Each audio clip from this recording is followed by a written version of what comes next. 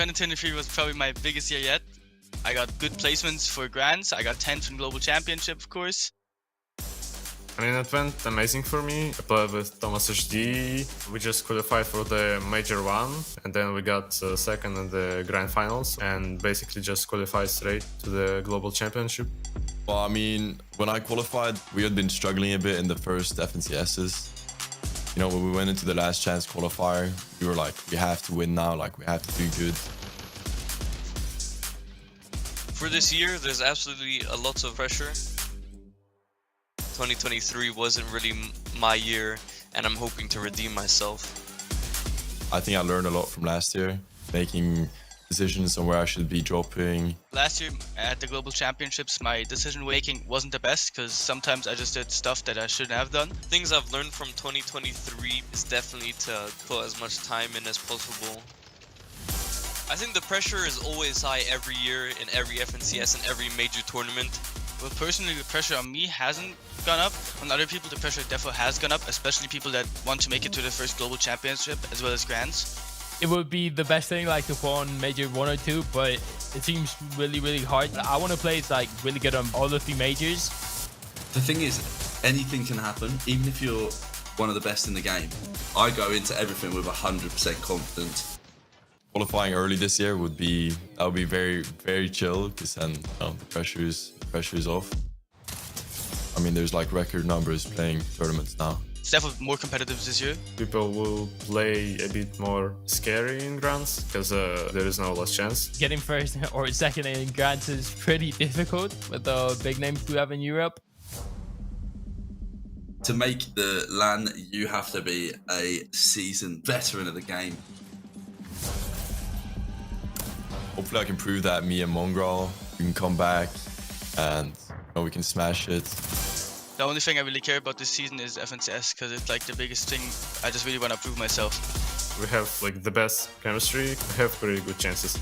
I'm trying to get a few more FNCS clutches and win everything.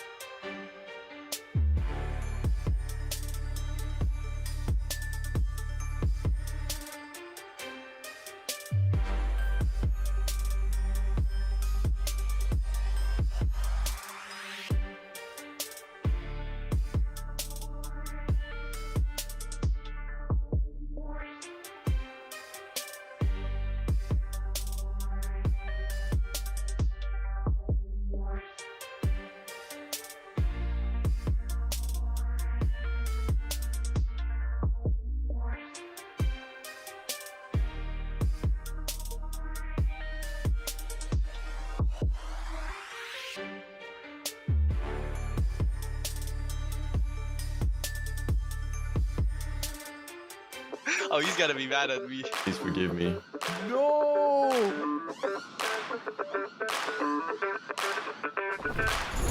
Vino's hair, mate. I ain't got a clue. I think we got Vino's hair. That's King's eyes. Is that King or not? I say Queasy. The top is Venno, the middle is King. It's a chin. It's literally a chin. Hold on. Vico. Oh, mate. Vico's chin. Oh, it's Vico. No! I actually don't know the last one. Wait, that's me. Yeah, that's me.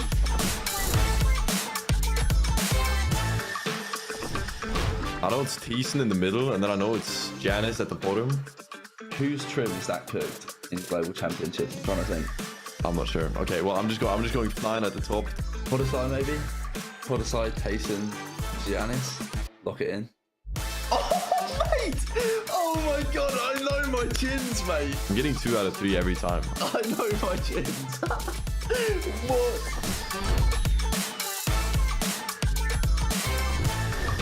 It's my arch nemesis, Renabuka.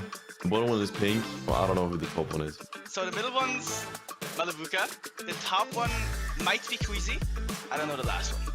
Okay, we got Malibuko. I think that's Queasy here. I'm gonna have to pass that third one. Oh, it's pink. Oh, he's gonna be mad at me. I'm gonna be honest. I couldn't because of his beard. Oh, Queasy. Nah. Queasy's one of my good friends, you know, as well. So please forgive me.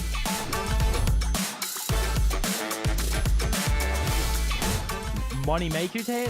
Top one is Moneymaker. Okay, we got Eye Drop. The middle one is Eye Drop. Moneymaker on top. My old duo Eye Drop in the middle.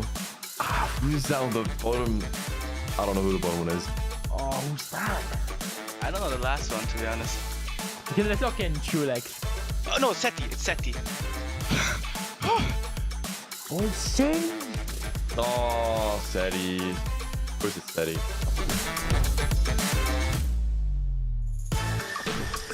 Okay, we got Mr. Savage. Easy. I think that's Reason. But the hair, man. The top one is Hen. The middle one is Savage. I don't know the last one. Yeah, I know that chin. That's Reason's chin. Okay, so it's Savage, Reason. I know Reason Smile. So bottom one is Reason A, middle one is me, and then Hand on the top.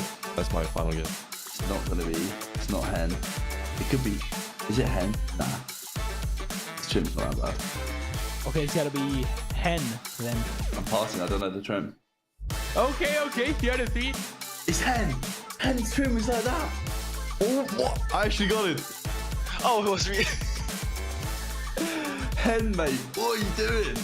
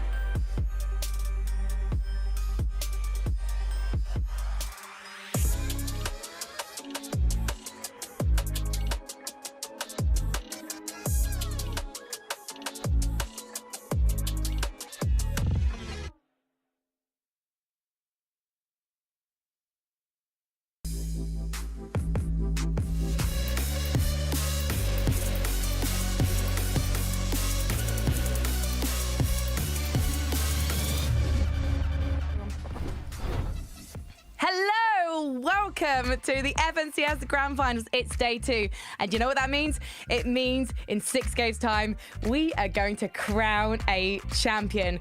And you know who is going to join me in this ceremony? It's 11-2K and Minimoney. You get no points for guessing that one.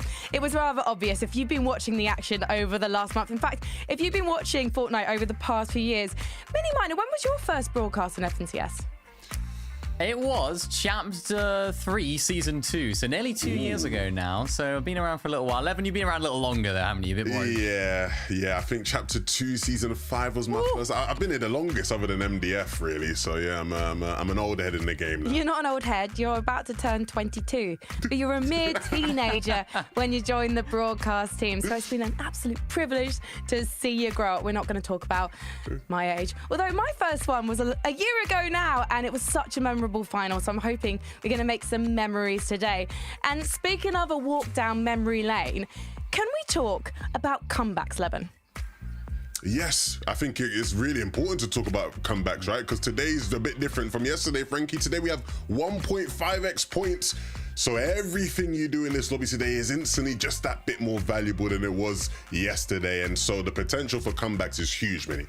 Yeah, it really is. I think I saw a little bit of confusion on socials as well. It's 1.5x eliminations and placement. So it's not just going to benefit certain teams. It will benefit a lot of teams that are going to have a better day on day number 2. I wanted to have a little look. What was the biggest comebacks from previous seasons of FNCS? One stands out, of course, Chapter 4, Season 1, a whole chapter ago, was Merstash and Tayson. These guys are actually in 7th place on day number, or after day number 1, and then ended up, of course, winning the major overall, Evan.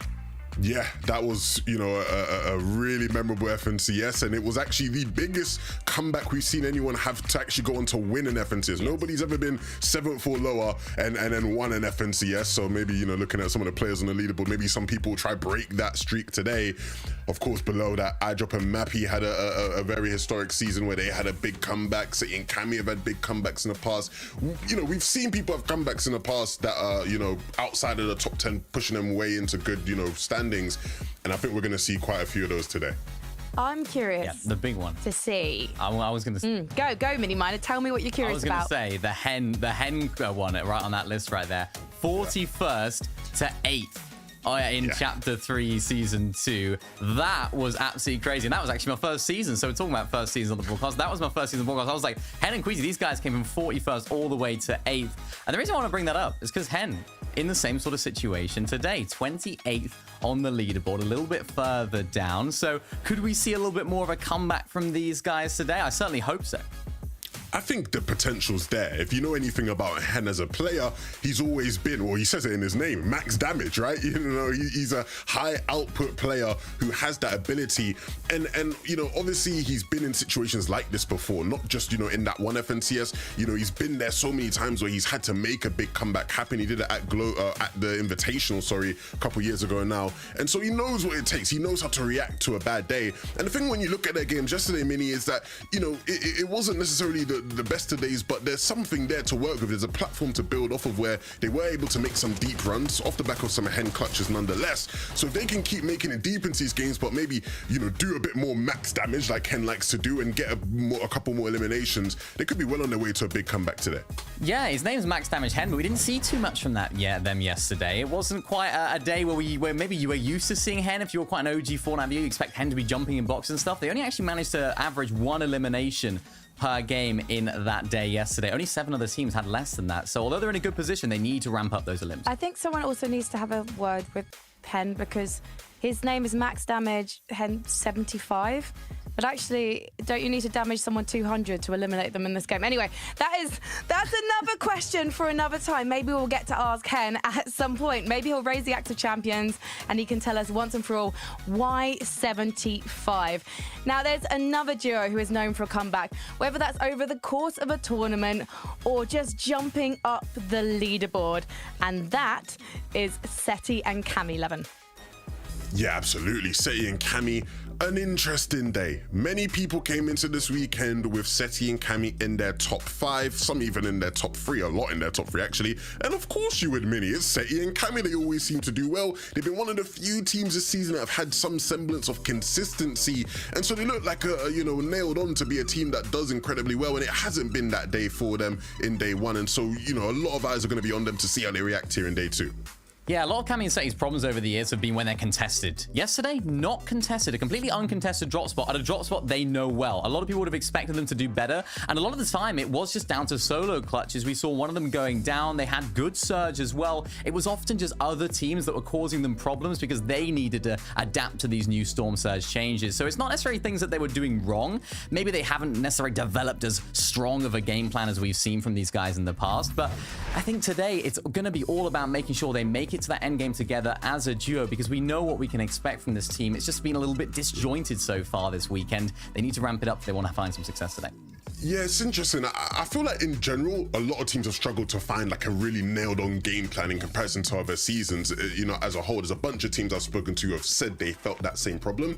I feel like it's less of the actual game plan, sometimes a bit of the execution. Like you're saying, they're getting in a lot of situations that are typical of Cammy and Seti, but they aren't able to deal with some of the aggression from a lot of the teams around them, right? And that's causing them issues. So hopefully today, you know, they get their firing boots on and they can start hitting a couple more shots and you know, perform how we expect them to perform. Yeah, yeah, I don't want to put the cart before the horse. There's another one of my classic old person idioms. But maybe season 1 isn't going to be Camisetti's season. But I have no doubt as we go through the competitive year, this is a duo that is undeniable. I can't wait to see how they do going forward. You know what? I can't wait to see how they do today. However, did they make the top 10 yesterday? Let's take a look at the leaderboard. We'll see some duos on there that you know and love and you've seen achieve greatness in the past. But actually, in 10th position, Lokiel Wild and Iron, to be honest, I didn't expect them to make this much of an impression so early in the grand finals, Minnie. Yeah, and neither did I, and neither did a lot of people, I think. It was a great first game victory from those guys. And of course, us on the desk, a lot of people at home would have been surprised at the fact that they were actually able to get that VR. I think for me, it was just, was that going to be the end of their day? Was that going to be their moment in the spotlight? And it wasn't. They continued to be quite consistent the rest of the games. And to find yourself in 10th place here, 11, it's not bad at all. Because we often see teams that have a good first game, maybe lesser known teams, they get a little bit too excited and get a rush of blood, and then things start to go worse. But it hasn't happened for them. Yeah, no, as we established earlier, I've done a lot of these FNCSs now, and we see teams do that all the time, but these guys have stuck at it. And to be the team, a team who, came up through the lower bracket, they were actually the team that won the last game of lower bracket round 3. So technically, when it comes to FNCSs, they actually won back-to-back games, if you want to get a bit fancy with it. But these guys have stuck there. We'll see how they do. Obviously, landing towards the north of the map, they're sort of around, the likes of Eclipse and Dexy, Queasy and Thomas, that sort of fight at Lavish Lair was one that they were doing a great job of sort of third party in at times, right, and trying to get Surge there. So definitely an interesting team, but honestly, man, I think the team everybody's eyes have been on, Verdil and Reason up in first place. I mean, talk of surprises, I definitely did not expect to see them there, Minnie. Yeah, I didn't either. Even on socials, I was looking. Vadil said, I don't know how I'm in first, but we're in first. We're here and we're ready to go. It was an interesting day for them yesterday. They didn't have any massive pop-off games, right? We didn't see a massive victory out from them. We didn't see a victory out from them at all. But they were really solid in their game plan. They didn't have a single game where they had no points. They always got into that placement points. They always had some eliminations as well. And just the way that they were playing was really, really nice. They had a solid plan. They're not afraid to fight early game, which is something that I like about this team, because with these new Storm Surge changes, needing all of that damage, being proficient at getting that damage done early by fighting other teams is clearly working out for them. I want to see the leaderboard again, because I want to see the competition for Verdil and Reason. Verdil and Reason didn't get a victory royale yesterday, but they are so consistent in those fights in particular, as well as getting to that end game, that they have really blown away a lot of the competition. However, Venno and Tayson, when I see these guys already in second place, I just feel like it's inevitable, Levin. Yeah, I mean, look, I sort of said yesterday I thought they were going to win FNCS, and because I just think they're so great. They didn't start the day great yesterday. The first 3 games were a bit, forgettable for Venno and Tayson, but after that third game, they definitely locked in. They were struggling with sort of the early surge, and to be fair to them, everybody was struggling with early surge. Like, if you can tell me, really good teams that weren't struggling with early surge, it'll be hard to come by. But then once they sort of understood the assignment, Venno did what Venno does, right? Venno was tied for the most snipes yesterday, right, with 11. He was spamming that sniper rifle. Tayson was setting them up to play for high ground a lot more, which was part of the friction they were having as a team earlier in the season, Mini. And so to see them actually being able to get in these positions more, Venno definitely rewarded Tayson by then, putting up excellent performances in these types of positions. That win there as well that he got was so clutch, right? Came down to literally half a second. So these guys are looking very strong. They have momentum now, and that's a scary prospect for anyone that wants to even think about holding the AXA champions. Yeah, I was really impressed with this team yesterday. The way they changed their strategy on the fly. They were looking towards that east side of the map for their surge tags. They went more west when it wasn't working out, try to fight a little bit more early game, which we highlighted yesterday. They're very good at. And they're one of those teams that, of course, are doing the damage in late game as well. They're always in that top 3 in those final 5 zones in terms of damage dealt. So it seems like they're really fragging out when it comes to that side of things. I mean, Venno, of course, what a sniper as well. We have to talk about how good he is at that. Thomas HD, he was getting kind of overthrown here in terms of the sniping king, and I'm interested to see how this goes today, because a lot of their damage when it comes to the surge for Venno and Tayson 11 came from Venno's snipes. Yeah, absolutely. I mean, look, I made a bold claim yesterday that I said, I think he might be the best sniper in EU, and I'm sure a lot of the Danish people who used to like me, definitely weren't a fan of me saying that, but Thomas obviously was keeping up with the snipes. Some of the snipes Thomas was hitting yesterday were ridiculous on height. Unfortunately, Venner was definitely trying to match him up there. They're both tied for 11 shots so far, so we'll see at the end of the day who's coming out on top. But ultimately, when it comes to Thomas and Queasy, these guys, I mean, a lot of people were worried about them, Mini. They thought, look, they're contested or spawned by Cringe and Noms. I don't know how that's going to play out for them. Are they going to get to play 12 out of 12 games? And most people thought no. And so that would mean, you know, they probably won't be as good as what we could expect from them. But they're not letting that affect them. I think the experience is really coming through from this team. They're not going to let, you know, some team come through and roll them over or spawn. They're going to show us what they can do. And they've done that so well. Thomas, on these mid-ground layers with the mythic shotgun, oh my goodness, it was filthy, some of the things he was doing yesterday. It was absolutely insane. I think being contested has actually benefited this team. They only went down off spawn twice yesterday, and they're a team that have just been able to make it to the end game when they do make it off spawn in a really good way. I was looking back at their games as well. They played a game on low ground, a game on mid ground, and a game on heights. They seem to be able to do it all. This time last year, boys, we got to witness one of the great showdowns in a major. It was Thomas and Malabuka versus Tayson and Murstache. There was about 1 point separating these two at the top of the chart. 1 point separating Thomas and Malabuka from the Axe of Champions, because Murstache and Tayson were the one to take it. And this duo, Murstache and Malabuka, I mean, personally, Minnie, it's my dream team. Yeah, I think this is a duo that really are looking good right now. They're making good end games, of course. We know this duo are all about getting end games and making the most of it, and they did do that very well. Back-to-back second places for those guys. I think the problems that they had yesterday, the reason why they're not in first place was because they were taking risks. Around 7th zone, they were going for a big refresh. Even though they didn't necessarily need the surge or even the refresh itself, they take these big risks in these fights, and then sometimes, of course, that doesn't quite work out for them. What I do like, though, they're making it to these end games. They're making their consistency, which is something that we haven't seen from them all the time, right, Levin? We've seen them have really good times off spawn and then sometimes really bad times off spawn. So it's nice to see them generating a little bit of consistency, even though the zones were kind of in their favor yesterday. So maybe that's a question mark for today. Will they have that same success? I mean, if you want to roll back the years and look at FNCSs of the past, Malabuka and Murstache were always a team that was getting a bunch of eliminations, but could never, get, top 5 type of games. They'd get to an end game and that'd be it. Now they're able to do that, right? The back-to-back second places from Malabuka showed a bit of nous, a bit of more experience. And so if they can start pairing that together with, higher limb games, yeah, they'll be rising for sure. We have mentioned the Axe of Champions, but let's take a look at the prize pot. How much could our duos be taking home tonight? 170,000 to the top place duo. Life-changing money. And that's not all they would take, Mini Miner. No, it's not. First and second place today will be getting their tickets to the Global Championships later on this year. So, of course, EU has 2 spots for that this season, and I think a lot of players will be keeping their eyes on that. The prize money is amazing as well, of course, 85k each. That's not too bad. When someone mentions Global Championships, I get chills, boys.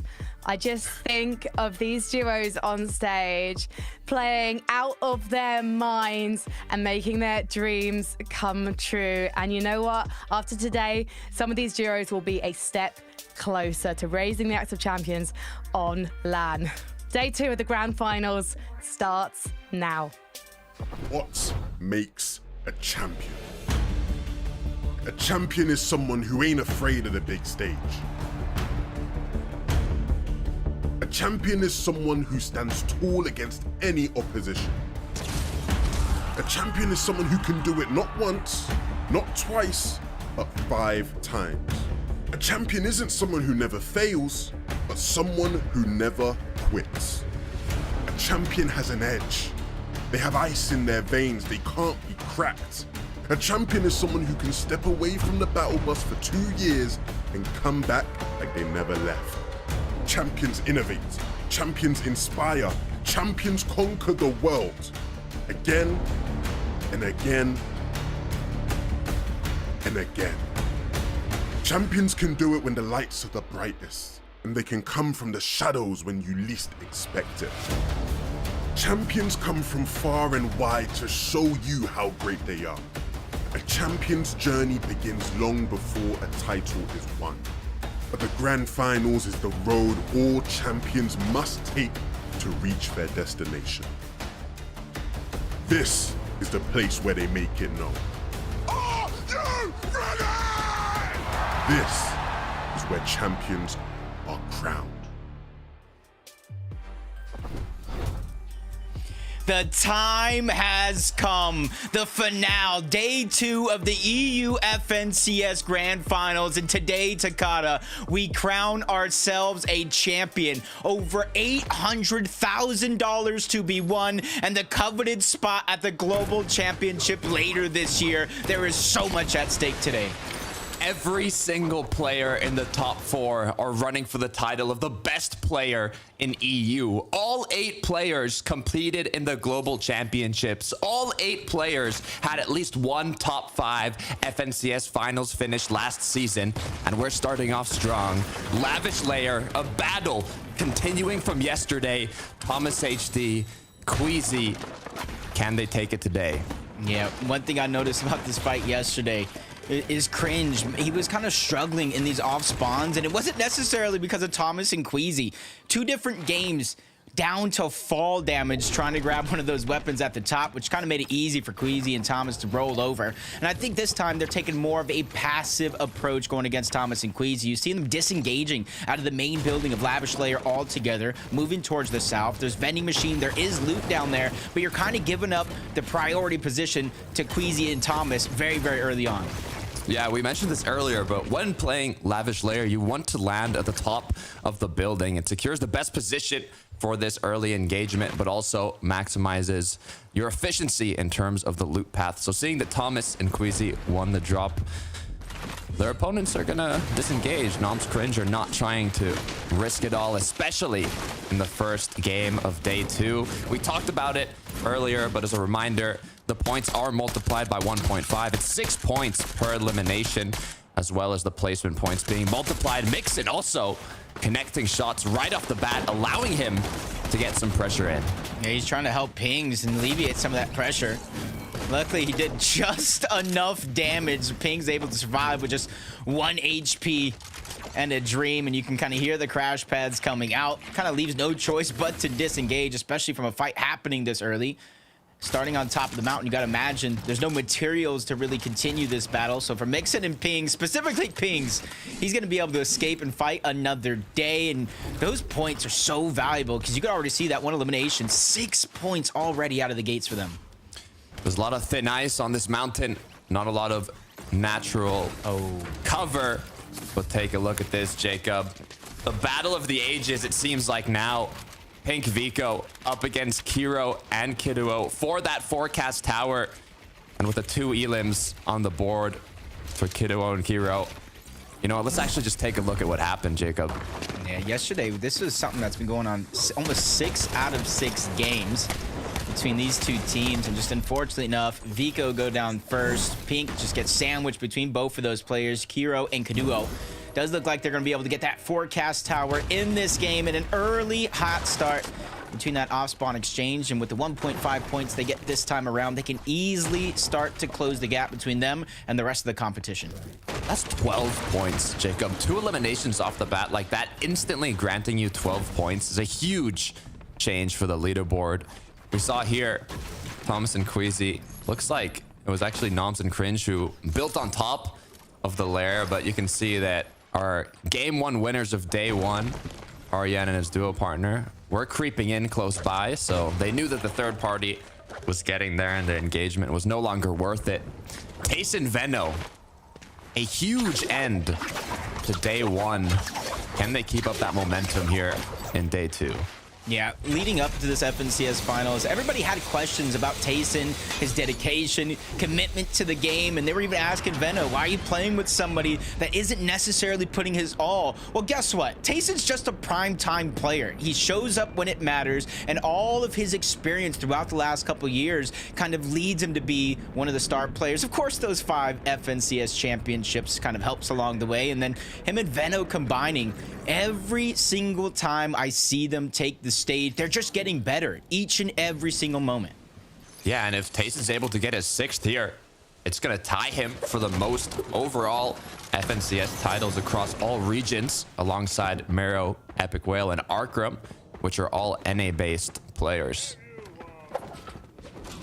Very impressive. List the names. The accolade alone, even if the names aren't that impressive, it's just massive in its own right. Yanis Flixie, uncontested with Reckless Railways. Not too much change going on for them on that side of the map. But this is the fight that more times than not ends up with a winner, even with a third party coming in. Thomas dealing most of the damage, but he gets sandwiched. 2v1, almost stuck in a box. He's able to escape narrowly to try to live, but Queasy's there trying to alleviate the pressure, follow up on that damage that he laid down to begin with. Good job. Another shot's could be landed, but instead of going full focus into that fight, you see him doing just enough to allow Thomas and him to disengage and heal up. Only shields they have are, well, is that Flowberry Fizz. They're even aware that there are more duos in the surrounding area. They've got a bit of damage. They don't need the eliminations based on the risk that it's going to include. So they will back off here, continue farming up, continue looting, but it looks like another forecast battle. Henski walks Pixie. Nobody with a clear advantage yet. I feel like you could tell teams yesterday hit the VODs after the day was done.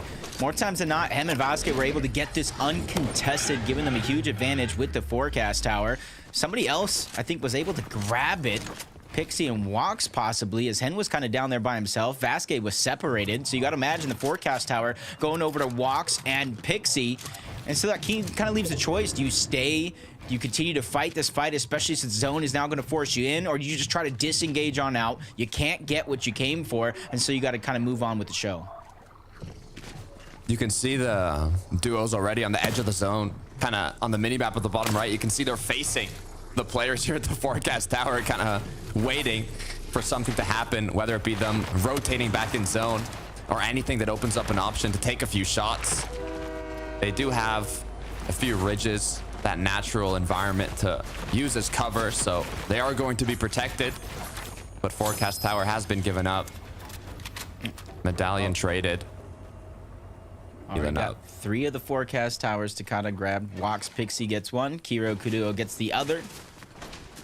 So both of these teams are going to have the element of being able to see the next zone before the previous one does close. So they're going to have an advantage in terms of positioning. But there's definitely so many other intricacies into the game. Storm Surge, extra loot, materials that you need to get. So sometimes you can't just beeline it. Looking at Vidil and Reason. Reason has been in this position before. First place after day 1 in an FNCS finals. But after day 2, he wasn't able to hold on to it. So we'll see if history can be changed today. For Tini and Misha, though, 2 quick elims on the board. 12 points. They're in the zone, but being the second one, Storm is not going to be dealing enough damage yet for it to be too much danger, so they can farm up and make their way back in. Yeah, the blessing is they were able to get those 2 eliminations. Even with how drastic Storm Surge has been with, you know, sometimes we're seeing 12, 15 people that need to go down before it deactivates. Getting that early surge is so important, but you got to be able to keep the flow going throughout the course of the game. Even if the first couple of zones you are ahead of surge, we've seen teams fall behind at a moment's notice. As we jump on board, Vortexers and Voco, a team that I've been seeing progress and get better and better each and every season that they partake, and even got their first FNCS Finals win yesterday in a set lobby, so they're already on an upward trajectory, and they're already trying to third-party another fight for some cheeky surge opportunities. Can they make it their second, Jacob? That's what I'm wondering. Boxed up in a nice position to kind of take shots on these engagements, and look at this. 2 of our top 4 duos right now. Malabuka, Merstash, Vidil, Reason. It would be scary to see these 2 duos go into a full-out engagement so early on, but it looks like they're just looking for damage. It's Tayson and Veno, though, in a bit more of a risky situation. If you look at Veno's HP, he is healing up. It's Diox, it's Cade. They're the ones boxed up below. Yeah, and throughout the course of the day yesterday, Tayson, Veno, they weren't scared to go in third-party forecast towers. They weren't scared to go in, but a nice opportunity from Diox trying to go ahead and take piece control, box up Tayson. Unfortunate enough, he was able to slither on out of there and find himself a crevice to peek through. Veno finally joins the fight after finally healing up. And what they're going after now is those combat caches. Third zone, combat caches spawning around the map, and 2 teams are going to be granted that combat cache, and this is what happens when they go ahead and try to fight for it. So far, just looking for that big shot. Tayson with the epic hammer pump can deal an incredible amount of damage if he's able to connect the headshot. But they don't want to put themselves in too much of a risky situation, especially without already having the upper hand on this battle. So as they try and replace walls and try and find angles, it's more just like a back and forth game of ping pong between these two duos. And rightfully so, Cade and Diox were actually playing pretty well to start the day off yesterday. Even at one point, sharing first place on that leaderboard before kind of hit some speed bumps in the road. But Tace and Veno, they're going to disengage on out, kind of leaving what's left of that weapon cache on over to Cade and Diox. It's going to help their game out, help Metal that they were able to gab, because you know they land over towards fencing fields, and with so many teams, 3 contested teams on that side of the map, you can kind of see that there might not be too many opportunities to grab Metal, which is the hardest resource to gather.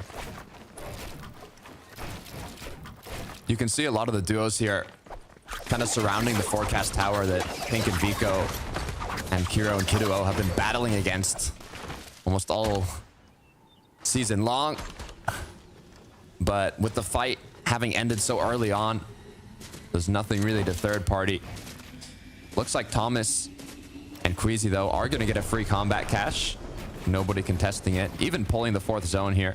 They are a bit at the edge of it up north, so it would be nice to rotate a bit more centered, but they've got the extra loot, they've got the extra metal, and now they're free to continue with their rotate.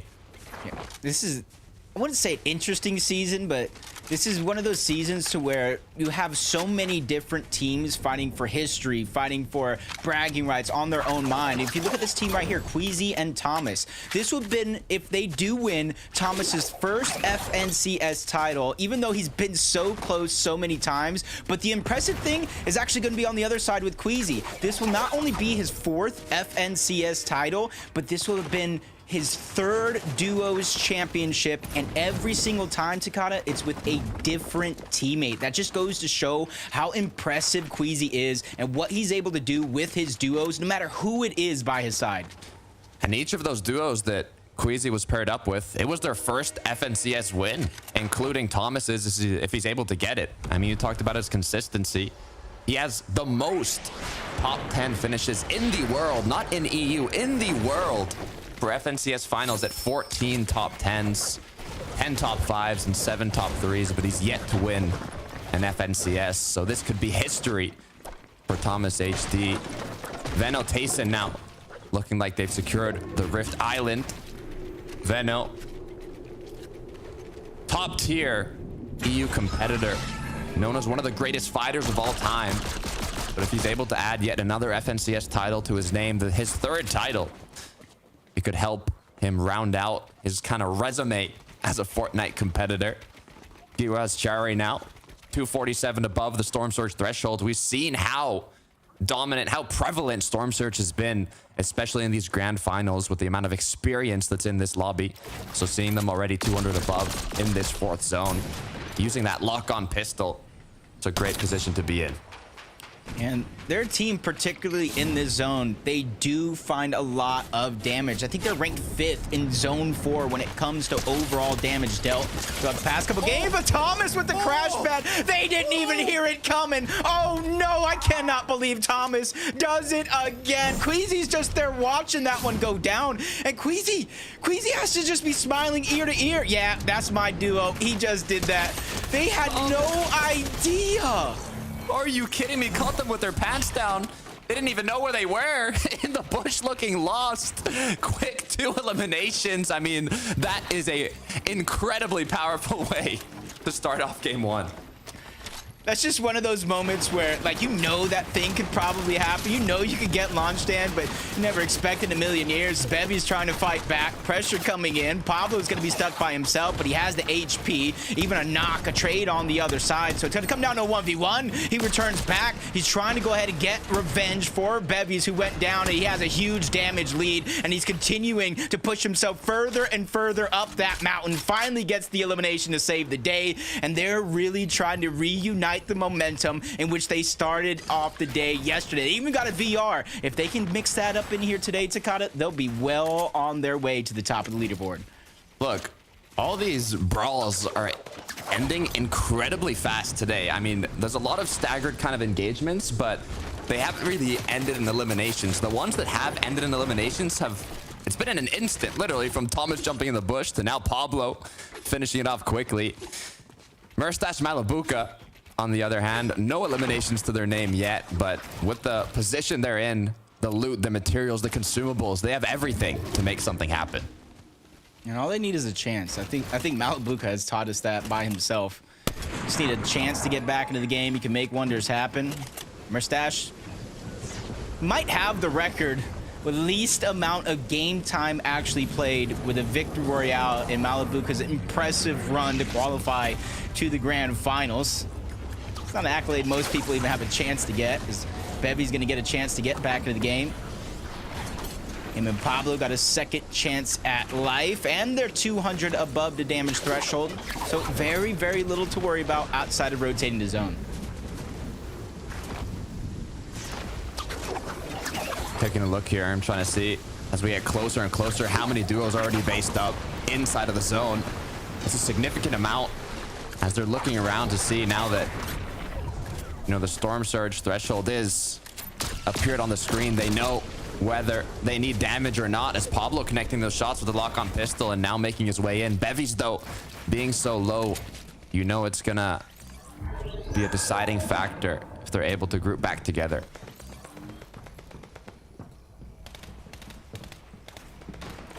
Reason and Vidil, 77 above. Slowly bouncing around that Storm Surge threshold. Pretty consistent overall on day one. Gave themselves a nice little cushion up until that last game where they did go down just a little bit earlier than they'd hoped. And you can see even with Storm Surge kind of showing itself, they're not too worried about it. These guys have experienced almost everything when it comes to Fortnite and more. They know how to deal with the pressure. And they know that they don't need to make any risky plays to try to rotate. It does look like they're just trying to gather some extra small fry, any HP heals. And then they have the choice to grapple blade to the zone or maybe even find a rift that is left over from Loot Island. That is one of the most important factors of this mid-game. It's making use of the natural mobility from Rift Island. If you're close by, duos basing up on the rifts that spawn on the ground surrounding it. Even the launch pads like Tayson and Benno are using on the Rift Island. But it also causes this kind of moment in the game where there's so many duos flying through the skies and the ones down below already boxed up will take that opportunity to take shots and hopefully connect on some of the birds flying through the air. It's literally almost half the lobby right now just using a rift, and everybody kind of knows at this stage that the zone does pull away from Rift Island, but those rifts just make it so worth it, especially if you're able to grab a forecast tower. Vidil down on Surge, only needs 13, but looking to grab that much more. Astral's gonna be in his line of sights, but it's Vidil and Reason who go down early in game one without any placement points. Our number one duo going into the day, eliminated before the late game even starts. 318 points is gonna be what they're stuck at for the first match of day two. Even with the point multiplier, we know the leaderboard is going to change. Benno, Tayson taking shots, but they're more than healthy enough, 320 above. Yeah, from this stage right now, they don't really have to do anything, make any risky plays except for go to zone, but you know as well as I do, these guys know not only how to take opportunities, but they know how to create them as well, as they're just trying to eye every single person here on their rotation path. So that way they can figure out which way they do want to go to try to get that slow side of the zone. Most of the lobby is stacked up in the middle if they were just trying to beeline it to zone. So that right side, the eastern portion, especially when you go more towards the north, is going to be pretty open if you can sneak your way through. Pablo with 3 elims already. Bevies with 1. Let's see how he picked up the other 2. Looks like it was Hen. Caught off guard from the back as pressure was being applied from the surrounding duos. Finishing off Ski as well there. And that's a huge refresh, especially seeing that he was able to pick up Bevies. Hey, Bevies and Pablo, you give them a chance to play. They're pretty consistent. They can get things going. I feel like the only weakness is kind of biting off more than they can chew in certain situations in those off-spawn contested fights. But you can see first place is down. Huge opportunity for Veno, Taste, and everybody else on the leaderboard to move on up, especially with the 1.5 points. You get 100 for the victory out, 6 points per elimination. Everything else in between is 25 teams still left alive. Finally, placement points are starting to get granted and will cascade with every team that drops. 26 above now for Mixing Ping. Pressure gets on as Merstash Malabuka. 160 above, but it's going to be Yanis and Flixie that go down.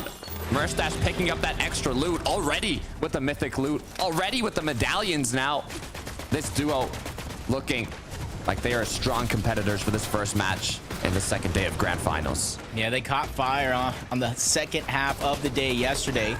And Malabuka, even though he hasn't necessarily been on top of the mountain winning FNCS championships, for the past couple of years, he's been probably one of the most dominant individual players in the entire region, especially when it comes to average placement overall. Teamed up with Merstash not too long ago, but this is their chance to reunite and finally get that Axe of Champions. Yeah, you're talking about dominant players. I mean, his duo, Merstash, had the most individual eliminations in day one at 22. Wow. So that combination is a lethal threat in this lobby. But I'm looking at lethal threats. I see Beto Tayson right beside them. Rotates come through now. 8th zone does appear. A long rotation for a lot of these players. As Storm Surge starts ticking, the pressure is on. Yep, Beto Tayson, they're feeling. Right time to rotate towards the front side of the zone. You take notice, they're going to stay away from that ultimate low ground. They'll always try to find some layer that they can hang on to and an opportunity to go to the front side. He's trying to save Tayson. He gets the body through the box, but he is still knocked, and that team is still on the other side trying to break their way through, and there's even a threat at the bottom, but I think Veno has been done enough to buy the time to get an opportunity at the very minimum to get Tayson back. But you see the just in case, he's dropping the mats to give it extra on over to Veno, just in case he does have to abandon the play, but even trading shots back and forth. Veno is not scared, and he won't back down. He needs to keep holding here. He has to keep expanding to get that space if he wants to pick up Tayson, but as the pressure gets too high, Veno gets taken out. Meanwhile, Eclipse, Dexy up above on top of the Lavish layer looking to hold on to height. First and second place are now down just at the beginning of placement points. Malabuka, Merstash, this is your shot. Queasy, Thomas, those are our third and fourth place teams as Pablo still doing work here against Pixie and Wox. Gets the knock onto one. Actually, a little bit of help from the other side, but he's going to one that gets all the spoils, all the loot for himself. Little assists from his opponents, but the presents are his as he begins his rotate now. Grapple blade in hand, 58 builds to work with. Does have medkits as well in case he has to stay in the zone to adjust his rotation. Volko Vortex was close by. The pressure from above is continuing as Queasy and Thomas now begin their rotate. Yeah. Barely above that damage threshold. But they know it's not too much of a worry with the strategies they have. Go to the front side. Those would be the opportunities to look back. I think Queasy and Thomas are doing a good job of finding those open holes here through this end game. You can even see Flowberry Fizz coming out, just trying to top off the shields.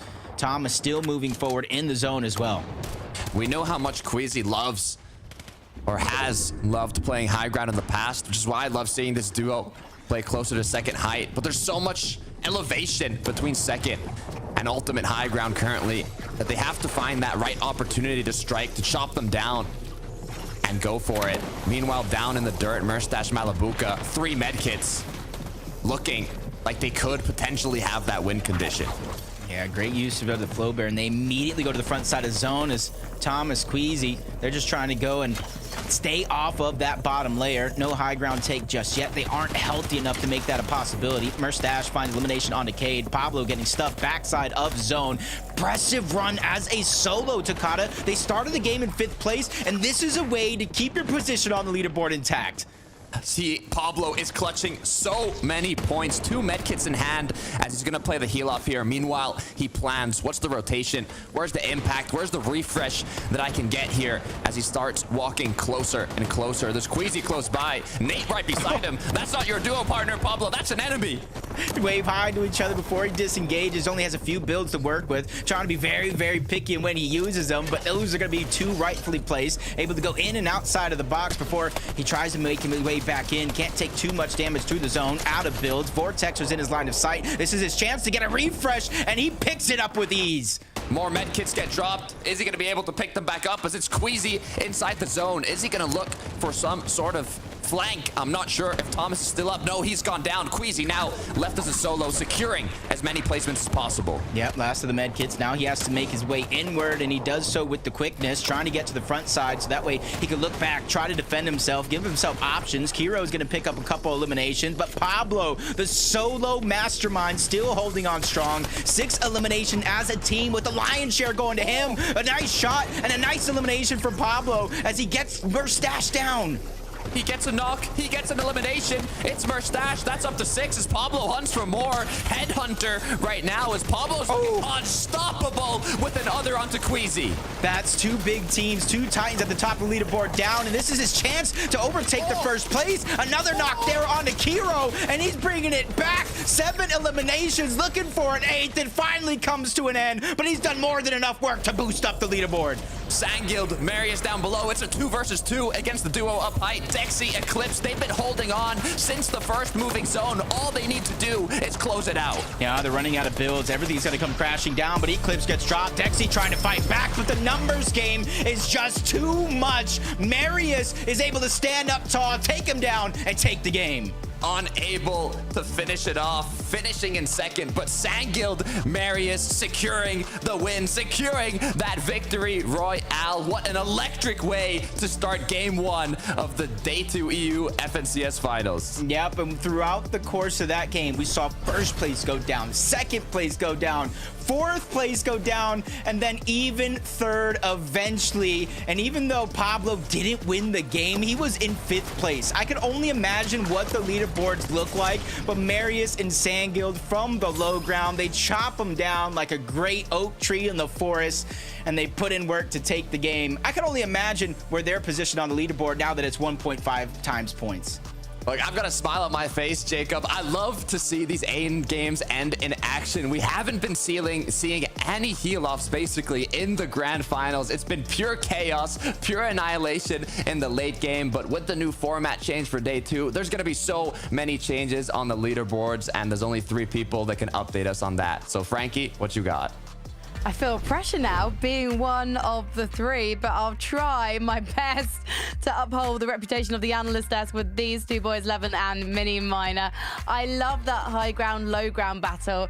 And you know what? Low ground took it, Levin, and that's one of the first times this weekend I feel we've seen that.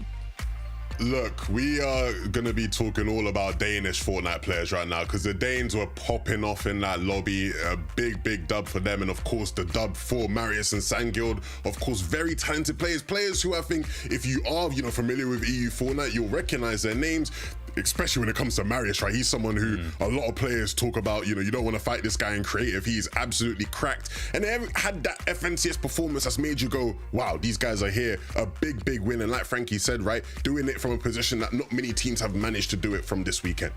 Yeah, you're absolutely right. I mean, you talk about players that are up-and-comers, players that have the talent. Marius has to be one of those players that are on top of your list, and he hasn't quite done it in an FNCS format. He hasn't quite shown what he can do on there, or out on the pitch, I guess you could say, out there in the on the map. So it's great to see him actually performing right here. It was a nice favorable zone for them, close to their drop spot, but it's not easy to play that low ground, particularly when the zone does pull back like that. You're going through all those old builds, you're going through all that mess that other players are trying to do. So nice job from that team, and you can see a little bit of potential there for the day, because of course it's 1.5x points, so that could jump them up the leaderboard. Also, just because the zone was in their favor doesn't mean it was easy, because Janice and Flixie, when the zone was in their favor not once but twice yesterday, they did not take the victory royale. So maybe sometimes it's harder than it looks, not that you tell from that victory royale from Marius and Sanguild. I can't wait to see the leaderboard for this one when it's ready, because interestingly, our number 1 team going into game number 7 went out quite early. They got 2 eliminations, no placement points. I'm scanning it now, trying to see the deal and reason, and they are in number 6. They have dropped 5 places. I guess I'm quite surprised, to be honest. Maybe they need a bit more of a warm-up, Levin? Well, I mean, they were rolling the dice quite a lot yesterday when it came to being uber aggressive, and it was paying off, right? You roll the dice a couple times, you're going to roll not in your favor. And so I think that was a situation last game where that happened. To be honest, I'm just impressed by Pablo Wingo and Bevies from that game. Pablo's clutch. Oh my goodness, man. That guy was going crazy, Mini. Every time I thought, okay, he's done now, right? Surely he's done now. He just kept hitting more shots. I mean, again, Danish Fortnite taking dubs. This guy was going crazy. I think Takata called him the headshot hunter or something like the head hunter. He was, oh my, it was mad.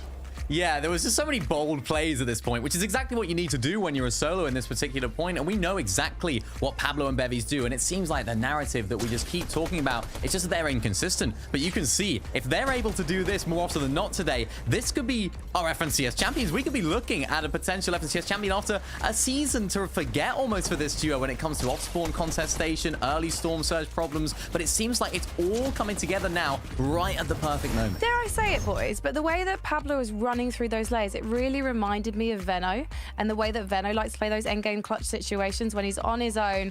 He is literally take no prisoners, just take all the names you can get, Levin. Yeah, I mean, look, I'll give Pablo's props. He's someone who has shown he can pop off in the past, right? I think it's funny, Minnie, because, you know, if Pablo and Bevy stay here and they win the FNCS, they'd be the first Danish players to ever win it. And I mean, it would be, I mean, Thomas HD, I think, would probably be crying inside if that happened. But I do want to talk about Thomas because we saw a really interesting play, and it's something that we've seen a lot from teams this season. And what a lot of the players have been calling, they've been calling it crash pad bombing. Because what you do, right, is you line up a team, you know, a team somewhere, and you set up the crash pad so you land perfectly on them, and you do this. And I mean, I was freaking out when this was happening. Minnie and Frankie were both freaking out. And I mean, how could you not? It's really interesting. A lot of players have been doing this because if you're the players on the receiving end of that, you actually don't hear that team coming. Like, you literally don't see it or hear it coming at all. And so it's like a really crazy surprise play. We've not seen much of it on screen, but I'm glad we got to see it once because a couple teams have been playing around with it. Obviously, Thomas combining it with the Flowberry Fizz, which was nice. It gave him a bit extra distance. But yeah, Queasy and Thomas still are going to be a threat today for sure.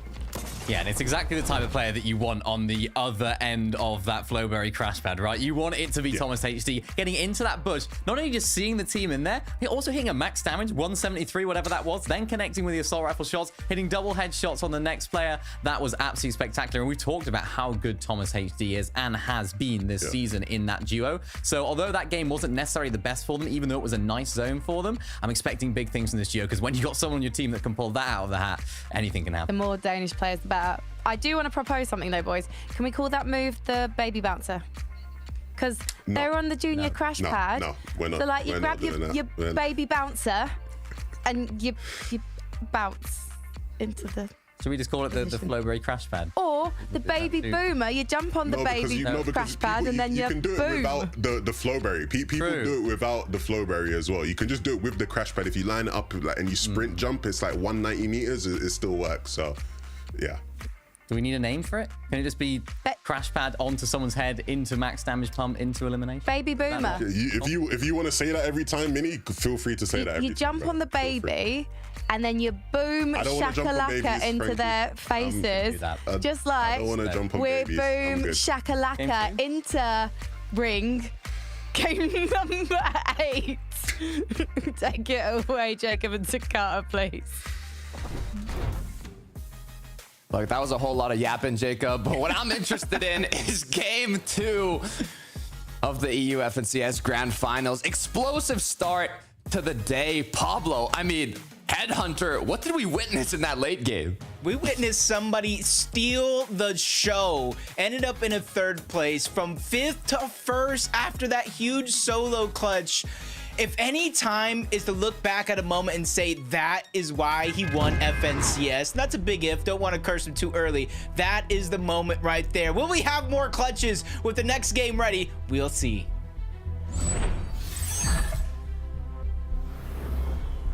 You said it, Jacob. Pablo Bevies, 1st place on the leaderboard now. Merstash Malabuka in 2nd. Queasy Thomas HD in 3rd.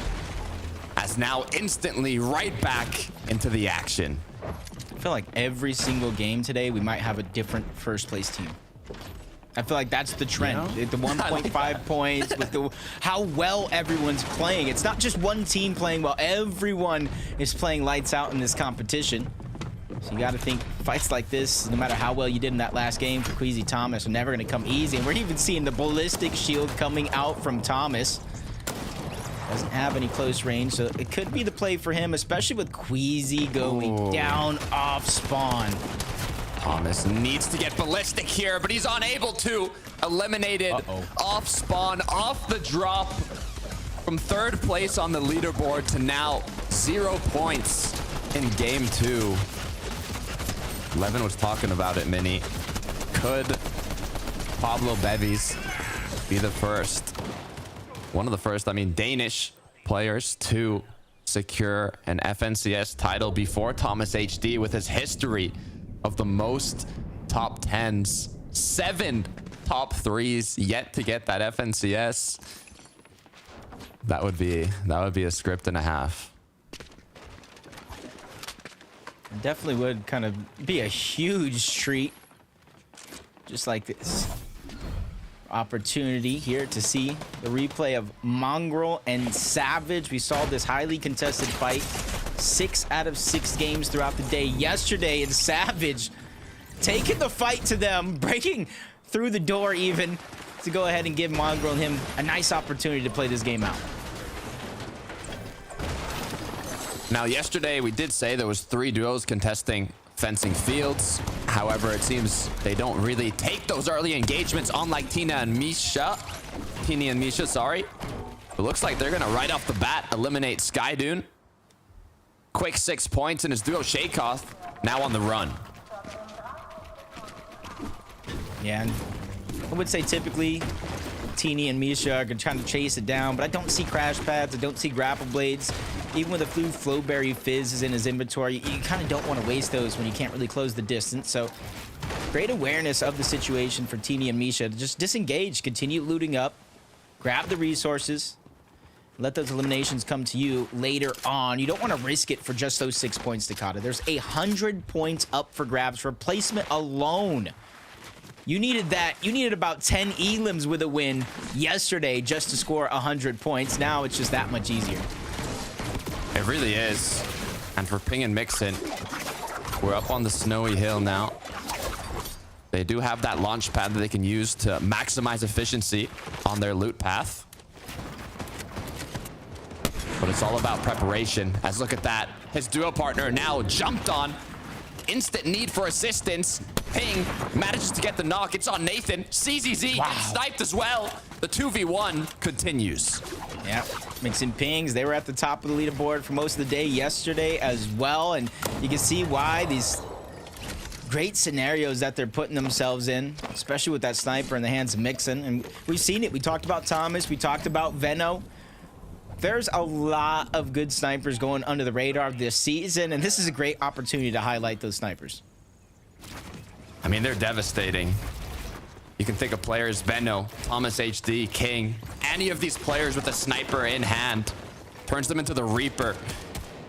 One shot is all it takes to turn the, not just tables around, it could turn your whole game around. As Vico, Pink, Kiro, Kiduo, once again, the battle continues.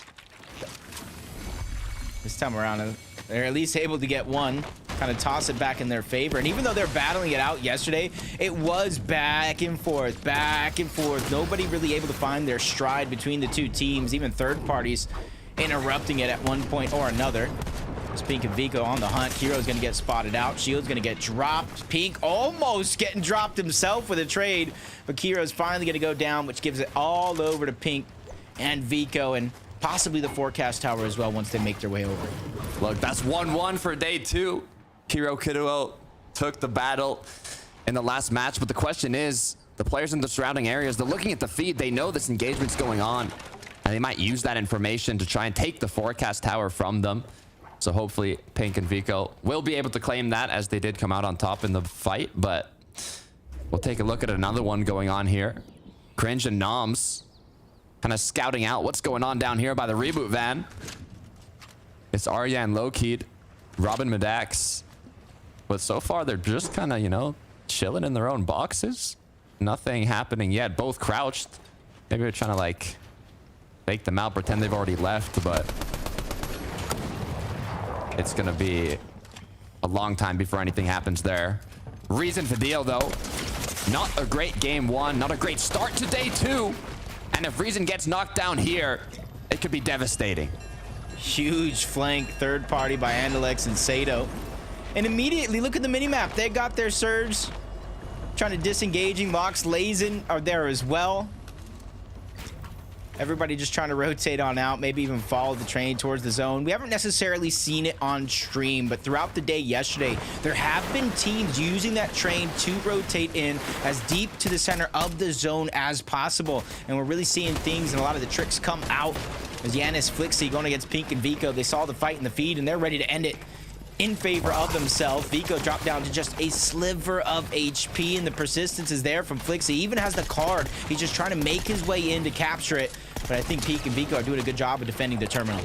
This is exactly what we talked about. Yanis and Flixie capitalizing on knowing that Pink and Vico just came out of an engagement, are most likely not that healthy, might not even be around the forecast tower, which is why they were able to get that card. But the thing is, they're not the only duo that's interested. You saw Tayson as well. Veno kind of saying, do we join this party? We weren't invited, but we might be able to sneak in, as Yanis and Flixie quickly see the danger and decide, you know, we've already got the tower. It's been secured. We don't need those eliminations. We don't need to risk anything else. That's just literally quick thinking by Yanis and Flixie to be able to see that in the feed and then rotate straight on over to take control before Pink and Vico can actually get back on over there from their contested fight. And this is something that we've seen out of Yanis and Flixie, the ability to adapt on the fly. Flixie even getting his first VR in the finals lobby. They're just upward trajectory from there. They just need to have that solid performance here today to really cap it all off. And for Yanis, that'll be another FNCS champion. For Flixie, it's finally being able to put some respect on his name. Beto now looking to see what has gone wrong in this forecast battle, trying to see if he can maybe find a bit more information. He does have 32 shots inside of that Reaper sniper rifle in the chamber, ready to let loose. But so far, unable to see much. They're just going to continue with the rotate. Almost max materials. Good loadout already with mobility and 3 big pots.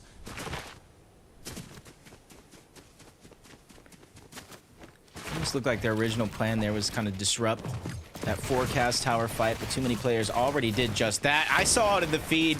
Production read my mind. Bevies goes down. Pablo's gotten a feeling of deja vu. I'm a solo yet again. And it's Marius and Sangil, the same team, made it towards the end, won that last game, and was a huge part in making sure Pablo did go down. But it does look like he's going to be able to escape for now. Nobody's hot on the chase just yet, but he has to be careful because he is on the edge of zone. Teams are beginning to rotate in that direction. You see 2 already on the minimap, a 3rd following the train. So Pablo has to really think outside of the box of when and where he's going to go back for Bevy's reboot card, because we know 100%. I can almost give you a Jacob guarantee that we'll see Bevy's back in this game sooner or later. Look, I'm going to ride your boat. I got the confidence as well, especially from what we saw in the last match. Tino, Chapix. I don't know if this is going to be a full-on engagement, Jacob, but it could just be, actually, as Teeny going straight onto Chapix, cracking him. Only left with white HP. Tino as well gets knocked. Upper hand now for Misha and Teeny. The 2v1. Will they be able to close it out? They do. Wow, Chapix went for the repeat. I can see what he's thinking in his mind. You know, they're going ahead, getting that elimination onto my teammates, scrounging up the loot. I can at least get one freebie, but he gets denied that opportunity. Free trip back to the lobby. Veno, Tayson. A fight that I thought they were going to take a little bit early on towards the forecast tower. Now happening towards Grand Glacier. They don't like the positioning, so Tayson and Veno immediately disengage. Not too far off, though, just to give themselves the advantage in terms of elevation. So that way they can really kind of get the information, if any players are around them, to figure out, is this something they want to take? Do they want to hold their position? Or maybe even rotate on out?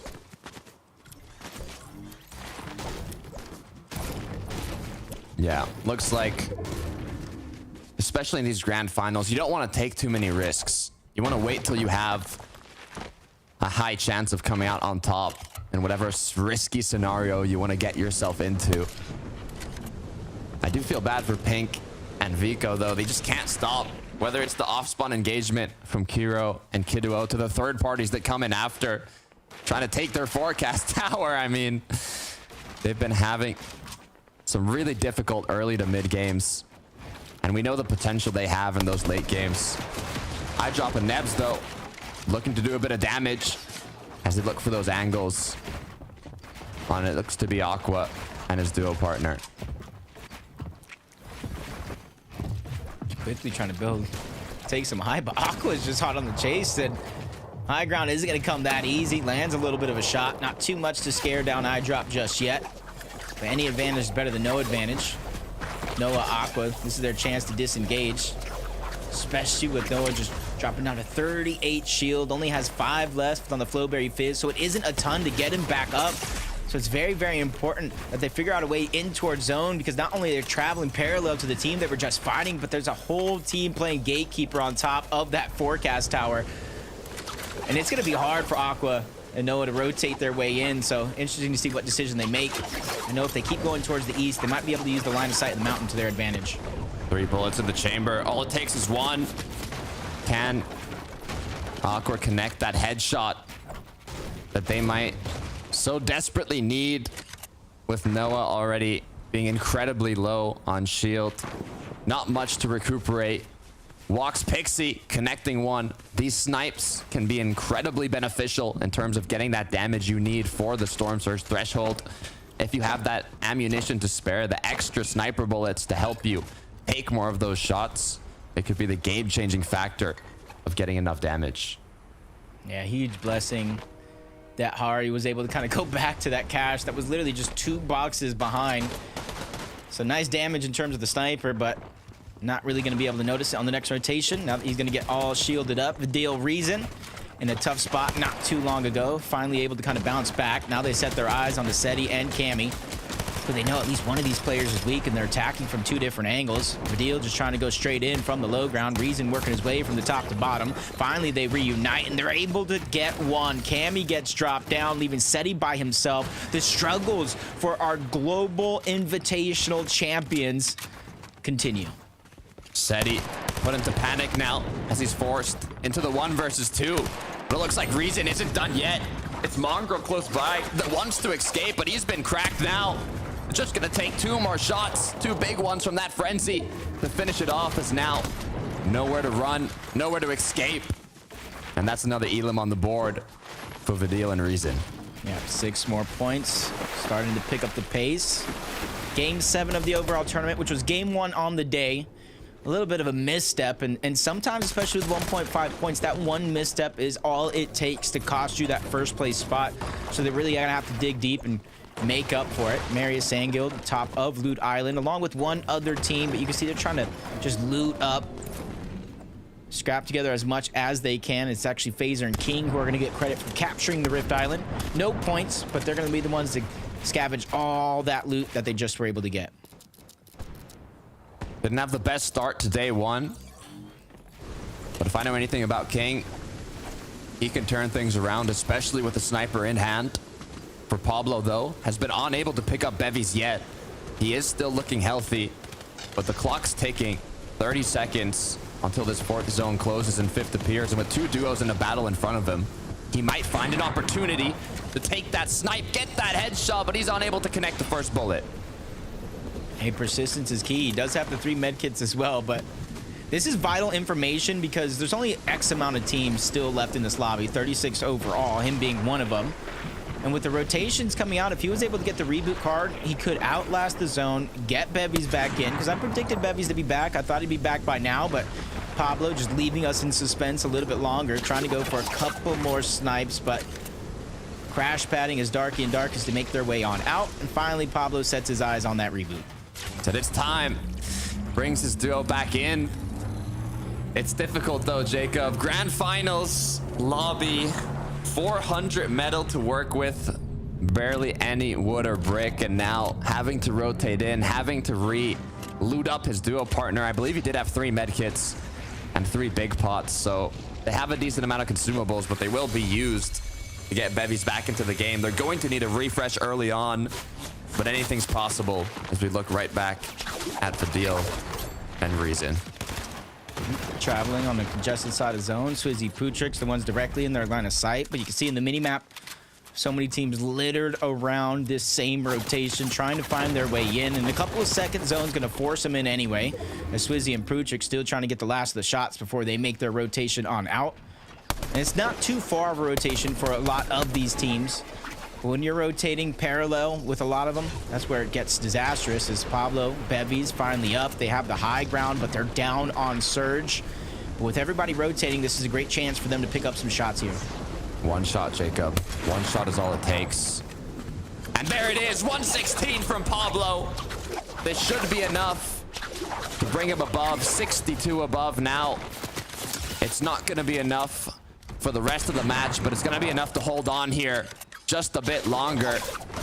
Only a shotgun and sniper in hand, as I assume Bevy's has taken the AR. Medkits being split up, ammunition being split up as they continue now to hunt for another shot. They're doing just enough to stay ahead of the curve. 62 above, but Veno, Tayson under pressure. Noah, Aqua going to be the ones on the other side. Out of zone, no HP. Veno gets dropped again. It's going to put a lot of pressure on Tayson. Medkit getting canceled. Noah goes in, but he gets set right back on out, leaving Aqua by himself. But Tayson is running out of time. This is a 2-tick. Now or never for the Medkit. With 1 HP left, he finally gets it off to try to keep himself alive. But Aqua is still knocking on the door on the other side. He finally is disengaged. I think they realize this is almost a no-win scenario for both of these teams if they don't get out. And he actually goes down. The medallion gets dropped. Aqua, Noah are out. With a sliver of HP, literally 1 for Tayson. He gets the medkit off in time, and with that, out heals Aqua to finish him off. But now with Veno being eliminated, Tayson being outside of the zone, he has a launch pad he can use to get back in. Not even sure if he has time to loot up Aqua. Let's see what happened to Bevies and Pablo, though. All right, so Pablo's already down. Just a much-needed elimination. You said it as well, kind of when it was happening, even though Bevies is back, they're going to need a refresh. Look at his loot. If he doesn't have ammo, he doesn't have materials, using all of his heals. Pablo, lucky enough, before going down, was able to kind of gather up enough shots with Surge. But now he has to return the favor and have a big solo clutch opportunity. Unless he pulls a Malabuka and tries for the reboot a second time. I was going to say, we saw it happen in the semifinals.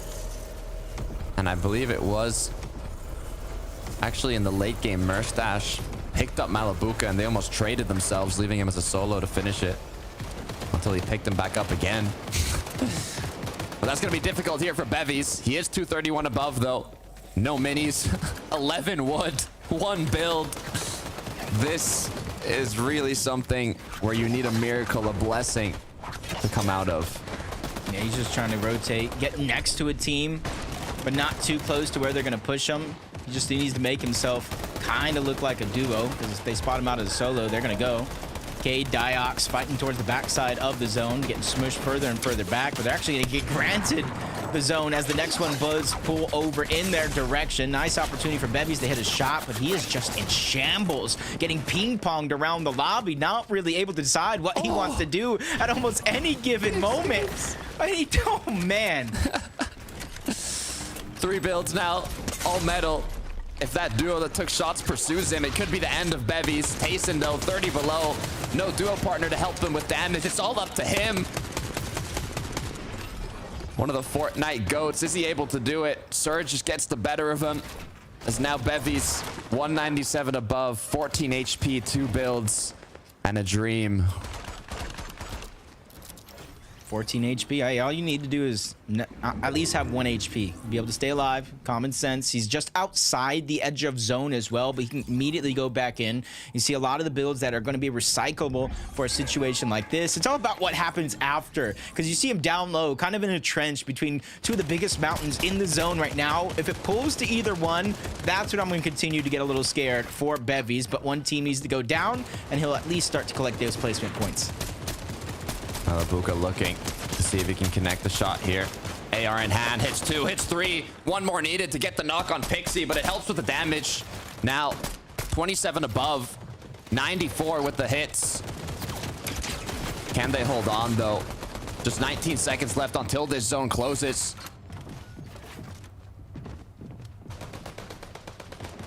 Malibuca and Mustache. They don't really have to do much. They're not the highest elevation, but they do have the natural mountain behind them. So lessens the chance of somebody being able to break into the box, but Mixin pings a whole different side of that Storm Surge threshold. Not going to be a ton, but 34 below. Not very many opportunities there as we look at an opportunity here. Bevies. Oh my gosh! The Reaper Sniper no scope, not no quick scope at close range. Talk about getting back into the game. Bevies has finally done it. And with the massive solo clutch the game prior by Pablo, this is his chance to return the favor. And now Pablo won't be able to hold it over his head if they win. Bevy's inventing new words with that headshot snipe. 3 now on the board. Will this be history once again? A solo clutch. He has the damage from that headshot. He has the loot, and now back up 120 builds. More than enough materials to clutch it out. Only thing you could even ask for is a bit of shields. But there is potential to make something happen. And this is perfect situation in terms of zone. It's a far pull for everybody in the lobby. So there's not going to be great and too many opportunities for people to just sit back, camp, wait for zone, and try to target out a solo like Bevies. He just needs another one of these far pulls. He'll be A-okay as the rest of the lobby finally makes their way in. Placement points being gathered with every team that goes down. Oh, but Bevies goes down himself. That's Vico who went in. But Pink got lost along the way. So another solo opportunity in the form of Pinko coming up soon. Let's see how it happened. Bevy's even built 4 boxes. It seemed to be the safer play, but with his roof, his cone replaced, he did go down. Ping Mixin, though. 4 elims on the board. Just like that, an extra 24 points going into this end game. 3 medkits to work with, 3 bigs. They're already ahead of zone as well. They can't even recuperate what they've used here. Question is, what do they want? Do they want to elevate themselves more? What layer are they playing for? So far, I'm trying to see as well who might be peaking for that high ground. It is 9th zone. It's the first moving, and it commences. Yeah, what they're doing, you can see it.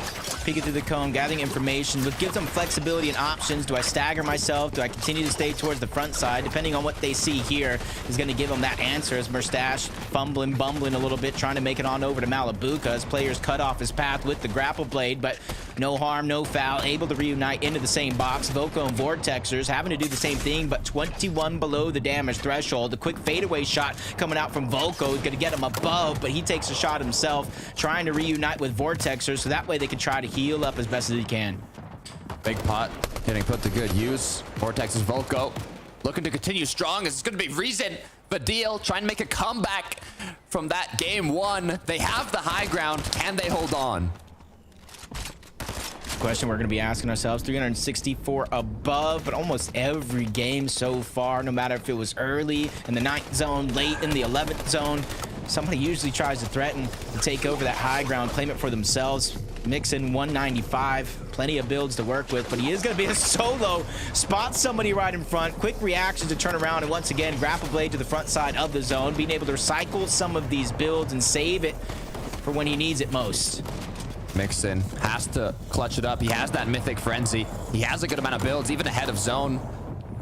With those 3 medkits, the potential to play back and slow when he runs out of materials. Mustache Malibuca, though, showing their dominance with 3 elims. Issue is, they could use a bit more materials, but they're more than healthy for the rest of this zone. Yeah, but this consistency is absolutely insane for Malibuca and Mustache. They're slowly but surely moving up the leaderboard, which is hard to say because they're already at the top of it. Started in 3rd place on the day, slowly but surely taking over other spots. Vortexers lost Voco. You saw his shields get dropped not too long ago, so now Vortexers left by himself, trying to grapple blade once more to the front side of the zone. Ends up almost getting boxed up, but it doesn't matter. Marius and Sangil, 2 shots are better than 1. Take him down. Wanting to get the back-to-back VR as Vadil Reason still up strong above. Marius Sangil now trying to build up as this zone does pull towards a ridge. They cannot get trapped here. They need to elevate themselves as quickly as possible, but as all duos have the same plan in mind, they get trapped together on the journey up the hill. As his duo partner Sangil goes down, so does Marius. Yeah, he tries to backtrack in his zone. That was 2 different teams that took part in eliminating that one. As Shari, Gear is trying to go ahead and get a flank on Andelix and Sato. So far, it's working to fruition, but they immediately drop down low. Find a shot on a Nev, but I think iDrop was able to scoop him up before the elimination actually went through, saving the loot for himself, but another traded shot going off. Hari is doing his best to go ahead and dominate the lobby, but he finds a medkit towards the backside. He's going to allow himself to stagger backside his zone. It was Malabuka who got eliminated, as now zone pulling under the train tracks. iDrop using that as he builds close to one of the pillars, but with just 10 HP, he's forced to pop a medkit. Yeah, a lot of these medkits coming out a little bit earlier than some would hope, but the trend for FNCS continues. Not too many heal off as Hari's just trying to get some extra points, but he gets shut down from the high ground. Andelix, Sato look towards the back. They find out Art Skill. Another couple eliminations going to be grabbed, and they position themselves in the top 3. 5 players up, 3 duos. We still have Vidil and Reason up above. Cade is going to be the solo. Goes down to zone. The 2v2 height versus low as Reason drops in. Cracks one, unable to get the knock. Vidil now forced as a solo. He still has the medkits. He gets it canceled, though, by a threat to try to jump up. Second one going off. It's also going to be canceled. He drops down onto Andelix. Sato is already down. Vidil has woken up from his slumber after day 1 to awaken here in game 2 on the day to take it all. Back in business from a rough game 1 after dominating day 1, finishing in first place. They are back on their throne. And that's what happened. The topsy-turvy for those points. 1.5 times points compared to yesterday. And I said it, we are going to see that leaderboard change hands almost every single game today. And with a valiant effort from Bebies and his solo clutch, he went down far too early to where points like this, a win like this, 6 eliminations, 100 points from placement alone, Takata, they have to be sitting pretty in first. 1 year ago, Reason, Chapter 4, Major 1, first place day 1, but dropped down to third place day 2. They said, we're not doing it again. Reason wants to change history. Can they do it, though, is the question. There's 3 people that can help us answer that. Frankie, Levin, Mini, what you got? Well, there's 2 people that can help you with that, and I am just going to help them talk through the situation that we just witnessed. Because as the boys just correctly said, Vidil and Reason didn't have the best game 1, but what an impressive display from this duo, establishing that high ground dominance again. We've had low, we've had high. I wonder where we're going to go next, Levin. I mean, if Vidil and Reason have anything to do with it, it's going to be a show. It's going to be entertaining, because that is what these guys do. They entertain. Like the caster said, they were asleep still, you know, they actually, you know, it wasn't actually them playing, you know, or somebody else just, you know, they weren't really there. But now they are here. They're reminding us exactly what they're capable of. And I mean, Mini, that is the kind of momentum. That is probably the best game they have had so far, right? You know, you looked at the first 6 games they had yesterday, and it was like a weird one. I think you mentioned it earlier, right? Where you looked at the list of games they had and thought, I can't believe they're actually in first place of these games, you know? Like, there's nothing that's jumping out to you. But now, a statement win here. Yeah, Vidil said it himself. He was like, hang on a sec, how are we actually in first here? And I think now it just shows that they are actually deserved to be in that position. They haven't fluked it on day 1. I think this is a nice zone for them, because it ended up in a similar sort of area to what we saw in the previous game. So it was like they had that practice of that rotation. They knew what they did wrong in that first game and could actually adjust their strategy. What I did like, though, we haven't really seen Vidil and Reason on height this season. I haven't seen them performing this well in this level lobby on height. So it's nice to see them going for that, particularly in this sort of format as well, when you're gonna get those 1.5x points. A massive win like this is going to be huge for this team, because it just keeps them afloat, keeps them on top of that leaderboard, and allows them to continue taking those risks. Because I was worried that if they did fall down the leaderboard a little bit, they might end up just almost going back into their shell, not taking as many risks. But this is great for this team. Yeah, I mean, you know me, I'm a bit of a nostalgia merchant. I remember back in the trio days, Reason, Vidil, and Noah Riley, when that was a trio, they used to love high ground, right? They used to be up there and they used to show out. And so it's good to see these guys going back to almost their roots, you would say, you know, playing for height there. Really, really fun game from them. I feel like it's quite an intelligent decision as well to go, you know what, we don't normally go height, but there is a river adjacent zone. So let's just build up, and then we're absolutely ready for anything. And I, for one, am ready to see the leaderboard, because I have a feeling that Vidil and Reason would have scooted back up to that #1 spot where we found them at the end of day 1. And there you can see it. Huge placement points for these boys, 460. Malibuka and Mustache. It's still winnable for them, though. I mean, it looks like a lot of points difference, but actually, Mini and Minor, there's still so much to play for, especially with that 1.5x multiplier. Yeah, 100%, but really impressive stuff from this team, staying consistent. We saw them have 2 massive games yesterday. They had an average game there as well, but it was one of those for me where it was like, are they going to be able to do that tomorrow? Are they going to be able to do that when the points are multiplied? Are they going to be able to do it consistently? And so far, with a 7th there and an 8th in that last game, 5 eliminations and 4 eliminations in both of those games, really nice from this duo. They haven't quite had that massive game yet, the one that we know this duo for from all the way back when, sort of chapter 3 days, just fragging out, going absolutely crazy. But this could be their time to win Malibuka, of course, his first FNCS title. Of course, Mustache won it last year in this very same Mage, Chapter 4 Major 1. So he has the experience, and Mustache was playing so well yesterday. It looks like they're continuing that today. Absolutely, man. I look at, when you look at the list of great players who have never won an FNCS, for me, I think Thomas HD probably is #1 on that list, but if it wasn't Thomas, it would be Malibuka, right? It's 1A, 1B in that regard. And so, look, I think we're going to see some history today, right? If it's these two, if it's first place and second place that continue this race for first, then one of those teams is going to have a new champion, right? Reason as well, a legendary player who has never won an FNCS yet, and he's come close many times. So, look, both of these teams will be pushing in these last couple of games to really make it happen. I mean, Mustache, he's done it before, and so you'd like to hope that experience will tend well and lead in their favor. Same could be said for Vidil. And if you can keep on pulling out moments like this one, I mean, look, these guys in their element, flow state right here, like low HP, you just need to get a limbs. There's not many players better than Mustache and Malibuka at that task. Can we also talk about some of the duos that aren't quite getting victory royales, but are showing themselves to be game for a fight? I'm thinking about Ping at the moment. We just saw so much from him and his duo in this game, and actually across the weekend so far, Levin. Yeah, I mean, Minnie was, talking about them earlier, right, in terms of being a big fan. They were doing a bit of rouletting yesterday in terms of where they were landing. So we'll see what they can do today and whether it delivers. Yeah, I can't wait to see it. We're nearly halfway through, boys. We have got to go into game number 9, and everything is on the line.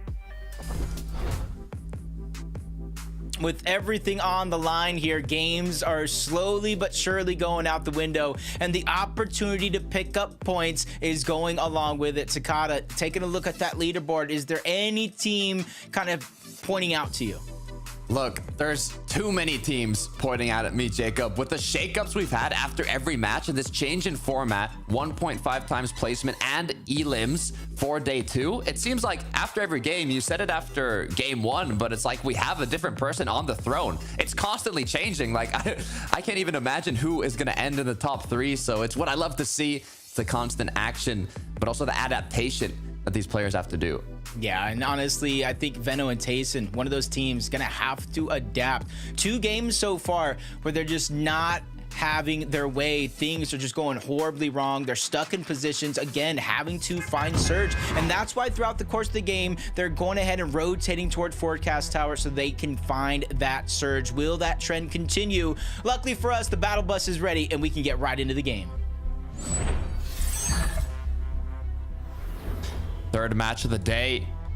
Vidil and Reason sitting back on their throne like they were at the conclusion of day 1. But Queasy and Thomas HD, from going down off spawn in the second match, they've dropped down to 8th place on the leaderboard. But with this quick knock, they have the advantage now. The 2 versus 1, all they need to do is close it off, and it's exactly what gets done. Yeah, I like the opportunity there, but he had the first shot with a frenzy just too far away to really land damage that matters. Belusi under pressure. Marius and Sangold already have 1 elimination, which is his duo, and he tries to take to fight to then. I've seen that work sometimes, but more times than not, the numbers game usually wins. That was an engagement close to the Lavish layer, so these duos are also aware of what Thomas HD and Queasy's engagement is looking like. So seeing that that one ended early, I don't think they'll be looking for any sort of third party. Vidil and Reason feeling a lot more comfortable now. They're awake, like Levin said. No more naps, no more sleeping. It's day 2 of the grand finals, the last chance to show your worth in this major. And they are a duo that are looking like they can take it home. What I like about Reason and Vidil over here towards Snooty Steps, typically you see a lot of teams kind of just battle it out for the mythic, for the medallion, without too many cares in the world. They kind of play it by ear. They let those opportunities come to them. But looks like the George looking for Vasquez. They finally drop down. They're going to find him. No more hide and seek. It's all about finishing the job, and that one's going to come through easy. Just stuck on the side of a mountain. And then Vasquez are going to be no more here in this lobby, which kind of opens up a possible forecast tower, because more times than not, it was them that were going for it. And that forecast tower can be crucial for making sure you safely make it to the late game, having that vision of the upcoming zones before your competitors. Reason and Vidil just continuing with their planned out loot path, as they know they do have some players close by. However, there's nothing they need to do other than loot right now. You're just trying to find for both of them to get a grappler, maybe some fizzes, some crash pads. It's going to be the most important things that they're looking for. Rotation, mixing pings.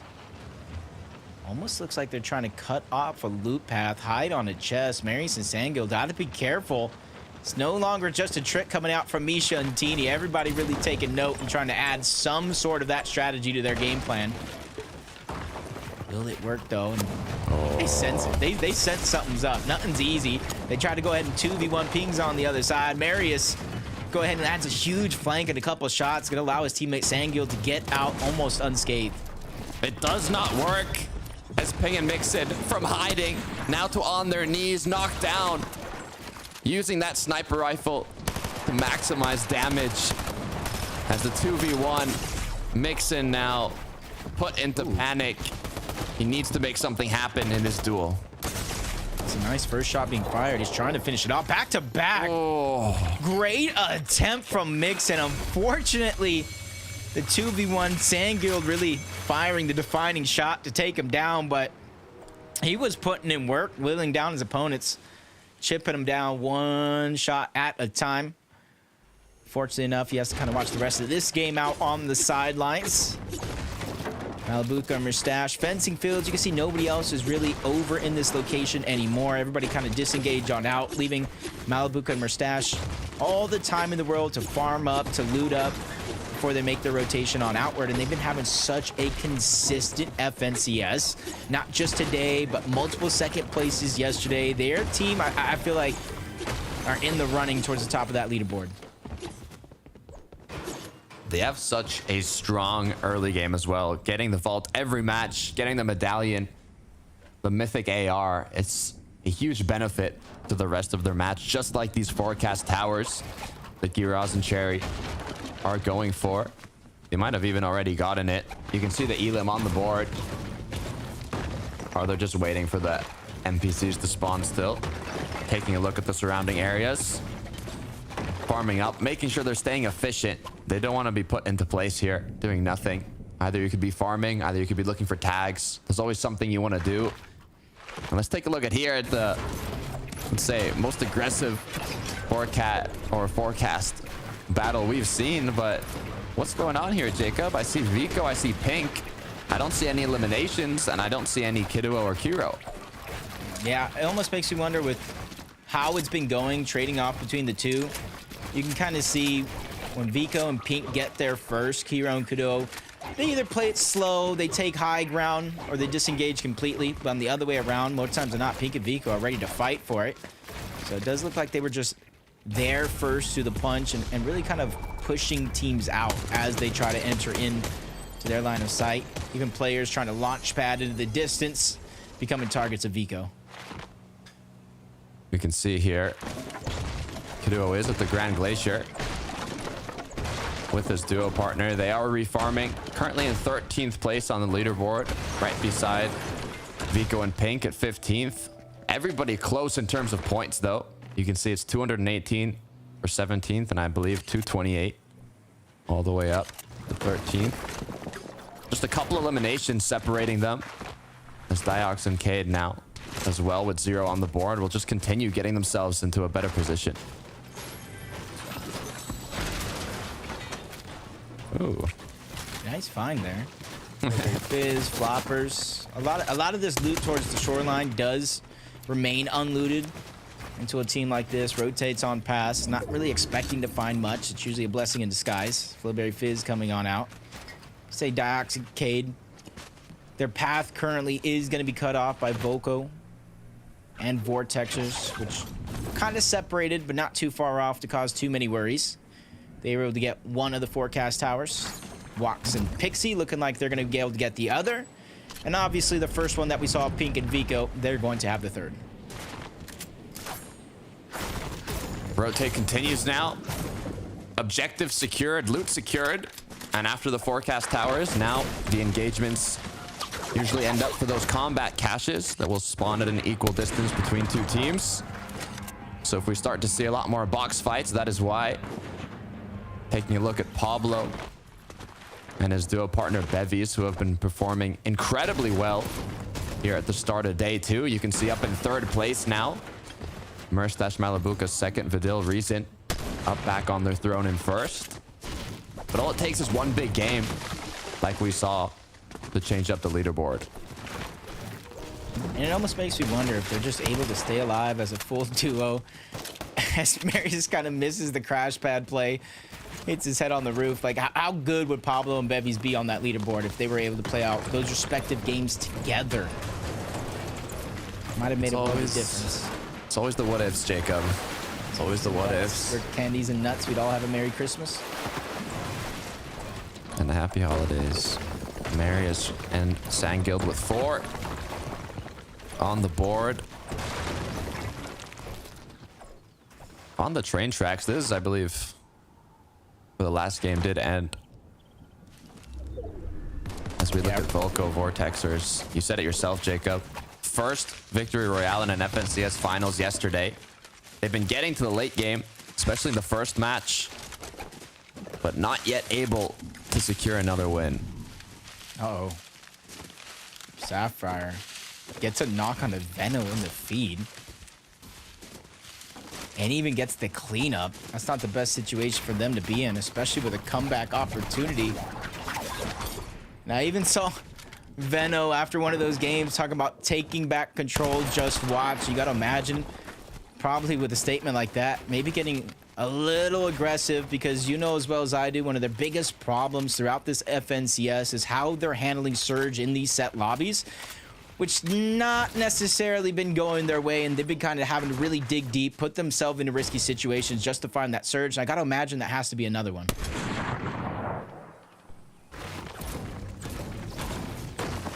You can see Tayson has been left alone. Veno knocked out of the match. Once again, another solo we're following. Who's in the top of the leaderboard? They have dropped down, you can see, though, to 10th place with 326 points. But we said it recently, one big match is what they need. They got it in the last game of day 1. And anything's possible here in day 2. Gotta be able to have mental toughness. It's a marathon. It's not just a race across the finish line. Got to be able to stay composed. And one thing I learned, you know, even though we do have those special cases, but not everything in an FNCS will go your way. And you got to be able to handle when things kind of go wrong and be able to bounce back. Can't just mentally give up. And you see Eyedrops by himself, trying to remain tough in a situation just like this. And it doesn't necessarily scare me too much. I've seen Eyedrop clutch in some of the biggest moments, including this FNCS, just to make it to this stage. As Veno gets Tayson gets Veno back into the game. But there is going to be another team ready to pounce. They're trying to take him down, and Veno gets dropped just as fast as he got rebooted back into the game, which leaves Tayson by himself. Lazen and Lox are going to be the team trying to disrupt and really try to stop the incredible FNCS run between Tayson and Veno. Tayson doing a good job of fighting back. Brings Lazen down to just a sliver of shield. Full HP, though, is buying himself even more time with each shot that gets fired. An emergency for Tayson, put him to crisis, as now he's in the 1v2.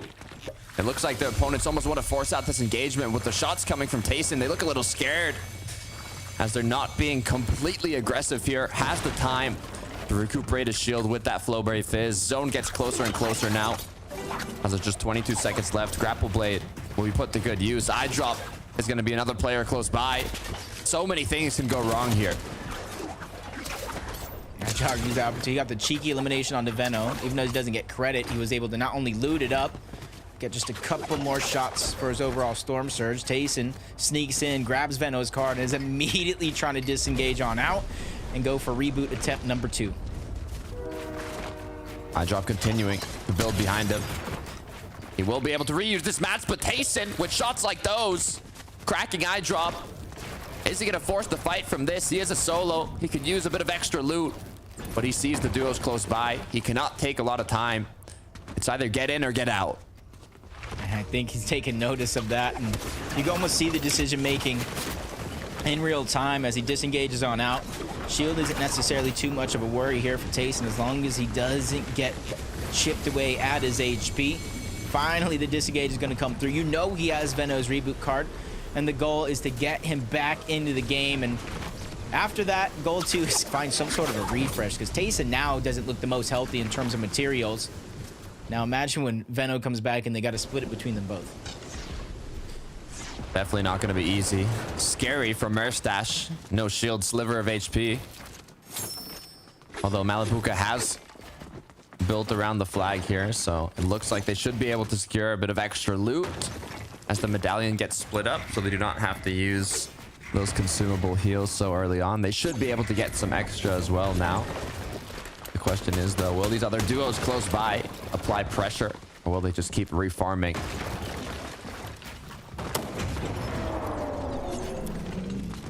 He's second place, 433 points. Not only going to be able to capture that, but they're on top of Rift Island. Good way in towards zone as well. So no matter where it pushes or pulls, Malapuka Merstash, whether they use the Flowberry Fizz or just the regular old launch pad, we're going to have an easy chance rotating in towards zone. Tayson still, you can see he's still trying to find that reboot card. Yeah, it's going to be difficult. He is taking the safer option to go to Grand Glacier, though, inside of the zone. And he's not the only player that's getting a reboot here. It's Eye Drop, but you saw the duo creeping in once again in a similar scenario to what Tayson just went through. Eye Drop picks up Nebs. Nebs, on the other hand, though, isn't going to go down just yet. But they're forced again into an engagement, into this battle where they don't have the advantage in. Yeah, Nebs and Eye Drop just need to figure out a way to reunite, but Andalix and Sato giving them more than enough opportunity as they're going to crash pad their way towards zone. So now it's just about giving yourself time here in a situation like this, even if you're deep in zone, just like Nebs and Eye Drop are, just to try to farm up, get as many resources. You've done enough at this stage to get your teammate back into the game, and now you just need to push yourself over that line. Same thing could be said about Tayson and Veno. And since they do land over towards Grand Glacier, they can recycle a lot of this loot, anything that they did leave behind from earlier on in the same match before they rotate on over. But Tayson's going to be the one leading the charge. He's going to find his spot. And then later, Veno will reunite into the same box once that comes to fruition. Going to the launch pads that are naturally placed on top of the mountain here to fly right back into zone. They should be able to make it all the way. They even have those spare medkits to heal up, but I wonder how much damage Tayson was able to get. He did quite a bit in those engagements, so it shouldn't be too bad for this duo, but they will definitely need to do a bit of work in these upcoming zones. Does look like we got another pool, not too far away though from the current zone. So Tayson and Veno, that's a little bit of a blessing, so they don't have to keep rotating towards the northwest part of the map away from Rift Island, but they immediately get spotted out by Seti, who cracks the shield. And typically that would be a great opportunity to go, but you see Seti and Cammy separated on two different ends of Reckless Railway, not really able to take advantage of that damage. But instead, they're going to do the next best thing. Try to reunite on the other side of the zone, but as we tune in, Malapuka and Merstash in another fight on the other side. They're able to at least get one. AR Bafo is going to be the only one left, and they're hot on the heels, melting through a lot of these builds, just trying to get that 6 extra points for their efforts. And just like that, that's going to be achieved, and that's 12 overall at the top of Rift Island that Malabuka and Mustache just gathered. Quick, nice little 12 for Mustache and Malabuka to give. Oh, that was a disgusting snipe. To give Boffo the benefit of the doubt, the last time he did compete in the finals was over 1,280 days ago in Chapter 2, Season 3. Actually, the longest of any player in this lobby, even longer than Mongrel. So it must be tough. But for iDrop and Nebs, they are going for the combat cash, but they're going to need to get into a bit of action if they want to secure it. 35 above. They've done a bit of damage. 41 shield, 35 HP as the zone keeps ticking. Yeah, luckily for them, they did get the combat cash in which you were talking about, which grants them medkits and more time to fight in towards the zone, but iDrop has to go ahead and pop his first one now. Nebs needs to play defensive. Allow him to pop that medkit without really canceling it, but opponents on the other side, Dandy and Stas, it does look like they're down on Surge, so they really have no other choice but to keep fighting this. So if they disengage, that'll be all their HP, all their heals. iDrops and Nev, they did just enough to stay ahead of the curve. 29 is better than nothing. iDrop's trying to go in, gain a little bit more advantage. The first knock is going to come through with ease. iDrop and Nebs, though, still under pressure on the other side. Another team towards the outskirts taking notice, starting to put shots in that direction. iDrop wins the fight, but Nebs goes down again. They needed to take this fight. They needed those eliminations to get the refresh, but as Neb's been knocked, iDrop forced to leave him, continue as a solo. We can see what happened here with Benno and Tayson. They just were making their way back into zone, but Seti and Cammy stopped them. Is that what's going to lead to their demise, as it looks like the zone might have got the best of them? Yeah, unfortunately enough, it is confirmed Venno and Tayson go down outside of zone. Another game where the struggles continue, which is really leaving them in a position, even with 1.5 points, they need top performances. And I need all caps when it comes to those top performances if they want to have a chance at not only the first place prize, but that global championship, which is granted to the top 2 teams in this competition. Malabuka Mustache currently in second place. Now, this is a duo that competed together in FNCS, but ended up splitting at the beginning of Chapter 4. It would be amazing to see them take home a title after joining forces once again. Vidil and Reason, though, they might stop that from happening if they continue the dominance like we saw from the last match. Yeah, you can see they got that max pull, and instead of fighting a risky fight, the team that's in first place, it does look like they're going to try to crash pad, rotate on out, but they're just double checking before they go ahead, maybe even popping a little bit of a med kit on the side of Vidil. Crash pad finally coming out, and this is where the rotation is going to begin for Reason and Vidil. Even Seti going down to Shimoki, though, while everybody's making their way over. And if you look at the rotation, look at the mini-map, Takata. There is nobody in sight in front of Vidil and Reason. They just got themselves a free rotation. I mean, with 3 elims, it's not like they need a lot of damage either. This is very impactful for this duo. I mean, the only ones you can see Astral Art skill kind of in the zone there.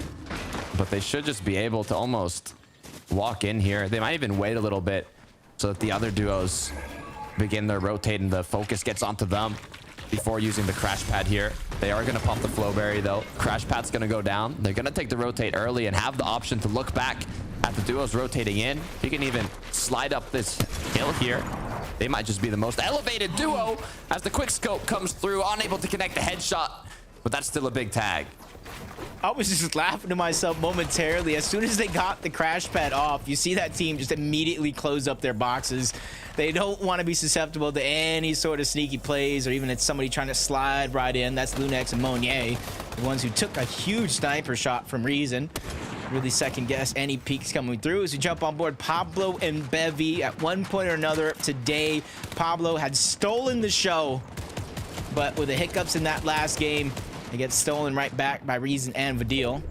This is their chance now that they're a full duo. Placement points starting to click in, that they can really show the potential in which they've been working on all season long. Storm Surge is active. You see the Nodi now as players are rushed to do a bit of damage. They need to make something happen if they don't have enough. But for Reason and Vadil, a push came through, took out Archskill, and it went down. Our #1 team eliminated once again before the late game even starts. With just scraps of points gathered up until that point. Very little placement. Not a ton in terms of eliminations. So again, the trend of teams at the top of the leaderboard has the potential to change hands. They were only 27 points ahead of Malibuca and Mustache to start this game off. A couple more placements alone is going to have them overtaking first place, let alone any eliminations they're able to gather. A huge opportunity for this duo. Mustache has a title alongside Tayson, but Malibuca is looking to get his first. Will this be enough to put them in the first place spot? The grapple comes through. They have an incredible amount of damage, elevating themselves to a more secure layer. But they cannot get picked off here. Yeah, we're going over this bridge. You don't want to be stuck underneath. At least when it starts with the moving zones, it might be fine for now. CZB on the other side, along with his teammate Nathan, really don't have any shields. Thomas Queasy, 220 above the threshold. Just gathering all this information. They spot this player out, and they know that he's weak, and it looks like they're going to try to drop him in. That's Robin. He lost his duo Manax not too long ago, and now he loses himself. He goes down. Great opportunity from Queasy and Veno, or Queasy and Thomas, excuse me, there, to find that elimination. Bevies, Pablo, the Elim onto Nathan, as they are all the way down below here. Rotates will have to come through. It's 9th zone now, first moving, coming to a close. A majority of the duo is already on the moving side, but it's Swizzy and Putrick that are in the clouds. We've seen throughout these matches that the duos to hold on from first zone are almost able to maintain it the whole rate through the end game. Can they do it once again? Only time will tell, because we know there's a couple of those teams still alive here in this lobby. Especially the ones with snipers, as Bevy just gets targeted out. Multiple teams, left, right, and center. Malibuca and Mustache doing the brunt of that damage, continuing the pressure. They don't want to let these eliminations go for free, but Pablo is going to be able to skip on by with the Flowberry Fizz, combined with the Crash Pad. Bevies and him got separated. Finally reunite, though, with just a sliver of HP. These guys never seemingly going down without a fight. You can never count them out. Pressure is on as they're 132 below. Flowberry Fizz gonna be popped for that mobility boost. Big pot coming through, but Bevies needs a med kit. It's dropped now as they need to keep rotating. 80 below.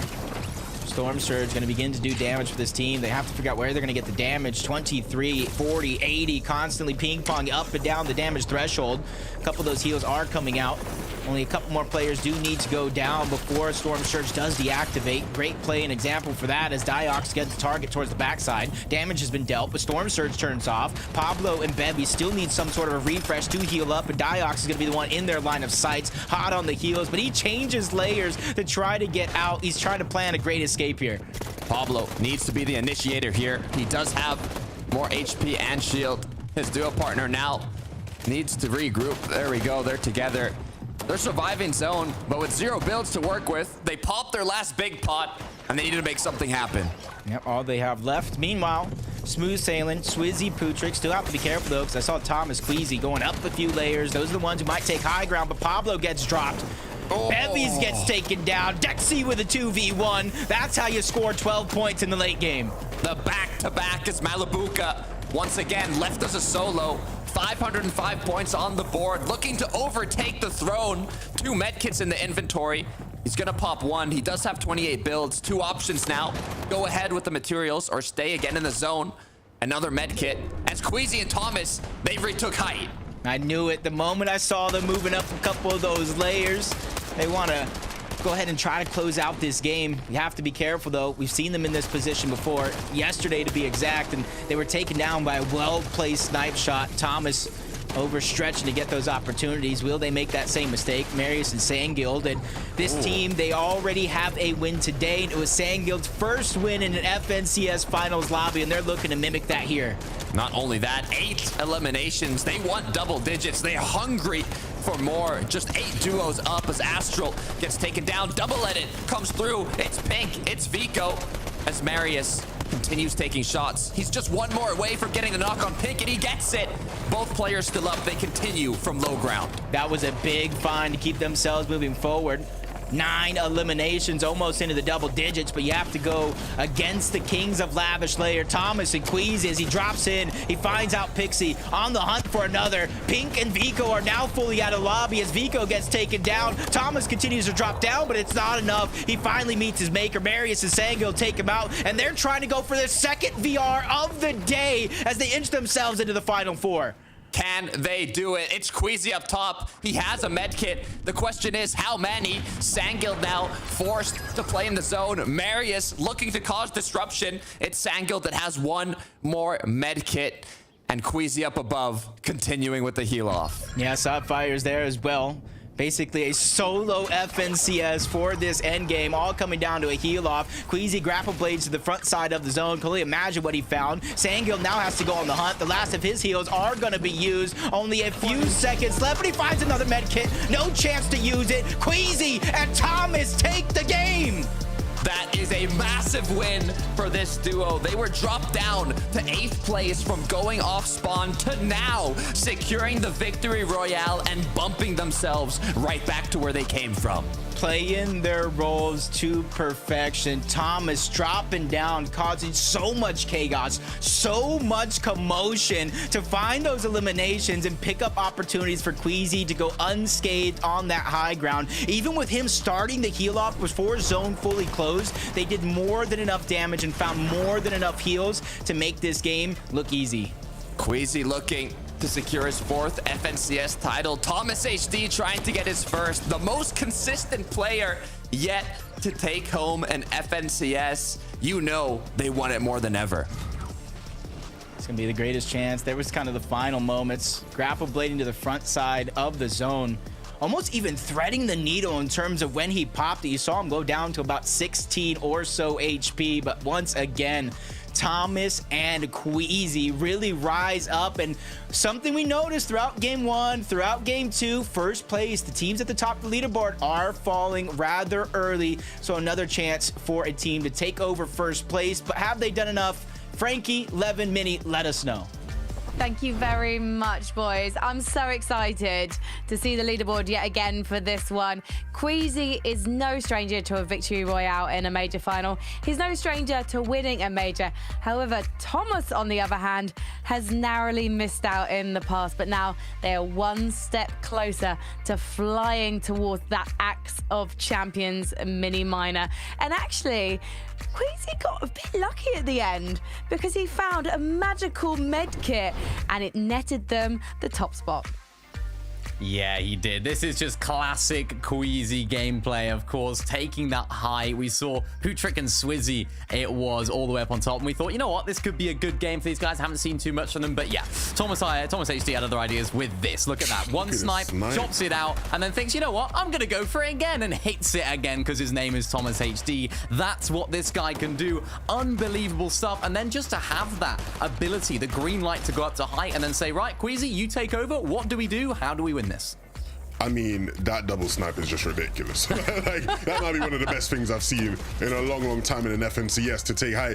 But like Frankie alluded to, the actual win of this game was so fortunate because you saw Queasy was on high. He drops down it. He's run out. He has no med kits left. He's hoping the other players don't have anything. He finds a med kit on the train tracks. I mean, how lucky can you get? I was going to talk about luck going into this before they actually won the game because all these zones have been in this Lavish Lair area. Somebody's looking out for Thomas HD. They want him to get that first FNCS win, and I mean, still, they are delivering in terms of their performances, and it's so deserved.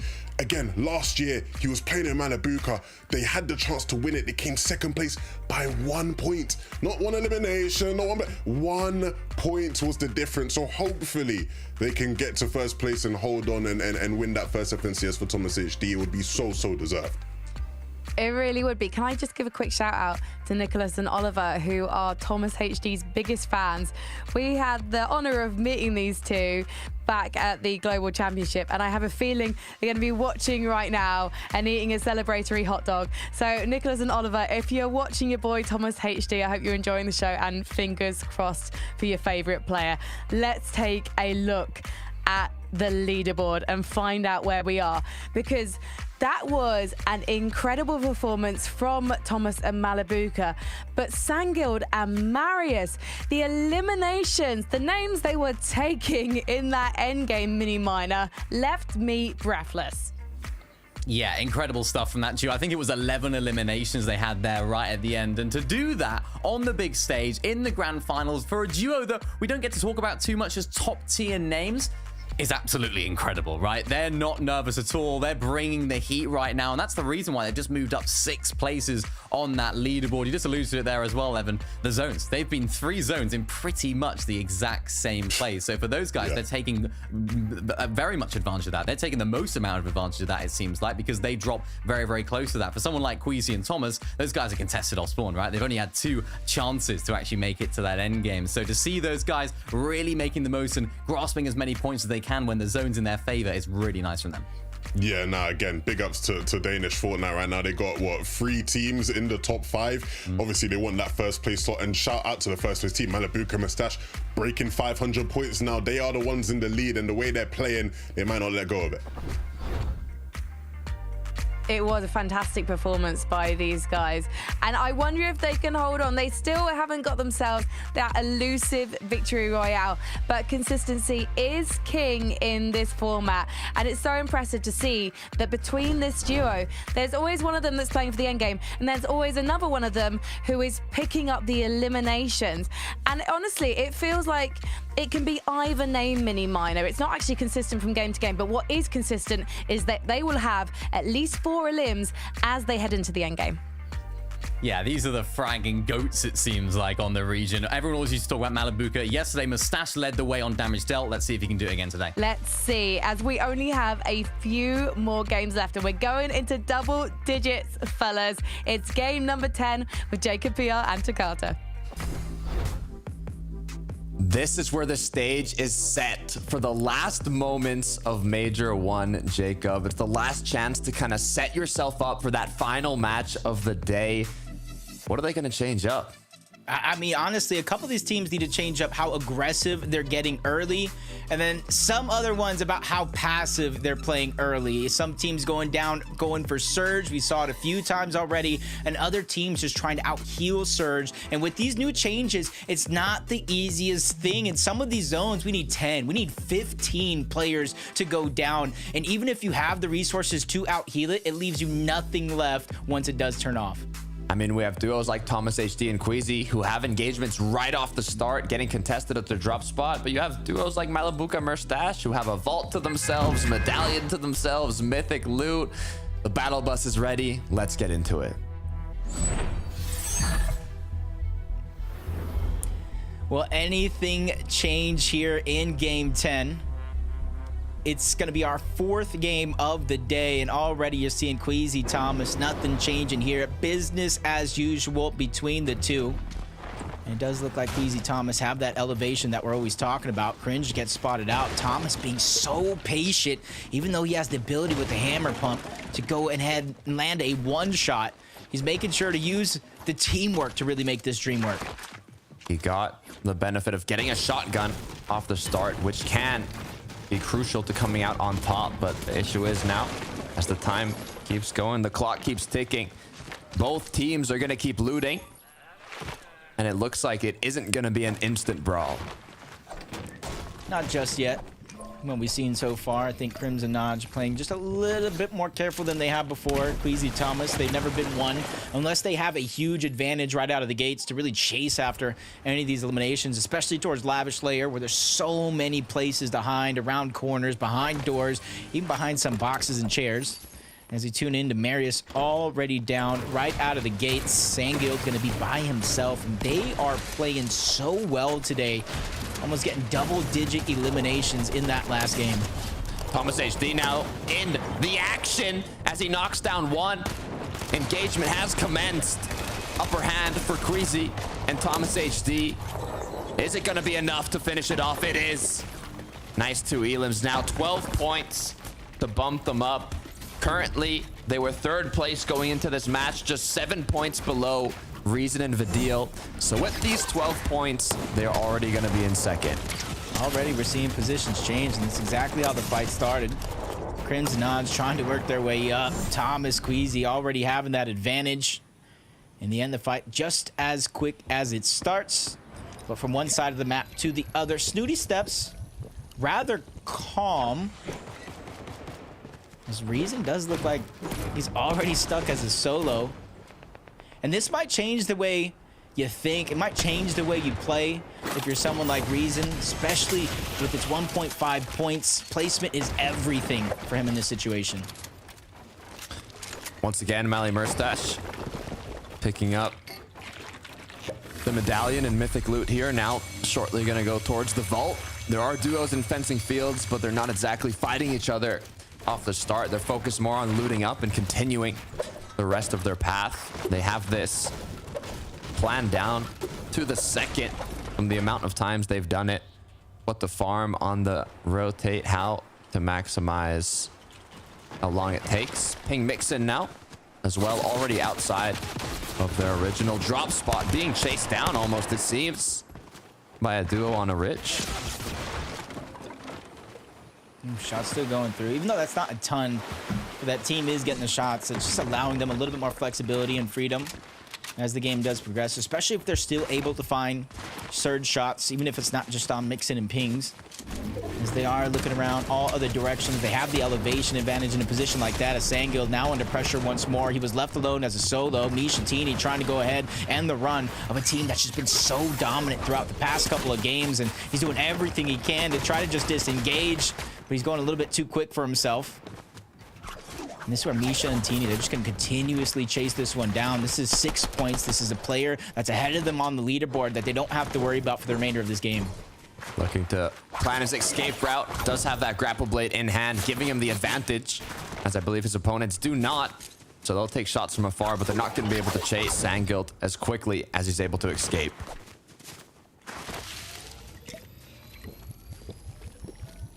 Does look like Misha and Tina can remain on the chase, especially as we continue to move over to this side of the map, where there's not as many teams contesting compared to some of these other split drops and overall POIs, especially with another team. I think that was low-key an area nearby. Misha and Tina might get distracted with them and allow Sandguild to get out and have a chance to get Marius back into the game, because that's going to be the biggest thing. There's a huge strength in numbers. Even with some solo clutches, the biggest difference is when teams are able to make it to the end game alive. It's easier said than done, Jacob, is the issue, especially with the level of this lobby. Astral Art skill close by. If they're able to spot Sandguild here as a solo, could be incredibly dangerous for him. He does have the grapple blade, though, so he is going to be able to quickly get up this ridge. The shots come through, though. You can see him almost acting aggressive to try and show confidence, make them think that it's a duo that's healthy and ready to fight. But little do they know, it's a solo with 50 HP and no spare shield or health to work with. If he has the reboot card, that's a good chance for him to move back towards Rebel's Roost. A lot of the teams are rotating towards the south, towards the center of zone, so a couple reboot vans up there have the chance to be uncontested with nobody really in that position. Cade and Diox started these games off over towards fencing fields. They loot up a lot of the outskirts since they know Malibuca and Mustache will go for the vault, will go for the NPC, and then they kind of disengage on out from there and try to get their surge before they start to rotate towards the center of zone. They kind of work their way from the outside in. 33 bullets in that Reaper sniper rifle. More than enough to make an impact as they continue hunting around to see if there's any players in the surrounding area. For Sandguild, though, it looks like he's making it happen. Reboot comes through. Are there any duos around? I don't see them. No shots coming through either, but just in case, building up, making sure they're good to go. You can see on the mini-map, though, it looks like someone's interested. Yeah, there was one duo that heard the noise, and they're quickly rotating off into this direction. They know exactly where the reboot van is, but they don't have confirmation that they are still there up until this point where Sandguild breaking through. You still have to break those. I actually got stuck on that the other day. The fight's going to begin, though. That's Art Skill on the other side. Makes easy work of Sandguild. Marius going to have to go ahead and make up for it. He was able to grab a decent loadout for a situation like this, trying to burst into the box. Art Skill is going to be there on the other side, a trade for trade, a knock for a knock. But Marius still has a player on Astral right below him who is full shield and HP that he has to work his way through. Marius was the one that got rebooted, so no shield to work with. Just a little bit of weapons. He can make it happen. He just needs to hit that initial big shot. He cannot take one from his opponent here. Astral 26. It's not going to be enough yet, but if you can keep it coming, 4 builds to work with. Now in the box, needs to get out. Unable to hit the next shot as now he's dropped down. Forced to work with just 3 builds. He needs to connect this next shot. Uh-oh, running out of time here. There's not a lot of heals to go around as Astrals does look like he might try to bait out the revive, get Marius to break into the box, and really has no other choice unless you want to go ahead and try to find a 2v1. Seconds left. Player will go down overall due to timing, which kind of solidifies it into a 1v1. Marius trying to turn and burn, but Astral just too much HP. I said that in the beginning. He was full shield and full HP. Unfortunate enough, there was a great attempt, but it can't overtake your opponent. We'll take a look now. Pixie walks. Vasky Hen. They are going to be around the forecast tower. Taking shots with the sniper. Unable to connect one yet, though. As the waiting game here for the objective will continue. Oh, wow. Pixie almost gets sideswiped there. Scroll narrowly missing that shot. Great opportunity, but now he's coned up, boxed up. He's going to work his way down. Wox works his way out. Him and Pixie are able to reunite finally in the same box. And there's another team kind of waiting on over in that direction, rotating on out. They didn't like what they saw in terms of trying to third party this fight. They think it's a safer and better play to rotate towards the zone, especially with Forecast Tower being in that direction. We've seen a lot of quick scopes turn fights around here. All it takes is one headshot.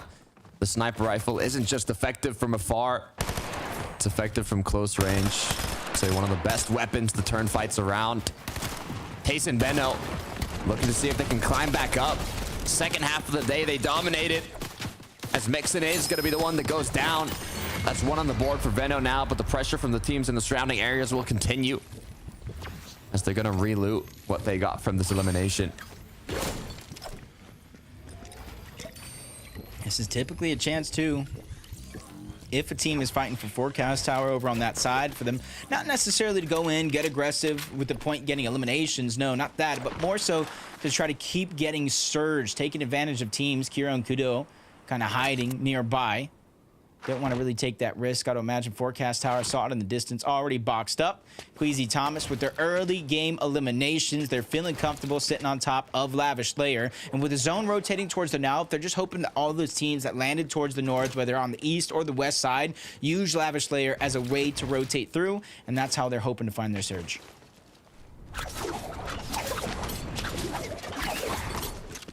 Rotate coming through now. Thomas grouping back up with Queasy. That was going ahead. You can see up at the north side of the map here, back from zone. There are some duos coming back in. But what Thomas HD and Queasy are going to do now is refarm up that metal, get those materials capped. As we take a look at Bevies and Pablo. Shot comes through, nothing connects. Currently in 4th place on the leaderboard, but not too far from first. It's still anybody's game, Jacob. And this being the second to last match of the day, you really want to do the best you can to set yourself up for the highest chance of success for that FNCS trophy. Yeah, especially considering how close this FNCS actually is. It's literally wide open for the taking. One blunder, one little misstep could cost a team everything, especially as you said, we're getting in the second half of the day. Few games remaining overall, which means there's few opportunities to even make up a point differential, depending on where you're at on the leaderboard. You can see Reason just trying to make his way through. For him, Surge is going to be a challenge in this game, especially as a solo, because even if you're able to pop the shots, as soon as the team turns around and sees you're a solo, they might see that as a green light to go and take advantage of the opportunity while they have it. You can see here, Thomas and Queasy seeing that the zone did pull more north here by Lavish Layer, they're automatically put on the uncongested side, and they're not forced to rotate really deep into zone. So they're capitalizing on that, including the fact that they already got the 2 eliminations and damage off the start to kind of play here on the safer side, as eventually they'll get in and build up and look for those tags that they will need. But for now, they have a bit of time to kind of plan out the rest of the match. To me, I feel like it doesn't even matter how long they stay in the zone. I feel like everything for Queasy and Thomas is calculated at this point. Even having an entertaining run at the end. Veno's domination does continue. He's able to get a knock onto Shaco's, but he himself goes down yet again. The aggression turning out to be also their demise in some cases.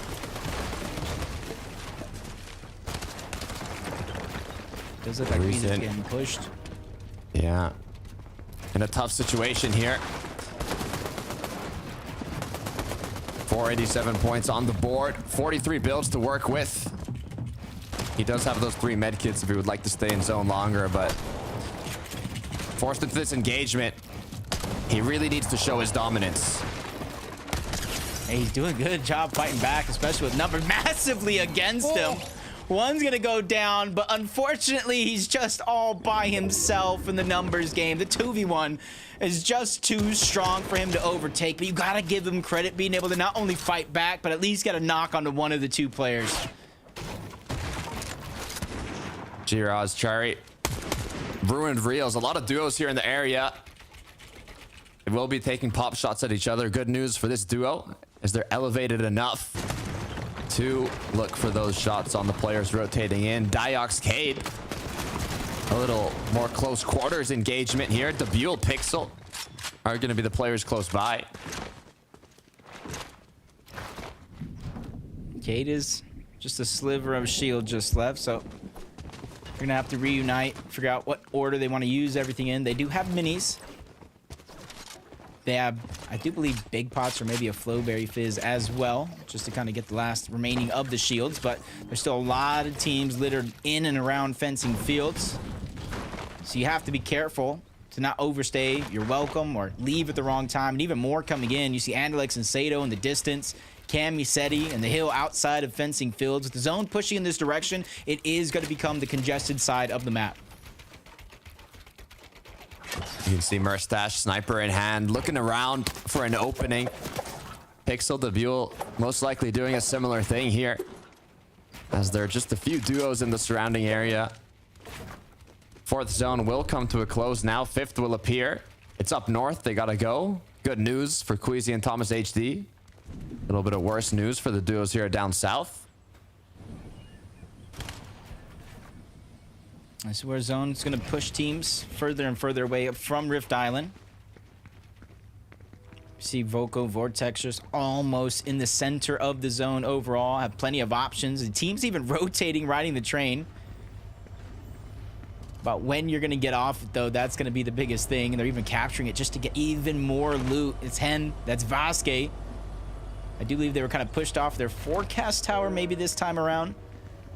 But not only is that a free rotation, you see them going to the slow side of the zone, because remember I mentioned the south being the congested, and they're going to get all those loot, which comes with extra shields and HP at times.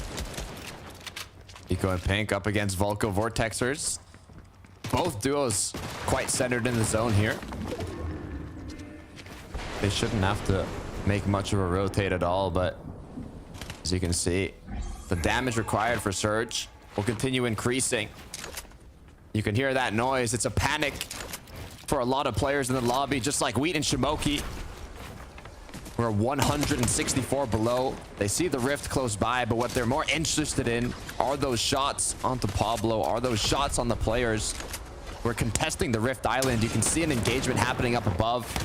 Is that where Wheat wants to go? As he already gets chased by another player. Doesn't really have a choice here. Down on Surge. Team trying to push into their box. And further falling down from 192 below the damage threshold. His only chance here is to fight back, especially with teams all around. beginning to focus, put him in the box, and that's Hero Kudo from far away, even putting shots in that direction, really not allowing Wheat and Smokey to find any stride here in the fight. You even got Lazen on the other side, trying to break in from the low ground. This is just so chaotic and desperate to try to get Storm Surge for some of these players, and it's just costing them everything because now Wheat is out of heals. Out of heals, put into panic, as now the altercations between Pablo as he gets knocked. Bevies, the last player of the duo that's up, but with just 7 HP. He needs to take out more than just one player. He needs to pop that med kit. Unable to, goes down. Wheat as well knocked. Shamoki following after, as Lox is the only one left alongside Darkus. This is the biggest and most prime example of a no-win situation I've ever seen outside of Zone. Even the ones that we saw that were still alive, very little chance being able to make it back. Malibuca and Mustache trying to bulldoze through their opponents.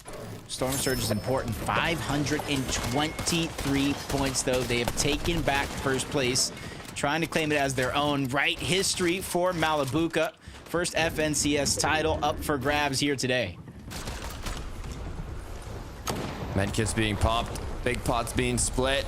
You can see 6th zone already coming to a close. All the duos now forced to rotate here as the ones boxed up, looking back. Mustache, can he connect? Zooming in with that Reaper sniper rifle, looking to send his opponents to the shadows. With just 25 above, they could really use that shot. As Mustache goes left, Malibuca goes right, they split up. Huge shot connected though. It could be enough to put them above, but they don't want to get themselves into an opponent's box here. They want to regroup. They want to take shots from afar. They don't want to do anything too risky. Yeah, and as soon as they find themselves a spot that they can box up and look back, even though they're not in zone, they're going to take it. But now teams that are already congested inside of the zone, looking back at them, making them the focal point of their target. Luckily for everybody, we're going down a little bit up this hill. Changes the line of sights, not giving everybody equal opportunity. Walks Pixie, they're still trying to make their way in towards zone, which leaves them open to shots coming out from Mustache and Malibuca. They get themselves above the damage threshold, but it comes at a cost. Shield is gone from Malibuca and some of his HP as well. They saw the crack. It changes focus. His pressure is on. Walks able to recuperate that shield that he lost, but still with the low HP. And the shots continue connecting. Yan is close by in the pact of chaos that's the surrounding area of Mustache and Malibuca. 30 just seconds left until 8th zone, and players are still rotating in. See, he's just trying to target out anybody they can for Surge. Jump on board Queasy, Thomas in this replay. They're just going to try to make their way towards the zone. But first, making a little bit of a pit stop to try to gather a little bit more loot. Great find by Thomas. Him and Queasy trying to take back that first place throne. It's going to be a hard-fought battle, literally to the very last game, Takata. Those are the game-winning shots, Jacob. Those are the game-winning shots that Queasy and Thomas need to get back up to first place. Currently in 3rd. They had the hiccups from the early game. One big game could set them up in the last match. Cade now has lost Diox. He is alone, but he has a decent amount of damage. 2 medkits as well to top it off. As Storm Surge, the warning once again, advising these players to do damage. So many players close by, but you don't want to risk it all. Now, especially since we are in the 7th zone with about 50 players still left alive. You know, it usually comes down to a situation where I do believe it's like 10 or so players need to go down. It's actually 4 at this stage, and then more so after that. So it's not going to be the easiest thing as 8 more players still need to fall. Mustache, Malibuca, they're going to be low on Surge. They have no other choice but to go in. That's Wox, that's Pixie, who feel their force. And with that, they not only get all that loot, the mythic loot as well, but they get above the damage threshold, but still pressure coming from different angles. Mustache ends up yet another box, but it doesn't matter. Sends Aqua back to the lobby. No Noah in sight. That team's done and dusted here in Game 10. Mustache, Malibuca charged up as they look electric, fueling themselves for the rest of this late game. For Thomas HD and Queasy on the contrary, Thomas able to get a knock. Queasy just 1 HP. I hope they were able to get out of that scenario. I'm trying to look for them. I see Queasy. He has shield now. It looks like they've made some sort of a comeback from that fight, securing 5 eliminations during it. But they need those med kits, Jacob. They really need to heal up. Yeah, even Thomas is getting tagged up along the way. Shield isn't too much of a worry overall. They do have the medallion to pass around, but it's the HP in which they're heavily lacking. Queasy cannot take one tick to that zone where he will go down. Cade still finding any crevice that he can gain some confidence on as he tries to move up onto Hen. Hen was ready to fight back, but somebody chopped him down to size. Might have been a blessing in disguise for Cade because he's above the damage threshold, right towards the zone as well. He just needs to be able to find some builds, whether if it's a refresh or something that gets left behind. Cade needs to go on the hunt. Yeah, with 6 builds, it is a dangerous situation to be in as Thomas HD, Queasy now building up top once again. We've seen players hold on from the first moving zone all the way to the end. Can they be one of the duos to do so? They're lacking HP. All they really need is a refresh to grant them those med kits or grant them anything that they can use to heal back up. And look at that race to the finish. 31 points separating these two teams. There's well over 30 points still left in this game in terms of placement. So it's going to be a battle between these two to who can outlast the other, and Queasy and Thomas need to get a couple more placements over Malibuca and Mustache, or maybe kind of outmatch it with eliminations. Medkits, big pots are coming out. Malibuca and Mustache getting ready for this next rotation, but first they're going to kind of disrupt a couple of these teams before they go ahead and make that rotation possible. Cade goes in, gets a knock, pressure coming in from all angles, not able to clean up the elimination before he goes down himself. Be careful as Thomas HD Queasy now forced to fight second high. Do they have what it takes to maintain it? It was Cammy, it was Seti down below, applying that pressure as they're back up top. Yep. We've seen this in that last game. Of course, Queasy was just a little bit more healthy, but they were somehow able to find the med kit in which they were looking for. Great eliminations, a great find for them from top to bottom, high ground to low. Mustache Malibuca being the defining force. It's like everybody, whether they're up or bottom, has to go through these two teams if they're looking to take a huge VR. And Malibuca Mustache, they want to get to the front side of zone. They're tired of being last. Thomas hits a nice snipe onto Darky. Everything comes crumbling down, but Queasy and Thomas are quickly able to find their footing and save the day. Grapple Blade continuing to be used, no longer with height. It's been given up as now they've been split. They need to regroup. You have to be careful here. You cannot lose your duo partner, but the chemistry isn't high enough. Thomas HD cracked, 60 HP, takes a shot at the pixel, gets out of the box, and now continues to find his duo. Yeah, Medallion clicking him up. Malibuca, Mustache goes down. It's this amount of placing differential that Thomas and Queasy need to overtake that first place spot. They have 6 eliminations and looking for more. They set their eyes to the backside of the zone. It is pulling in that direction. They know somebody's there, but it's Eclipse. He's trying to start his heal off early to gather more placement. They have no materials, though. They need to make something big happen. As from Ozone to Stratosphere in the sky, Yanis and Flixie as high as they can be. Thomas HD, though, down in the dirt as he crawls towards his enemies. Yeah, they don't really have enough to look up towards the sky. They're doing the bare minimum to stay alive from one stage to the next. And they know somebody's pressuring them from above. Time is running out. Builds are looking thin. Queasy, Thomas are going to have to look to make a play on a player, but it's them. Queasy gets aggressed on from the backside of zone, but the tables have turned. Hari's going to be able to get a knock onto one, but a ton of damage onto Thomas. Seti's going to complete the flank. Queasy's fighting for his life out here, and he gets the elimination onto Seti. Finds a couple of builds, but the zone is forcing him into a whole nother team's hands. Somebody call security. Queasy's looking unstoppable as he needs to make something happen. Zone gets the best of him. Kiduo still up with 4. Can they get 5? They get the knock onto Sky, but the duo up above, it's Yanis x Flixie. They want to take it home. They already have 1 VR in the tournament yesterday. They're looking to go ahead and grab another one. Flixie came here to play. Yanis taking the high ground, denying all entry to Kiro and Kuduo as the first down's going to come through. Yanis and Flixie, 8 elims. They make it look easy as they take the game by force. What a way to close off the second to last match. Once again, a drastic change in the leaderboard. These grand finals have been way too intense, Jacob. I just cannot wait to see how they unfold. This is just really turning out to be a photo finish. A knock on a pixel, gets the elimination, dropping down, and Flixie, he's been around. He's been here. Not enough respect gets on his name, and with domination just like this, Giannis and Flixie moving up the leaderboard.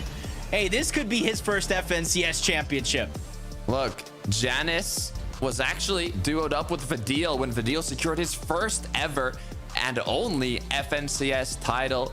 So seeing Giannis back at it again now with Flixie winning the second to last match, I'm only curious to see if they can bring that momentum into the last match of the day. Yeah, and throughout the course of that game, Malibuca, Mustache going toe-to-toe with Queasy and Thomas. I said they needed to go down with a big gap of placement between them. It happened. But did Queasy and Thomas do enough to take first place? Frankie, please, I need your help. Let us know. They made a ton of effort, so I'd be surprised if their efforts did not pay off, because when I watch this duo of Queasy and Thomas, I see a duo that has never wanted to win a major more, especially in Thomas's case. However, they didn't take the victory royale just then. What we did see was a true comeback story, and this is what we were talking about at the start of the show. We love to see a duo rise up, and I can't wait to see what's happened to Giannis and Flixie in the rankings since their epic performance. 8 eliminations. They were not playing shy in this final endgame mini minor.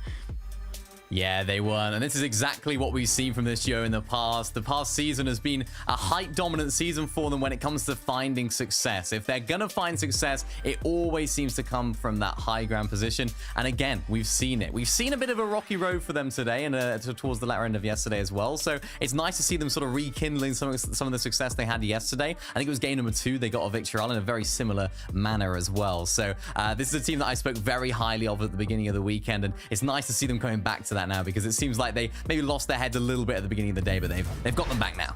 Yeah, I think one of the problems they were having is that Robin and Medax were supposed to be contesting them sort of over towards that reckless area, and so that was supposed to help them with early surge, and then maybe sort of getting involved in that, you know, the tower. Sorry for the tower fight with Kiro and Pink. I lost my train of thought there.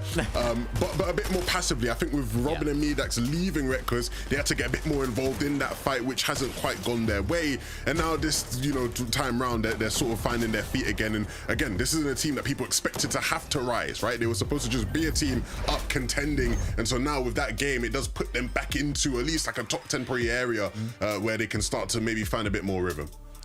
Boys, let's take a look at the leaderboard. I can't contain my anticipation any longer. Who is in that top spot? And there you have it. Queasy and Thomas, a well-deserved shot at the Axe of Champions, because their consistency for making those end games with higher limbs continues to impress. Levin. I mean, I'm almost starting to get tired of talking about just how good Thomas in particular is. I mean, some of the shots we're seeing him hit are just, it's out of this world. I mean, he must have now probably around 15, 16 snipes mini. Like, it is just ridiculous the things this guy is doing. This one here early in the game, I mean, do not open up a window. Just don't even bother, because Thomas is gonna be somewhere with a sniper waiting, and it's gonna be the end of your game. He was hitting shots mid-air, snipes to get a height. The variety here. And there's moments like this one mini where I'm looking at them now. Queasy's very low. He's not the greatest of HP. You're thinking, okay, yeah, it's over, the game's done. But no, he keeps hitting shots. And I mean, it just, again, look at this, ready? Oh, that is unbelievable. It's something that we just expect from Thomas HD, and yet we expect that. We still get surprised every single time it happens, because he can just pull crazy things out of the hat, make some magic happen almost every single time. He's almost got a 25-minute highlight reel just from his clutches from today alone, and it's great to see that from this duo. And we said it, we talked about this duo's versatility, we've talked about their ability to play height, we talked about their ability to play low ground as well. And when you have someone like Thomas just hitting those snipes, it becomes a lot easier to find yourself in a favorable position in those games. I sort of asked the question about this duo, you know, are they going to be able to perform when the zone isn't in their favor? Those first 3 games we saw it in their favor. That game a lot more south, like we saw yesterday, and they're performing. They're doing incredibly well. So this is a duo that if they can make it off spawn in these last 2 games here, this could be their FNCS for the win. Look, we've seen many great FNCS performances from Thomas individually. If he was to win, you know, today, it would probably be his best one yet in terms of just the things he's doing crazy.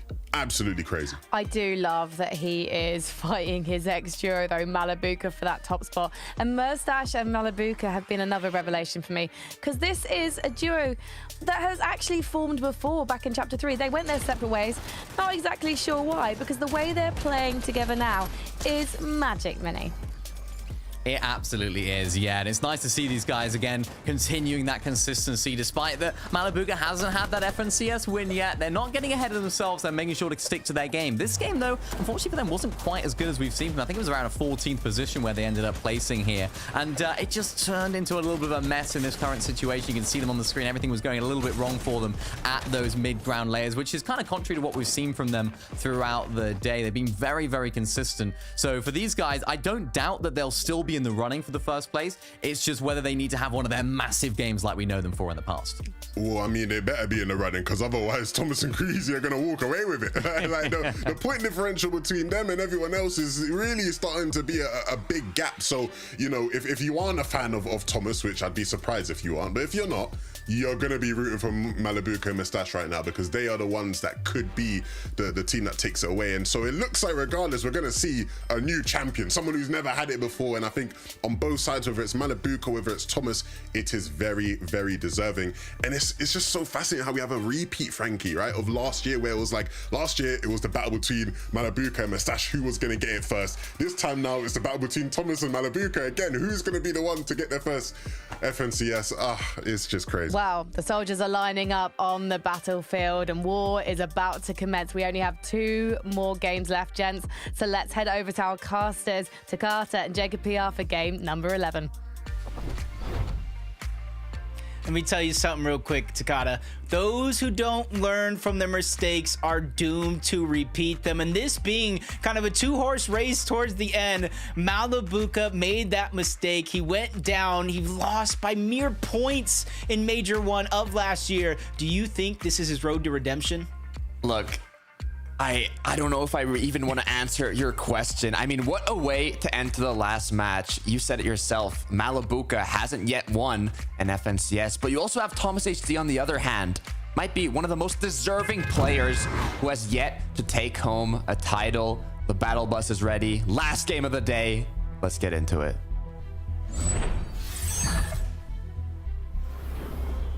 This is it. With very few chances left here on the day. 2 games left overall for teams to pick up points. This is the game. This is the game that could lose you the FNCS if you're Queasy, Thomas, Malabuka, and Mustache. If you go down early, it is all over. And it almost looks like Queasy, Thomas, uncontested. Wow. Does that help or hurt them? Huge. I have to ask you, without Surge on Crimson Noms early on, does that help or hurt them? This, you know, that's a good question, but I'm going to say it helps them, Jacob, because from going down right off spawn without getting a single point, it could be the deciding factor of your tournament. So now having the freedom to loot off spawn, not worry about taking that engagement. You know how skilled Queasy and Thomas HD are. They're veterans. They know how to get Surge. They are confident mechanically they can make it happen. But for Marius and Sandguild, can they do the same? I love the cheeky play coming out from Belusi, trying to go up and over. Flowberry, his teammate trying to go up. Marius trying to alleviate the pressure. It's like a shooting range. Sandguild's going to go up. He's going to come down, but he's going to get knocked. Trade comes out. Marius doing enough to get the knock on the Gabix. Belusi trying to drop down low. He cannot clean it up. He cannot be a hero. He ends up with 0 points in this game as Marius and Sandguild stand tall. Good way to start it off, but for how long will that safety last? You saw another duo coming in. Do they know that they are in the cone is the question. It's Teeny. It's Misha. Yes, they do. Shots come through. Pressure is on. It's almost gotten personal between these 2 teams. Teeny, Misha trying to go in and cause destruction, and they do successfully get the eliminations. Marius and Sandguild go back to the lobby with only 1 game left. Right, this is the second to the last match, game 11. 1 more to be played out after this. Malabuka and Murstache once again having the medallion, mythic loot, and vault uncontested. But there seems to be actually an engagement to the west of them happening. Looks like maybe a new duo has entered the realm of fencing fields. As we take a quick look at the leaderboard. It's close, Jacob. It's close. Just, when was the last time we see an FNCS this close outside of Major 4? Really coming down to the last 2 games. Vidil, Reason. Reunited has never felt so good. That gives them equal opportunity to try to finally take the fight to Walks and Pixie, in which we've seen them come out on top more times than not throughout this weekend. It almost looks like they're trying to draw the NPC out as well to try to get an easy elimination, being cautious as possible. They don't want to get caught off guard to Walks and Pixie. Crash pad comes through. They leave. As now Peter Griffin NPC will be eliminated here for Vidil and Reason, as it looks like they've secured the benefit now of Snooty Steps. They're gonna get it all to themselves. See another team just south of Snooty Steps. That's Pixie, that's Walks. They disengaged, and I do believe Vidil and Reason, they don't necessarily chase those eliminations towards the outside. They want to play this one out, especially with only 2 games left. Slowly but surely fell down the leaderboard a little bit farther than they would have hoped. But this is their chance to really pick back up the pace along with Bevy and Pablo. Insane solo clutches by Pablo to start the day off. They just got to be able to find that momentum and really bring it back. Savage and Mongrel here, taking a bit longer this time around to finish off their off-spawn fight. 4 elims already on Mr. Savage. Where did those come from? That's what's on my mind. Maybe they did finish it off quickly as another snipe. Not able to connect. But there's still so many duos in the area. In theory, 2 first places would get him 200 points alone. He already has 4 eliminations. That's another 24 points right there. Okay, you're cooking something here. I'm just trying to draw up a situation here where Mongrel and Savage have an opportunity, if not to take first place, maybe get a shot at the global championship. I feel like anything is possible, but they definitely need to pick it up. Astral and Artsko going for the dive bomb play, coming out from above with the crash pad. Gears not going to fall for that one. He has the grapple blade. He's immediately trying to get on out. And I'm looking all over the minimap. Where's Hari? He's nowhere in sight. So Geary's probably by himself, trying to create some distance so that way he has a chance to bring his teammate back. Yeah, Chari has been eliminated. So Kiras is going to have the fortunate item of the grapple blade to try and disengage. But do their opponents have it? Will they chase him down? As he's crouched up now, trying to do what he can to be a little sneaky. Even his outfit here kind of matches those crates. So, you know, I probably would pass by it without seeing him, but will Artskill and Astral, sorry, do the same. Which reminds me of week 1 when we were casting and Cammy was just hiding next to the mountain. That duo just jumped right over him, didn't see him at all, but whole different situation, especially in a POI like Ritzy Riviera. A lot of buildings, a lot of hiding spots, just like you saw. But it's that time. Forest Cast Towers now making their appearance. Kido and Kiro get it uncontested this time around. No Pink, no Vico in sight. Hopefully that's going to help their game. Though. 376 points. It is looking good. Yep. They've secured it alongside that elimination. Who the elimination was on is what I'm wondering. As you can hear them taking more shots. But so far it's kind of up to the next objective now. As iDrop has lost Nebs. 4 in the zone as well. This is a battle that can end up with no victor if it plays out too long. There is that loot from one of the players that got eliminated on the ground, though, that he's going to be able to pick right back up. And it looks like he's not even going to try and take this fight as iDrop continues to escape. Yeah, with no real HP, iDrop almost has no other option unless he's just hoping that opponent has some med kits or bandages, and that's would be the only real chance to take that fight. So he's trying to go for the high percentage play and bringing his teammate back. As we jump on board, Game 4 Victory Royale winners Yanis and Flixie. A little bit more of a trouble here towards Reckless Railways, but this at the same time, you heard the analysts break it down. They thought they were going to be contested, which would help with their surge. Found out they weren't. Now a team moving over there at POI, and this is their chance to really find the surge that they were lacking late into some of our previous games. John making use of the campfire, getting a little cozy here. But with his teammate down, it's only going to last so long. He needs to find some sort of way to bring him back in the match. Being so far in zone, though, you can assume there's not too many duos close by, if any. So he should be able to pick him up. The harder part is going to be getting back into the game, making it to zone, looting up, getting enough damage to outlive the Storm Surge. That is going to be the true journey for this duo. But for Axe Force and Raban, it looks like they are playing once again around the forecast tower. Trying to claim it for themselves. Push some other teams off. Reason, Video. An opportunity here for eliminations. Looking towards the backside. They're not just focused onto one team. Misses the sniper. Sets his eyes back on the prize, which is Scroll and Sky towards the other side of that. A couple teams stacked up over here towards the shipping station. And so they don't want to get too congested in a fight that doesn't really matter too much this early on. Mustache, on the other hand, he's able to take down Cade. Probably not too far off from their drop spot, just north of Fencing Field. Diox is going to be the next target in sight. Malibuka, Mustache using the strength and numbers to try to take him down, but both of them dropped weak. 8 shields disappeared just like that. The threat becomes a reality as Mustache was cracked. Now Malibuka forced to pop that Flowberry Fizz, healed them back up. Good news is they have the upper hand in terms of players. It's just Diox, and he gets quickly taken out.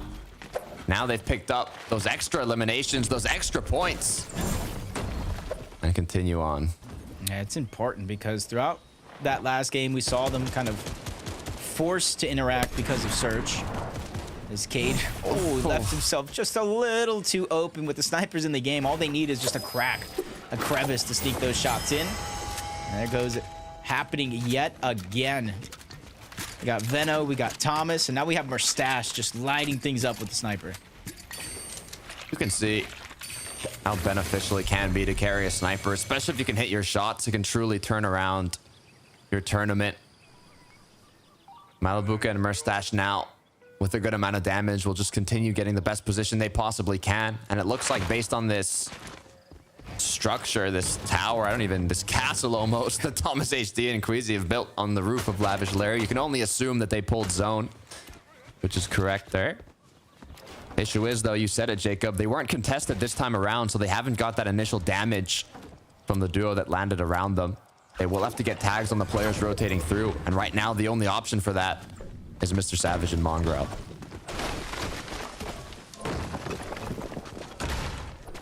Did look like they were eyeing that opportunity, but just like you said, they have zone in their favor. They don't want to do too much, especially if it does pull teams towards the north, even pull teams downward like we saw in that last game. His gear is fine, have a chance here to get his teammate back. Doesn't want to do it too soon because then that draws attention in your direction. At least he was able to find medkits, so it doesn't matter how long he takes at this stage in the game. It's only a 1 tick, so not too much damage being done. And you kind of add in the fact that we've shifted kind of away from the heal-offs in which we were seeing throughout the qualifiers to almost all-out brawls for victories. Yeah, I think the only kind of heal-off we had was when Queasy was on height by the train tracks today. So it's been very engaging late games here for the grand finals. Yanis Flixie, our Game 4 winners, previous match. Continuing around the Reckless Railways, you can see the players rotating through more up north now as they want to get deeper into the zone. Meanwhile, there's some that have yet to even make it out of the zone. Ooh. As we tune on, Vico just getting sniped. Him and Pink changing up their strategy. In game 11, second to last chance. Instead of early rotating on over to the forecast tower, even fighting Kiro and Kudo for it. They're just trying to play this one out. And on their way there, they're going to find their combat cache. They'll be the first one to it, but they have to be careful. That's Venno. That's Tayson on the other side. And really, the only way Venno and Tayson can make up the point differential is through eliminations and high-placing games. And with the aggression that they showed ramping up over the last couple of games, this could be a fight that they're ready to fight to the end. Yeah, Veno Tayson is not a duo you want to go up against in a combat cash fight, being the players they are. But Pink and Vico as well, incredibly dominant. Issue is there's even more duos, well, just one duo here in the surrounding area that could cause some trouble. So his shots continue, angles get looked for. This could even be one for Veno. He hits one tag, but it's not going to be anything big. The wall of place coming through. All they want is that big pump shot. 58 isn't going to be enough to crack them, but little by little they get that HP and shield advantage. And that was a great shot by Vico to kind of answer back onto Veno. He's trying to scrape together all the loot into his box.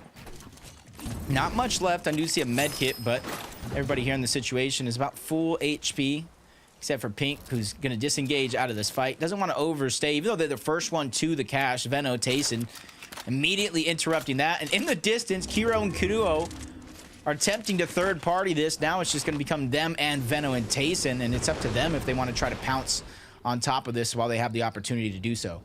Yeah, I don't think they know that Kuruo and Kiro are even there. One of them was in a bush, the other crouched up on the previous build, so they should have an opportunity to at least take some shots and do a bit of damage.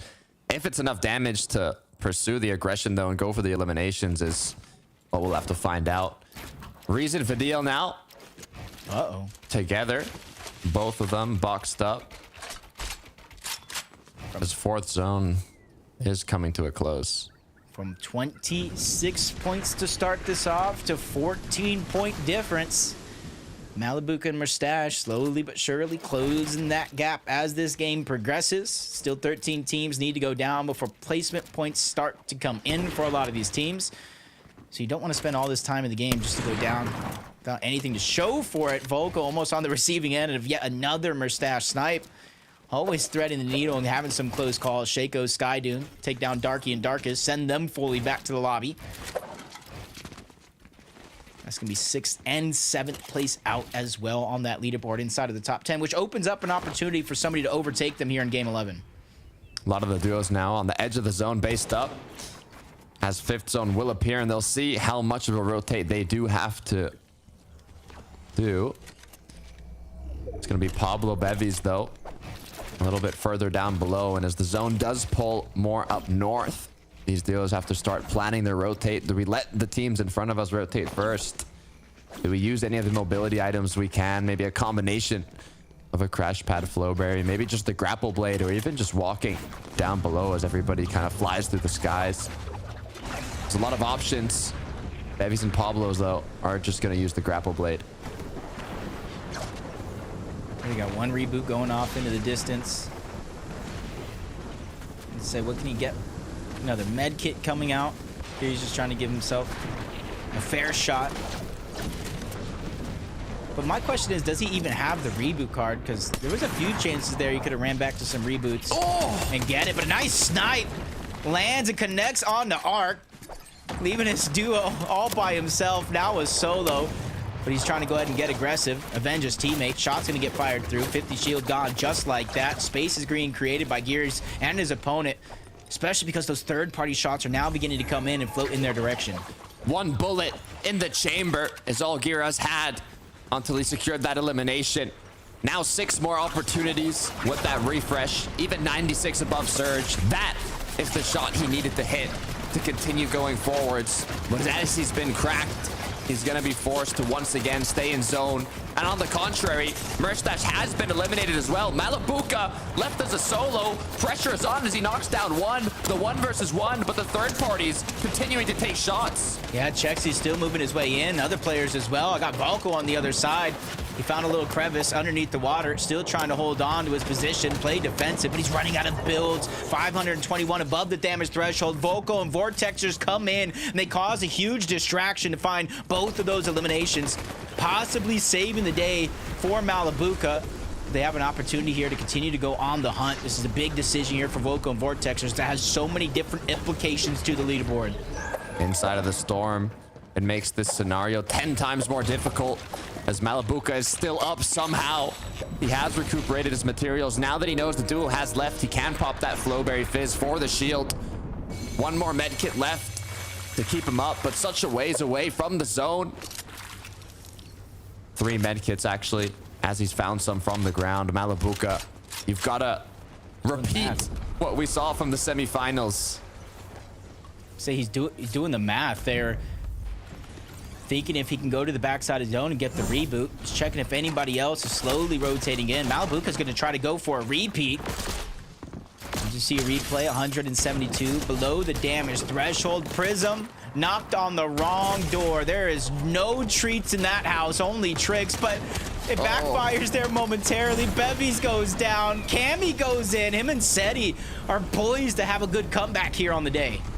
Malabuka's made it back in. He has used one of the rifts from the Rift Island, as he still wants to recuperate that shield and HP. He has enough consumables in his inventory, but you can see at the mini-map, looks like a whole army of players now flying on in, trying to mark, you know, where do we land?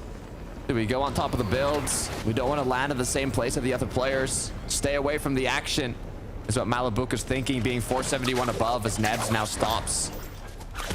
And potentially going to look for a shot, but Malabuka so far, just one more shield left. If he ends up getting cracked, the focus is on him. He cannot let that happen. And the 50-50 opened up. This is the same scenario he was in when he qualified to the FNCS Grand Finals. Looking for a repeat opportunity. Gears was unable to get Hari's reboot card, so he's been playing this one out as a solo with no real choice in the matter. And now he's 90 below the damage threshold. This is going to be a sticky situation for him to try to survive, especially if he becomes the target of a lobby just like that. He hit a headshot snipe earlier on with just one bullet in the chamber. Now it's 6 opportunities, 6 options. He needs to make it happen once again. Forced to pop the big pot to tank a little bit of the storm surge. As the clock's ticking, the lightning's striking. He needs to find an opening. Sniper in hand, he cannot find anything. Gyros, please, just one shot is all it takes. He's always really peeking. There's no opportunities. He actually gets shot up from across. Storm Surge, he can only take one more tick, and nobody even peeks. He's gonna go down, and it's actually Cammy, I believe, that got credit for that elimination. 6 more points for Seti and Cammy. Slowly but surely crawling out from the depths of the bottom of the leaderboard. Reason, Vidil below Storm Surge themselves, but they have the Flowberry Fizz. All of it's gonna be used for the most part to try to heal themselves up and get out of zone. They still have a rotation to make. Everything is kind of stacking up against Reason and Vidil in a situation like this, but he finds a duo trying to rotate themselves. Well-placed shot, but not enough still to get above the threshold. Currently in that 3rd place spot. Malabuka is also playing as a solo. Issue is the 1st place duo, Queasy and Thomas, still both looking healthy, as Reason has lost his duo partner. Vidil is down, 28 HP for Reason, no medkits. 13 now, just one shot in the sniper rifle, and he needs that impact. Yeah, still below. Finally able to get above, but the ping pong is there. That shows how much damage is being dished around the lobby. Malabuka, he's above the threshold, but just a sliver of HP, no shields to regain. Storm is pushing him in as well. There's only so much of that medkit he could actually use. Takes shots, but Reason goes down. It's Queasy as well. It looks like he's been knocked as Malabuka left as a solo. Thomas HD left as a solo. All our top 3 duos as solos. Thomas, he's able to pick up big, and he goes down. Thomas goes down. Malabuka's chance. At one point or another, we saw it was a 14-point differential between Malabuka, Mustache, Queasy, and Thomas. The foot race will continue, but it all matters here. How many placings Malabuka is actually able to pick up? About 2, maybe even 3 more. He will overtake that 1st place spot, and from there, it's all bonus. The last player in the top 3 that is up. Every point is gold from Malabuka, as Bennu and Tayson only 11 above, already taken damage from Storm Surge. They have that medallion to recuperate a bit of shield, but with both players being extremely low, just one shot away from getting knocked or even eliminated. They have to keep moving forwards. Tayson's down. Bennu another solo. All the top players are going down. I love the attempt coming out. If you're gonna swing, you better swing big. He gets taken down altogether trying to fight Kiro and Kudo on the high ground. We're going up this mountain, and then this next zone pulls, we're going down it as well. Malabuka playing this one near perfectly, trying to stay alive with just 20 HP, but I might have cursed him with only 3 or 4 placings of differential. I'm not even sure Malabuka was able to take first. Moni, Lunex, we'll have to find out, as now it's a game for the top half of the leaderboard. These players that on the midsection have a brand new bright opportunity to make themselves new crowned leaders. Kiro, Kiduo are going to be the ones on height. 4 elims on the board. With this type of zone as well, they should be able to hold on. Just trying to figure out who's next in line on that leaderboard to kind of move up. But a lot of our top competitors going down early in this game in terms of the amount of placement points they can actually grab. 404 for Vico and Pink. This is a shot for them to move up the leaderboards for sure. Plenty of points still on the board. 209 above the threshold. And they have some elevation, but Vico's looking down at Pink. How can he help his teammate out? And he realizes he can no longer be the hero to this duo. He's going to be stuck by himself now as a solo. 800 materials though, 75 builds. He has more than enough to stay up. He has the damage. No risks are needed for Vico currently, but he could use those eliminations on the players rotating through. Kiduo, Kiro continuing to drop down now, all the way in the clouds as Mongrel Savage still up. I drop as well as a solo, 359 above. This is a solo nightmare for a lot of these players that are trying to use the second to last opportunity to burst up the leaderboard and give themselves a fighting shot for that first place, or maybe even a global championship spot, top 2 at the bare minimum. Cringe, you can see him over on the other side. It looks like switching away from Lavish Layer was a great play for them because now they've made it to the end game. Moni, Lunex, 4 on the board, about to grapple blade. Down below, you got to be careful though. It's the same plan as a lot of these other duos. You don't want to get mixed up in an opponent's box as they quickly change layers now. A bit safer, but the pressure from above will come through. It's the height team taking shots. They don't want anybody overtaking them, so they're going to keep applying that pressure to the duos close by. And we're going up the mountain yet again. A lot of players going through a roller coaster of emotions, almost figuratively and literally, as Vico, somebody's knocking at the box on the low side. Shaco's and Aaron going ahead and battling it out between each other. Shaco's going to be the one that gets dropped down. iDrop continuing to move forward as a solo and somehow finds an elimination onto Roban, giving them 6 more points. Crucial points here at a moment like this. 20 HP, 20 builds, not much to work with for iDrop. All he needs to do now is find that solo, find that potential impact elimination, but it's a duo close by. You got to pick your fight correctly here, iDrop. So many healthy duos, but also so many solos in shambles. He has to find the correct one. It's Lunex above, still staying at the edge of the zone. Hits the first shots. It's a crack onto his opponents, but he goes down. The majority of the lobby is just running around as solos here. About 5 of them to be exact, Vico being one of them. Without builds, he's kind of forcing himself lower and lower, especially with the zone moving down that mountain. A little bit of a blessing in disguise as Mongrel finally goes down. 6 eliminations for him and Savage, and an end game has been achieved. Definitely enough points to move up the leaderboard a few spaces, but not where they would hope. Lunex now left alone. Kiduo, Kiro still up above, taking shots. They don't want anybody getting close to them. Do they have medkits to hold it off? Do they even need it? As Sinet and Vanyak pick up one more. It's Vico now, though, looking to secure another elimination. He just finds those refresh materials. Not a ton, but at least it's something for Vico to use on the low ground. Vasquez there as well. Vanyak and Sinet, one of the only duos still left alive other than Kiro and Kuduo on the high ground. So it's a duo's dream here, moving through all these solos. Vico missed opportunity as Vasquez is able to bounce around and get out alive.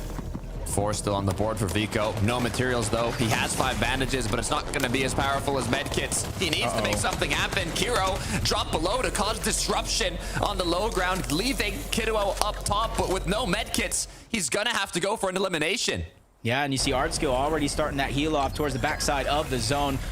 He might be able to take it if he has a few medkits, because this is going to come down to a fight. Sinet, Vasquez, Kiduo, all 3 players still battling it out as solos here towards the front side of the zone. Artskill, he's able to at least get 1 more placing point forward. Zephyr, the final battle's going out. Sinet versus Kiduo, and the heal off doesn't last towards the outside of the zone, but he stole together a couple of more placements before the game was finally stolen away.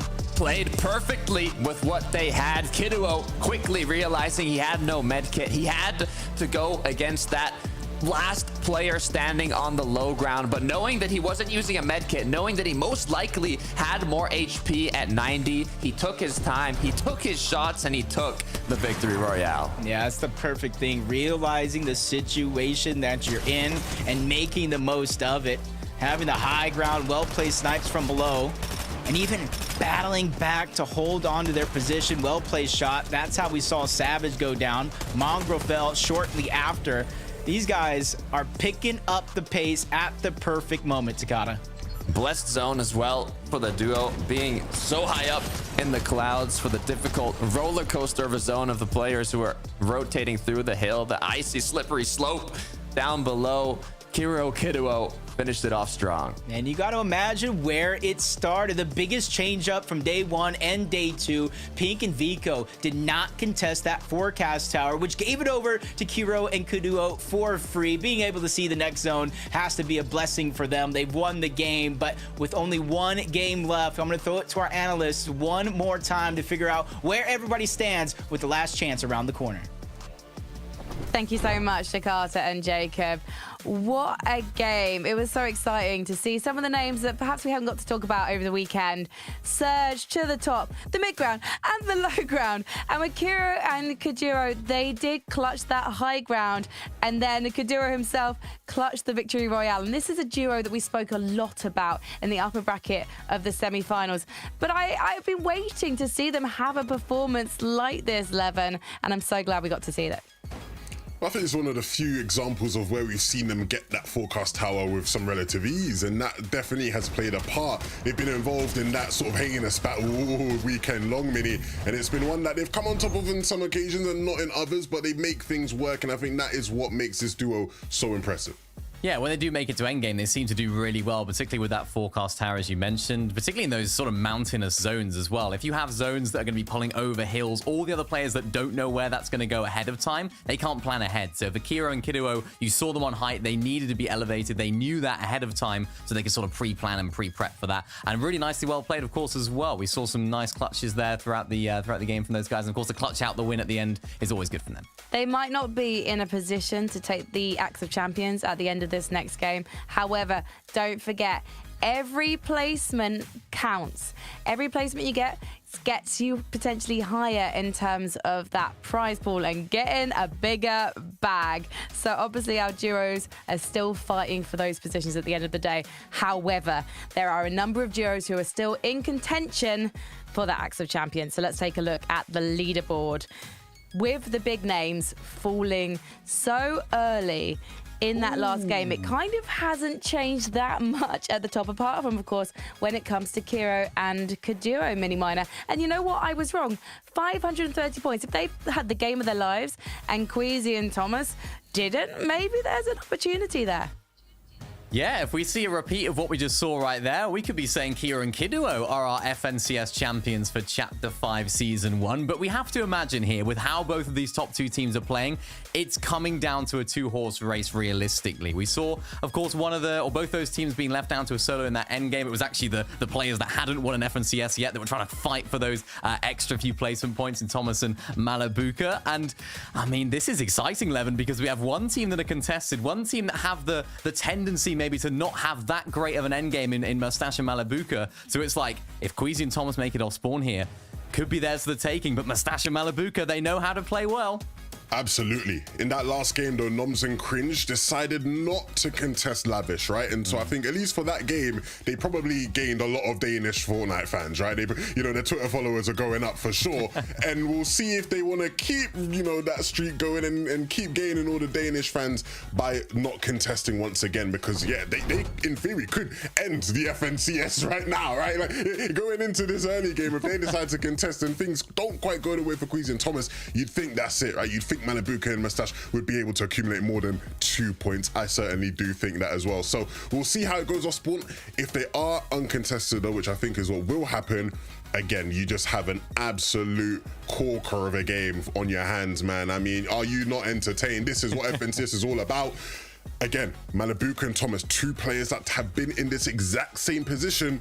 a year ago, right? Chapter 4, Major 1, both of them playing together were in a 2-horse race with Tayson and Mustache, and they fell. They weren't able to complete the job and get that title. So now, you know, now it's both of them against each other. Can one of them best the other? It's going to happen in this last game. Remember what happened there at the end as well? It was Malabuka who actually needed to hit that final shot all the way back when in Chapter 4 Season 1 in order to win that FNCS. So we're seeing something very similar with the same people involved. It's all about hitting that damage shot. It's all about making sure that you can make the most of this last game. This is going to be really intense. And boys, I'm just getting flashbacks now to standing on that stage with you back in Chapter 4 Season 1 as we watch that final endgame, as we watch these duos basically with the Shockwave Harrows just zooming across the zone. It was neck and neck, and it was incredible Fortnite. And that is what we're about to see once more for Chapter 5 Season 1. Takata and Jacob PR, it's game number 12. Take it away. Last game of Major 1, Jacob, and there's a 2-point difference between Malabuka Mustache and Thomas Queasy. But they were talking about it. The deciding factor here is what happens in the early game. Is Thomas HD and Queasy going to get contested once again? And if they do, will they be able to come out on top? Yeah, that's going to be the big question we're asking ourselves. And with 2 points, that's less than an elimination. That's less than half of an elimination overall. So when you see each other getting eliminations in the feed, it almost motivates you to have to push yourself that much further. Malabuka, Mustache, fighting history. Queasy, Thomas, fighting history. No matter what happens here in this FNCS, I'm just proud to say that history will be made. Levin broke it down perfectly. This would be Queasy's 3rd FNCS title, each time with a new duo. And not only that, the new duo being their 1st FNCS title. And I think Thomas HD might be the most deserving one yet to secure that, being the world's, well, having the most top 10s in the world without yet securing that FNCS. So will they be able to do it? The question gets answered now. Battle Bus is ready. Let's get into game 12. Hopefully everybody has strapped themselves in, because this final game is going to be one wild ride, full of emotion, full of passion, and full of a chance to get that global championship spot and call yourself the best in all of the EU region. And we've called it yet again. No contestation coming out for Queasy and Thomas. Cringe and Noms, much respect to them. We have a match, Jacob. We have a match, as Mustache and Malabuka have not been contested either throughout this whole day 1 and day 2 of grand finals. They have duos in the area, but none of them fighting their side of the drop. I'm looking to see if there's any changes in the last match, but it looks like it's going to be a similar situation.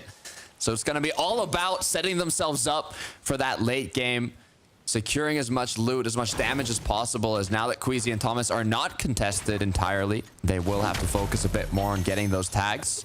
Misha, Tini are going to be the duo that's close by.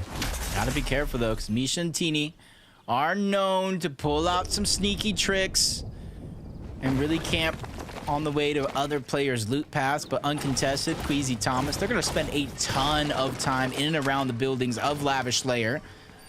So hopefully they just don't get too greedy for more loot than they can handle. Otherwise, that's when things will start to go sideways, and Queasy is moving over in that direction. He has to be careful. Luckily for him, he does hear some shots pop off. Chance to get some damage onto Teeny, but he has to be careful. There's so many dangerous players waiting in the wings all around this position, and with little builds left, it's a great decision for Queasy to disengage, because that would have been so bad for him to get caught out in the open. Crash pads used, but it was worth it as they're back above. Misha, though, Teeny, now left as a solo. It's Chapix, Tino. We're going to be capitalizing on this situation, but this is also huge for Queasy and Thomas HD, as all they really need to do here are take those pop shots.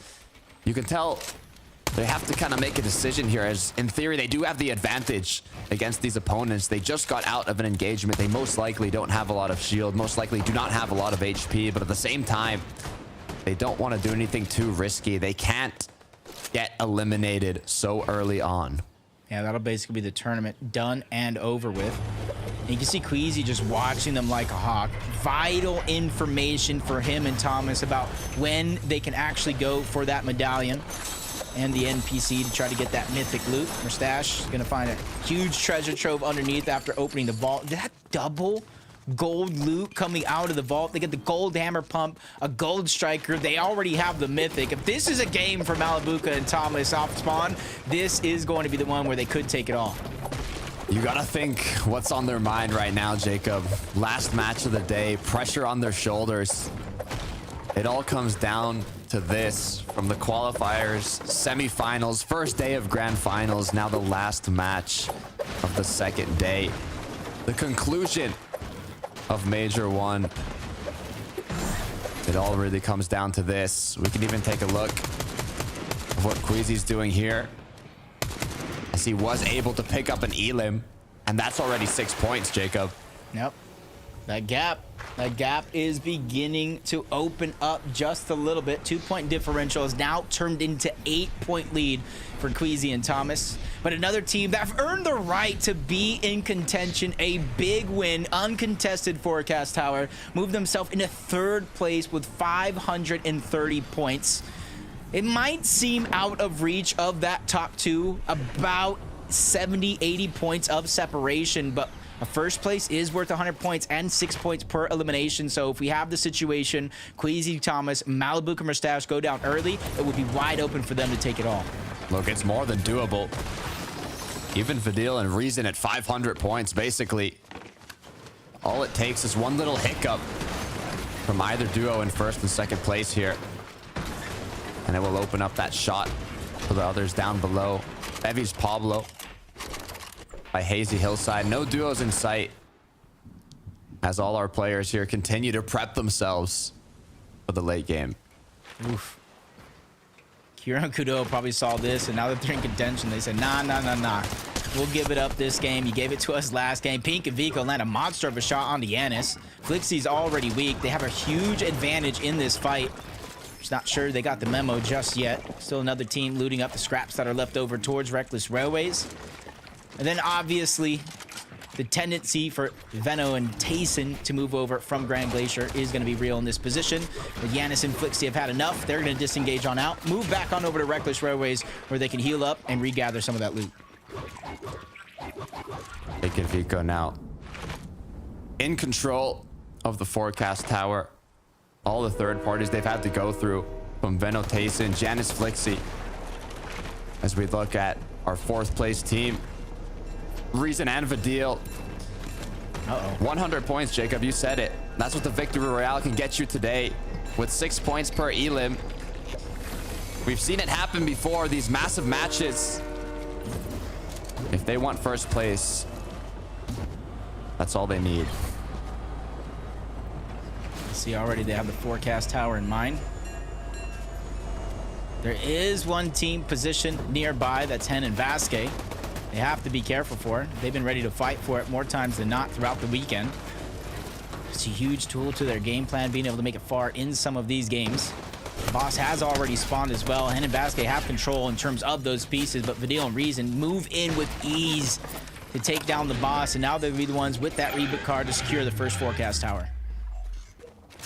Huge benefit to this match, as they're able to get the forecast. They will be able to see those zones up ahead, and it's going to be crucial for their positioning as we look back at Sangil Marius, who did take one of the matches today. They're looking to kind of position themselves in a bit more of an elevated location, and for our previous match winners, Kiro and Kiduo, they've put themselves into a battle. This is not the time. You just had a phenomenal game going down here. Kind of end a dream run, but it's Veno and Tayson. They have different plans in their mind if they want to move up the leaderboard. At 350 points, they got to give themselves a shot. And that's going to come with maybe a 15, 20 elimination victory royale. At least there's a condition for them to try to win. Slightly out of reach and very, very risky. But Tayson and Veno, if they want to go ahead and advance to the global championship here this weekend, it's really the only way to do it. Tayson Veno currently in 16th place. Kiro Kiduo in 3rd.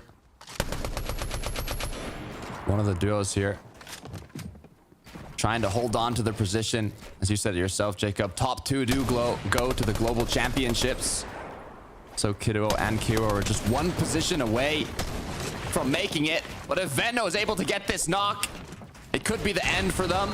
He hits the first shot. It's not going to be a crack. As he gets dropped down, 8 HP is what he's left with. The whole build fight is chopped down. And the pressure is on. Disaster strikes. The interesting thing is they don't necessarily know how weak Veno actually is. Tayson's trying to move in on another angle, alleviate the pressure. But our team, one of our top teams that's in contention, Aqua, Noah on the other side, going against Malabuka and Mustache, now cut in a hard position, slowly but surely trying to back up. Third parties coming in, spraying in their direction, coming from fencing fields. This is going to be tough for them to survive, especially against Aqua and Noah. But I think they've had enough. They realize who they're going up against, and they quickly disengage on out. A breath of fresh air has been had for Malabuka and Mustache. Luckily enough, they did have the heals to recuperate the damage that was dealt.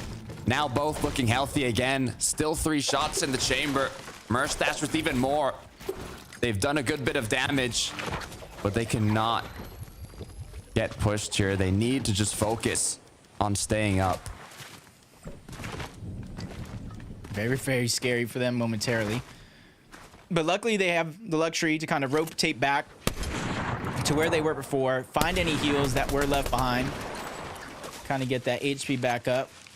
Thomas Queasy just checking some bushes, better safe than sorry. Even going for some cheeky shots into the distance. You miss 100% of the shots you don't take. And with the amount of sniper ammo that Thomas has, you know, you can kind of go for these Hail Marys. I mean, we saw what Thomas did in a bush at the start of this tournament. But now if you could just do the same with the sniper rifle. He's known for hitting his shots. And if there's ever been a match where it's more important, the time is now. North side of the zone by Reckless, continuing to just look around. Once again, they were not contested, so they don't have that damage early on like they have had in the previous match. So it is a bit of a change up in their original game plan.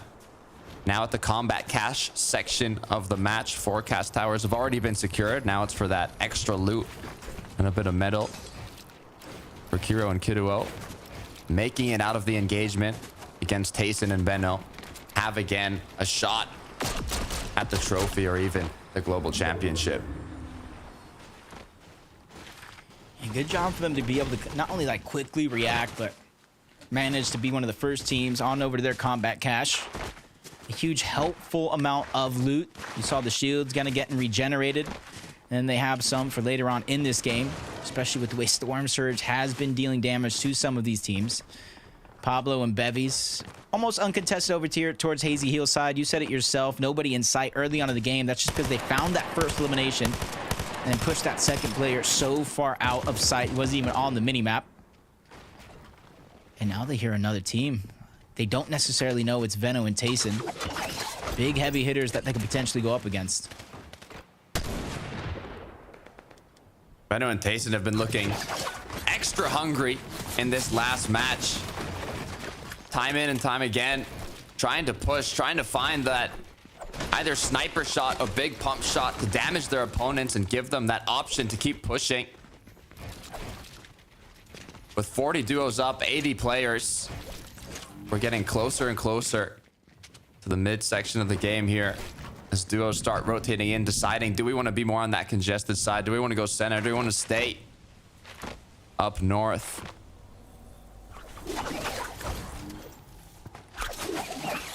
Decisions. I think for everybody here in the lobby, they're beginning to feel the pressure of what this final game can do. And that's the interesting thing, is even if you're not at the top of the leaderboard in contention to win, there's so much money, thousands upon thousands of dollars up for grabs for each and every placing as you move up the leaderboard. So there's still so much to fight for, even if you're out of reach of that first place spot. Mustache being quick to react as he was split up from Malabuka. Taking that sniper shot, unable to connect. Now this duo has history, Jacob. Entered the scene competing together in FNCS before splitting at the beginning of Chapter 4. Mustache picking up a title with Tayson. Malabuka yet to get his first. Will this be the time now? They've joined forces once again. Can they secure Malibuca's first FNCS finals? Can Merstash get his second? It's a duo I love to see. As now they go closer and closer to the Rift Island, diving right onto Seti. This match is everything. Yeah, Cammy was already weak as well. That's why they took the Rift. Didn't want to really grab him time to heal. Now they're hot on the heels. The Seti disengaged. Now it's Cammy's turn to try to drop down, which gives up all of Rift Island to Malibuca or Merstash if they so want it, but they want the elimination. Malibuca was able to find it onto Cammy as he fell down off of Loot Island. And now they have Seti in their line of sights, narrowly able to enter that Rift to be able to escape, to live to tell the tale, and potentially get Cammy back in. This is big. This is very big for Merstash and Malibuca.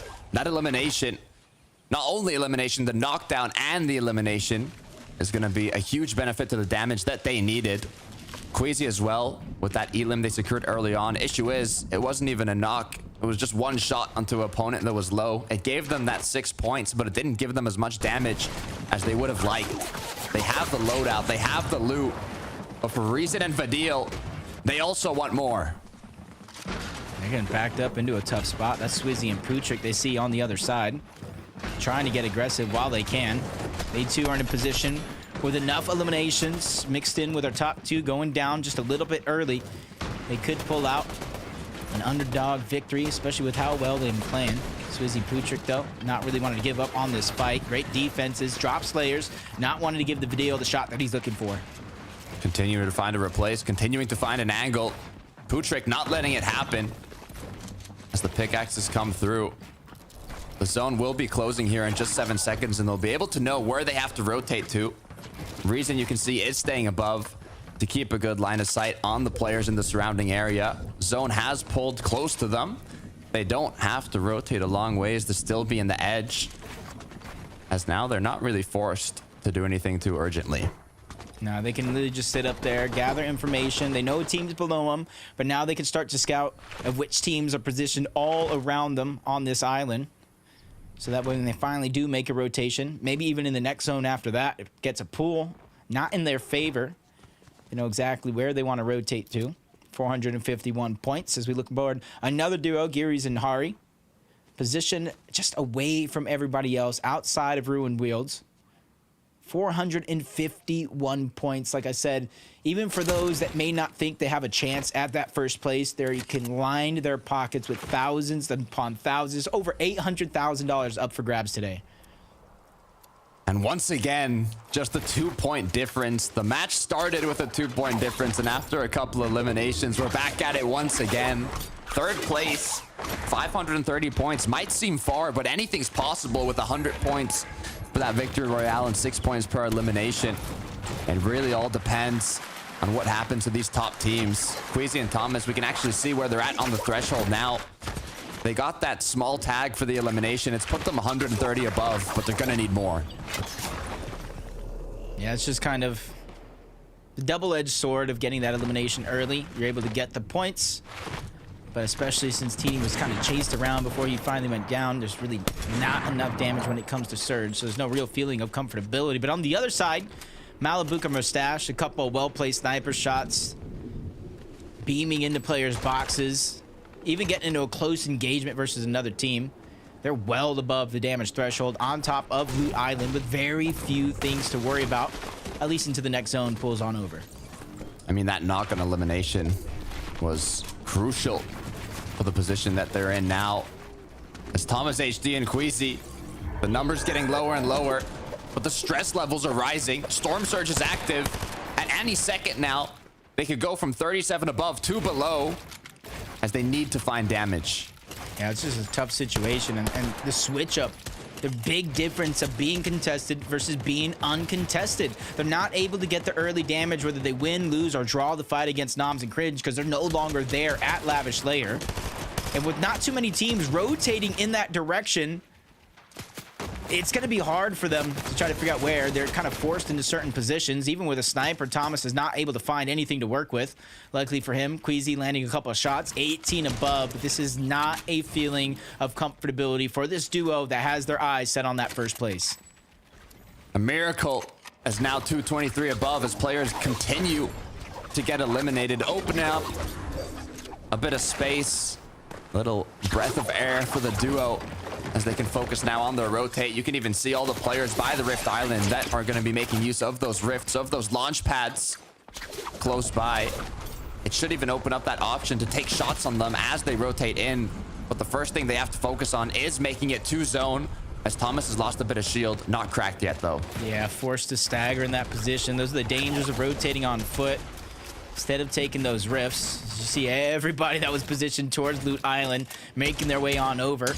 Queasy and Thomas were looking like one of the first teams to try to make it to zone. Now they're going to be one of the last, and they fall below the damage threshold, so they have no other choice but to look back of zone where they see a fight going on. Now damage being dished out. They fall even further below. This is a nightmare of a situation for Queasy and Thomas to be in. Forced to pop the floppers. Doesn't look like they have a lot of shields. Only thing helping them is that medallion. As now Grapple Blade's forced to get into zone. It's gonna be Phaser and King holding them, but the snipe, it's hit by Thomas HD. Is it gonna be enough to continue the pressure, though? He hits the knock, but this is his chance. He's staggered, focused. That's low-key on the other side along with his duo. Queasy's trying to move in on the other side, but nothing is given. Everything is earned in a situation like this. And I do believe King was able to get the revive back on up to Phaser. And Thomas Queasy still flirting with disaster when it comes to that Storm Surge. The snipe to put them back into the match. Now, 60 above. That is what put them in the position they are in. Big pots now being put to good use. Floppers still available, as they have a bit more time to get the rest of the damage they need. And it looks like they're going to do it aggressively. This is their chance right now. It's almost an all or nothing situation, but Queasy's dropped. Queasy's dropped. Phaser's able to get the knock. He's trying to save the day. Thomas with the backfire. Gets a knock back onto Phaser. This is everything for Queasy and Thomas. King is getting backed up little by little. Medallion not able to help out Thomas because it's in the inventory of Queasy. Trade for revive, but Kiro and Kaduo, they cause destruction. That was a huge blessing in disguise for Thomas and Queasy because now they're free to get this revive back on up. The third place duo finishing off Phaser and King, as now Thomas and HD and Queasy are gonna be able to heal up, but they're still 42 above. They need more damage. One more snipe shot is all Thomas needs to hit here. You can see the difference in the leaderboard is nothing between first and second. How are they still up, Jacob? 8 points. 8 points is the difference. I'm not sure how they're doing this, Takata, but they are making it work. Down on Surge against adversity. Talk about making history. Now we're making it entertaining. But Kiro and Kaduo are looking to play busters to everything that's going on. No placement points just yet. One more team still needs to go down. Aqua and Tayson, they're both going to be knocked for their respective teams as well.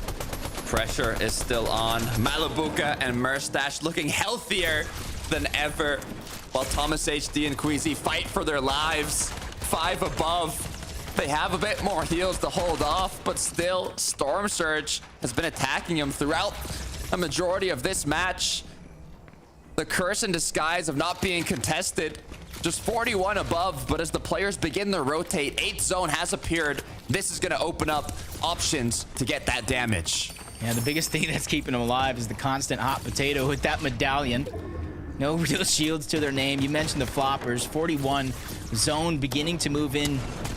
This is where it's going to get tough for Queasy and Thomas. And as soon as the edit's open, Thomas takes a ton of damage. Shields getting dropped. Medallion is in the inventory of Queasy, so he's not going to have time to get the shields on back. And now he falls below the damage threshold.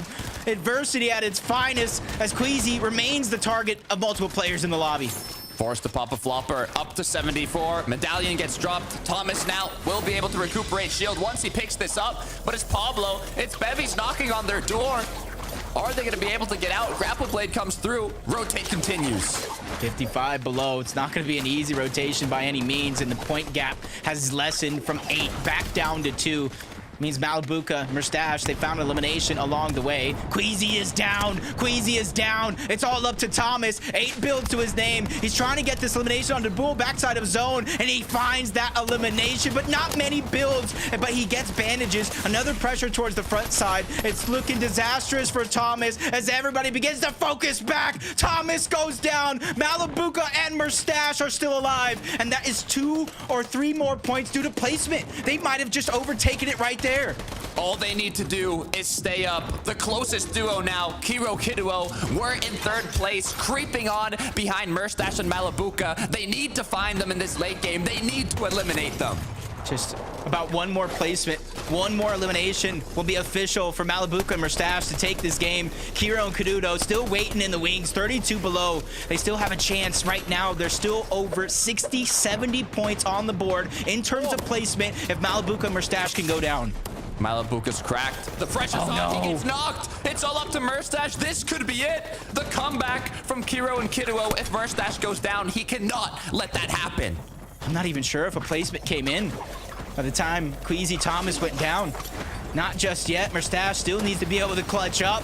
He's been in this situation before 1 year ago, and he was on the victory end along with Tayson of a close race.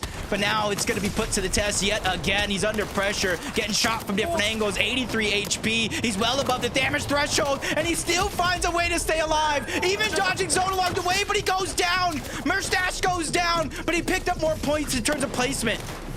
It is all up to Kiro and Kiduo now. They need to secure the victory royale. They need to get eliminations, but with no builds to their name, they have to act fast. There's a ton of placement points on the board, but they're going to need eliminations mixed in with that if they want to take it overall. Kiro and Kaduo, I don't even know if they know the situation that they're in right now.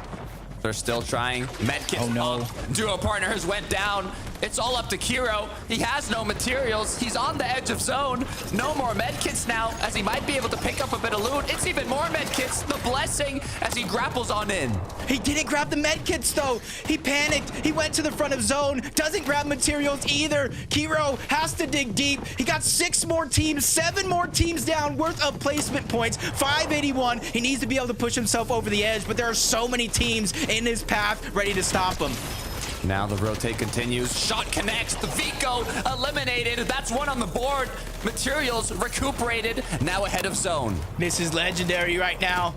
He's earned this spot. First elimination has been found, but once again, running out of builds, running out of time. You see him looking all around, trying to look to the backside of the zone. Can he find anybody sneaking around? There are so many duos on top of that layer that he's at. Sato and Alex, they cut him off in front. Kiro finally goes down. He didn't get enough points.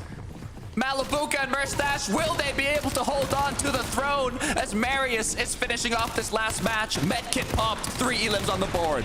Sangil got his first victory royale this weekend in FNCS Finals lobby, looking to make it 2, looking to get more points and line their pockets with money, but Marius forced to drop down low. Shots coming from above. It's almost looking like a solo FNCS, but one duo, Noms and Cringe on the high ground.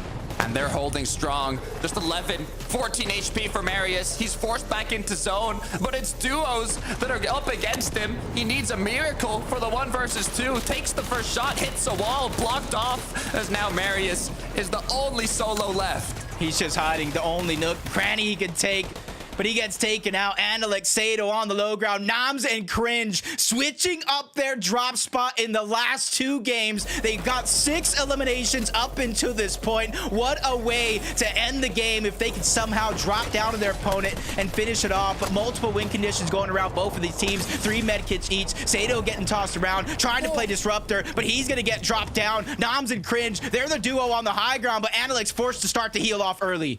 Both teams had 3 medkits. Andalex, though, the pressure's on him. Noms goes down with the knock. The heal-off continues now. Who is going to be able to outlive? Andalex does have a little bit of lead in terms of those medkits, but we've seen multiple heals getting scattered around on some fallen foes. Andalex starting the last of his opportunity. Crimms, he finds another one. Almost fumbles the bag there, but the medkit is going to be popped. Andalex now has to turn the tides. He has to go on the hunt, sees an opponent, staring him in the eyes, trying to go for the piece control. Cancels the medkit. Andalex clutches up by taking down Cringe. He does it. The medkit was found by Cringe, but it was not enough to hold on. Andalex securing that final shot for the final victory royale of the day. And that race was so close to Kata. It was so close to the very end. Queasy, Thomas HD, Malabuka, Merstash, history repeating itself going into the final game with just 2 points, but we're all left waiting. Who won? That's the biggest question. Of course, Alex was able to clutch up in this game. He's probably lined himself with more money in his pockets, but who went to the Global Championship? That's the big question. 2 teams from today are booking their tickets to the Global Championship, but only one team is securing that FNCS title. Andalex and Sato secured the victory royale for this last match of the day. But who is the duo that's going to secure that Axe of Champions? There's only 3 people that can let us know. Let's head right to them. Thank you so much, Jacob, and to Carter for that fantastic casting throughout this season of Chapter 5. And boys, I was hearing from production just now that there were 2 points in it as we went into game number 12, and now there is just 1 point in it, because when you looked at our top 2 duos, neither of them had the game that they were hoping for, but one of them had the game that they needed. And it's so almost eerie to see some of these names coming back a year later. You have both Thomas HD and Malabuka looking to get their first ever major title.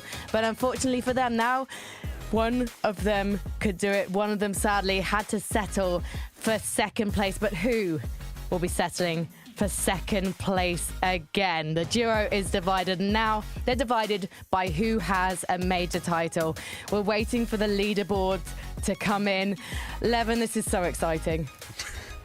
I mean, this is everything an FNCS should be about. EU never seems to disappoint.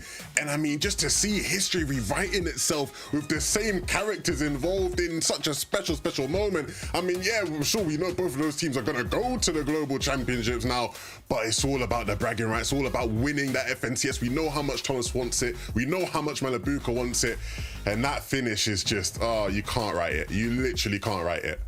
And that first title just means so much to both of these players. Because both of them, Malabuka and Thomas, have waited so long and will both be wanting it as much as the other. That game was incredible as well. Both teams just had it just so close at moments throughout that game. We saw Malabuka and Mustache trying to fight for that island against Cammy and Seti. They bullied them off it. That was on the edge of my seat for that. That was incredible. We saw, of course, Queasy and Thomas that were fighting against Phaser and King, and they both got knocked. Both teams individually got knocked. So we were on the edge of our seats again, trying to think, are they going to be able to get the revive? Is this the moment where they win it? Is this the moment where they lose it? We didn't know. We're about to find out, though. We had our own watch party going on in the virtual green room, and you know what?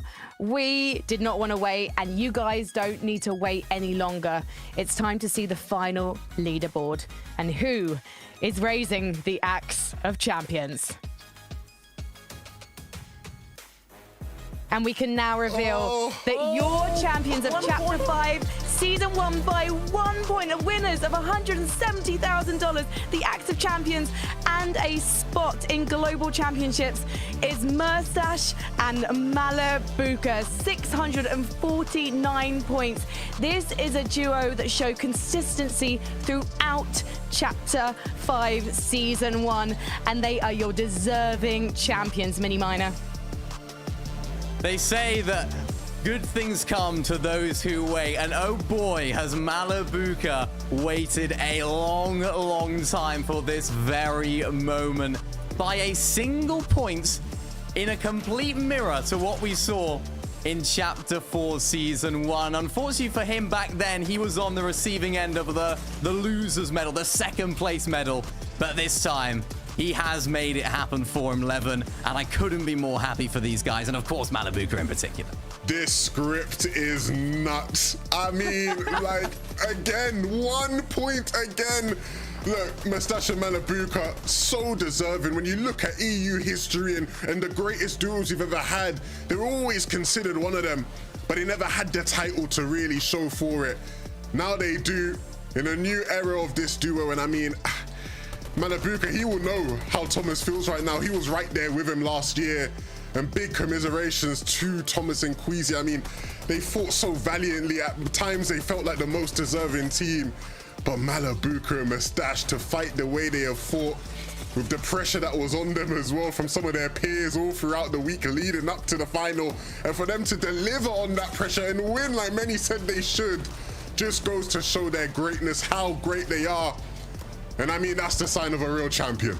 It really is. And what's so exciting is this is a duo that's reunited. I imagine there are other Fortnite players around the world watching going, maybe I should go back to that duo I really enjoyed playing with. Now that we've got separate experience, now we've got learnings, and now we know how to become a champion, because Mersash has that experience. He's brought it back to his reunited partnership with Malibuka, and it's paid off dividends.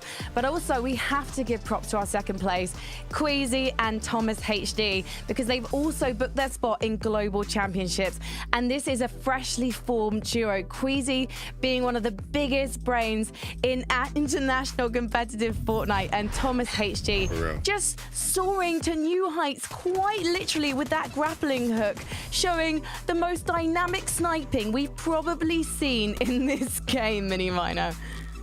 Yeah, we have. And I mean, we've given Thomas HD so much support and I suppose props this entire weekend for how incredible he's done. We can't understate how much Queasy has impacted this event as well. The way that the rotations have come through, the way that he's adapted as an individual and then brought that into a team has been really, really nice to see. We're so used to seeing Queasy up on high, and Levin, we broke it down earlier on in the season, how this duo have adapted to not only just be a high ground team, not only be a low ground team, just be able to perform at a high level, also whilst contested on day number 1 particularly. Really, really great performance this team. They can't be too disappointed, but knowing both of these individuals, they no doubt will be.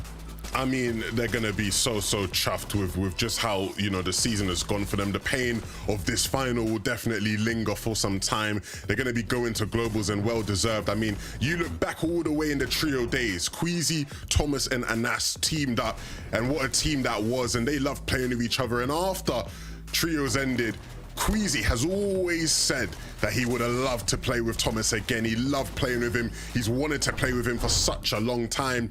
And when the opportunity arrives for them, they snatched at it.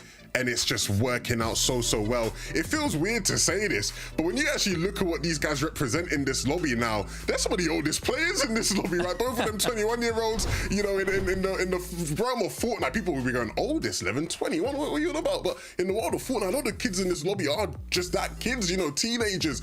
And these guys have been here for years now, performing when it matters every single time. The talent cannot be questioned, it can't be touched. These guys are class, and class is permanent. Can I just almost sneakily look ahead to global championships? Because last year it was won by North Americans on European soil by Cooper and Miro. We do, of course, have the season 1 major finals for North America coming up later this evening, by the way, so watch out for those. I just am wondering, looking at these two duos that have been confirmed for that competition, could one of them be bringing it home for EU, Mini Minor? I mean, it would be incredible to see. They're both really solid duos. We've seen the performance out this week, and not just solid, incredible, I suppose, would be the correct term to use there, because they've rocked our world this weekend, and they've shown that, as you mentioned, 11 class is most certainly permanent. Well, class is permanent. And you know what? Our newly anointed classiest kid on the block is Malibuka, and we are delighted to be welcoming him to the broadcast right now. Malibuka, first of all, congratulations. How does it feel to finally win your first major? I don't know, it feels amazing. Like, I was ready to get second again, but somehow we won. I don't know. I mean, Mali, you know, you've been really at it for years. One of the best players ever before today to have never won one. You obviously played with Thomas last year, and you were in the exact same situation he was in. Talk about the journey from last year to now, and getting back with Mustache and how that's working out for you. I mean, they are both great teammates. I just feel like I can do more plays with Mersage, since like I can understand, like I can explain him more specifically stuff that I want to do. But like Thomas is also the GOAT, and I really feel bad for him for coming second again. But it is what it is, I guess. It is what it is. It is what it is, but you came out on top in this instance, so you can't be too sad about it. But of course, previously, you know, we knew you guys as a duo that had a little bit of inconsistencies in there in your guys' gameplay. Of course, you made end game, sometimes not so much. What's changed in your duo to make it more often than not into the end game in this weekend's tournament, and of course for the future events? I didn't really understand the question. Sorry. Yeah, so I was just saying, like, what have you changed? How have you changed from when you played with Mustache previously? What have you adjusted? What have you changed a little bit? How have you adapted and improved as a duo? Okay, so I mean, we just basically like played it more safely. Like even the qualifiers and the upper bracket, everything we played more aggressive. Like we just played more for late game and made all 12 late games, I think. So I think we just played more safely. Malabuka, you challenged Seti and Kami for Rift Island in game number 12 of a major when there were just 2 points separating you from Thomas and Queasy. I don't think that's playing it safe, do you? Yeah, but you know, sometimes you have to go for risk to get a high reward, you know? So we had to do it. I mean, you got the highest reward possible, mate. It doesn't get much higher than this. Yeah. It don't get much higher than this, man. I mean, look, you obviously did very well, and everybody is you know, going to be incredibly happy for you. Do you have anything to say to your fans, the people that have been supporting you for all these years to finally get one? I don't know, just keep believing in yourself. You can do whatever you want, and make sure to use code Malibuka. I'm going to do both of those things. Believe in myself and use code Malabuka. Apart from using code Malabuka, how can we find you online? It's Malibuka fan on Twitter, Malibuka on Twitch and on YouTube. Amazing, right? I need to watch you, mate, and learn how to play with the best of them. Congratulations. We're going to see you on LAN, and I'm hoping, obviously, we're going to see you in Season 2 of Chapter 5. Congratulations once more. Please do give our best to Mustache. Thank you. Congratulations. Thank you. What a gracious, lovely victor. I can just imagine interviewing him on LAN when he raises the final trophy at the end of Chapter 5. Let's just wishful thinking on my part, okay? Listen, I'm all in on the EU, mate, and I have dreams. I have dreams for these young duos of Europe. But I love the fact that he was saying, oh yeah, we played it safe, but definitely safe 11 to Malabuka and Mustache. It's not my personal definition of safe, is it yours? Look, for that duo, their definition of safe has always been different to everybody else's. So no surprises there. And so, yeah, I mean, when it comes to their play style, it's what works for them. And I mean, if they didn't have the courage to make them kind of plays, they wouldn't be walking away with $170,000. So let's give them the credit there. I think $170,000 is a lot of credit, Mini Miner. Yeah, it certainly is. And I like that interview there. I liked him talking about Thomas as well. Of course, he teamed with Thomas, of course, back in the last chapter. So it's nice that he sort of gave his commiserations there. And I mean, talking about the prize pool, that is massive for those guys. Of course, they'll be keeping one eye on the global championships now as they play out the rest of these majors, because that's certainly going to be a duo to look out for. I remember going into the Invitational, Mustache and Malabuka were the hot topic and almost the poster boys of the EU region. It's like, oh, I don't want to be fighting those guys because they're the best in the region. So I want to see if they can continue that going to the globals. Yeah, absolutely, man. I think everybody's always watching to see where Malabuka and Mustache are at in a lobby, because, you know, if they're anywhere near you, they're going to be in for a ride, and not a good one. So hopefully we get to see more of their dominance all throughout the year. And then, of course, I'm sure we'll see at globals as well. We've got 2 more majors for Chapter 5 and then those global championships. The competition has really only just begun. So make sure you stick with us. Levin, Mini Miner, also Jacob and Takata, thank you so much. You guys watching, hang on for the North American competition. It's sure to be just as electrifying. Thank you so much, though, to the production who put this whole thing on, our incredible observing team as well, and of course, all the players. We couldn't do it without you. We simply wouldn't have a competition. That's just how esports works. Check out this cool outfit before we go. And once more, we'll see you on the battle bus. Good night. It's my show. Burn up and see the gold. I'm gonna make it known.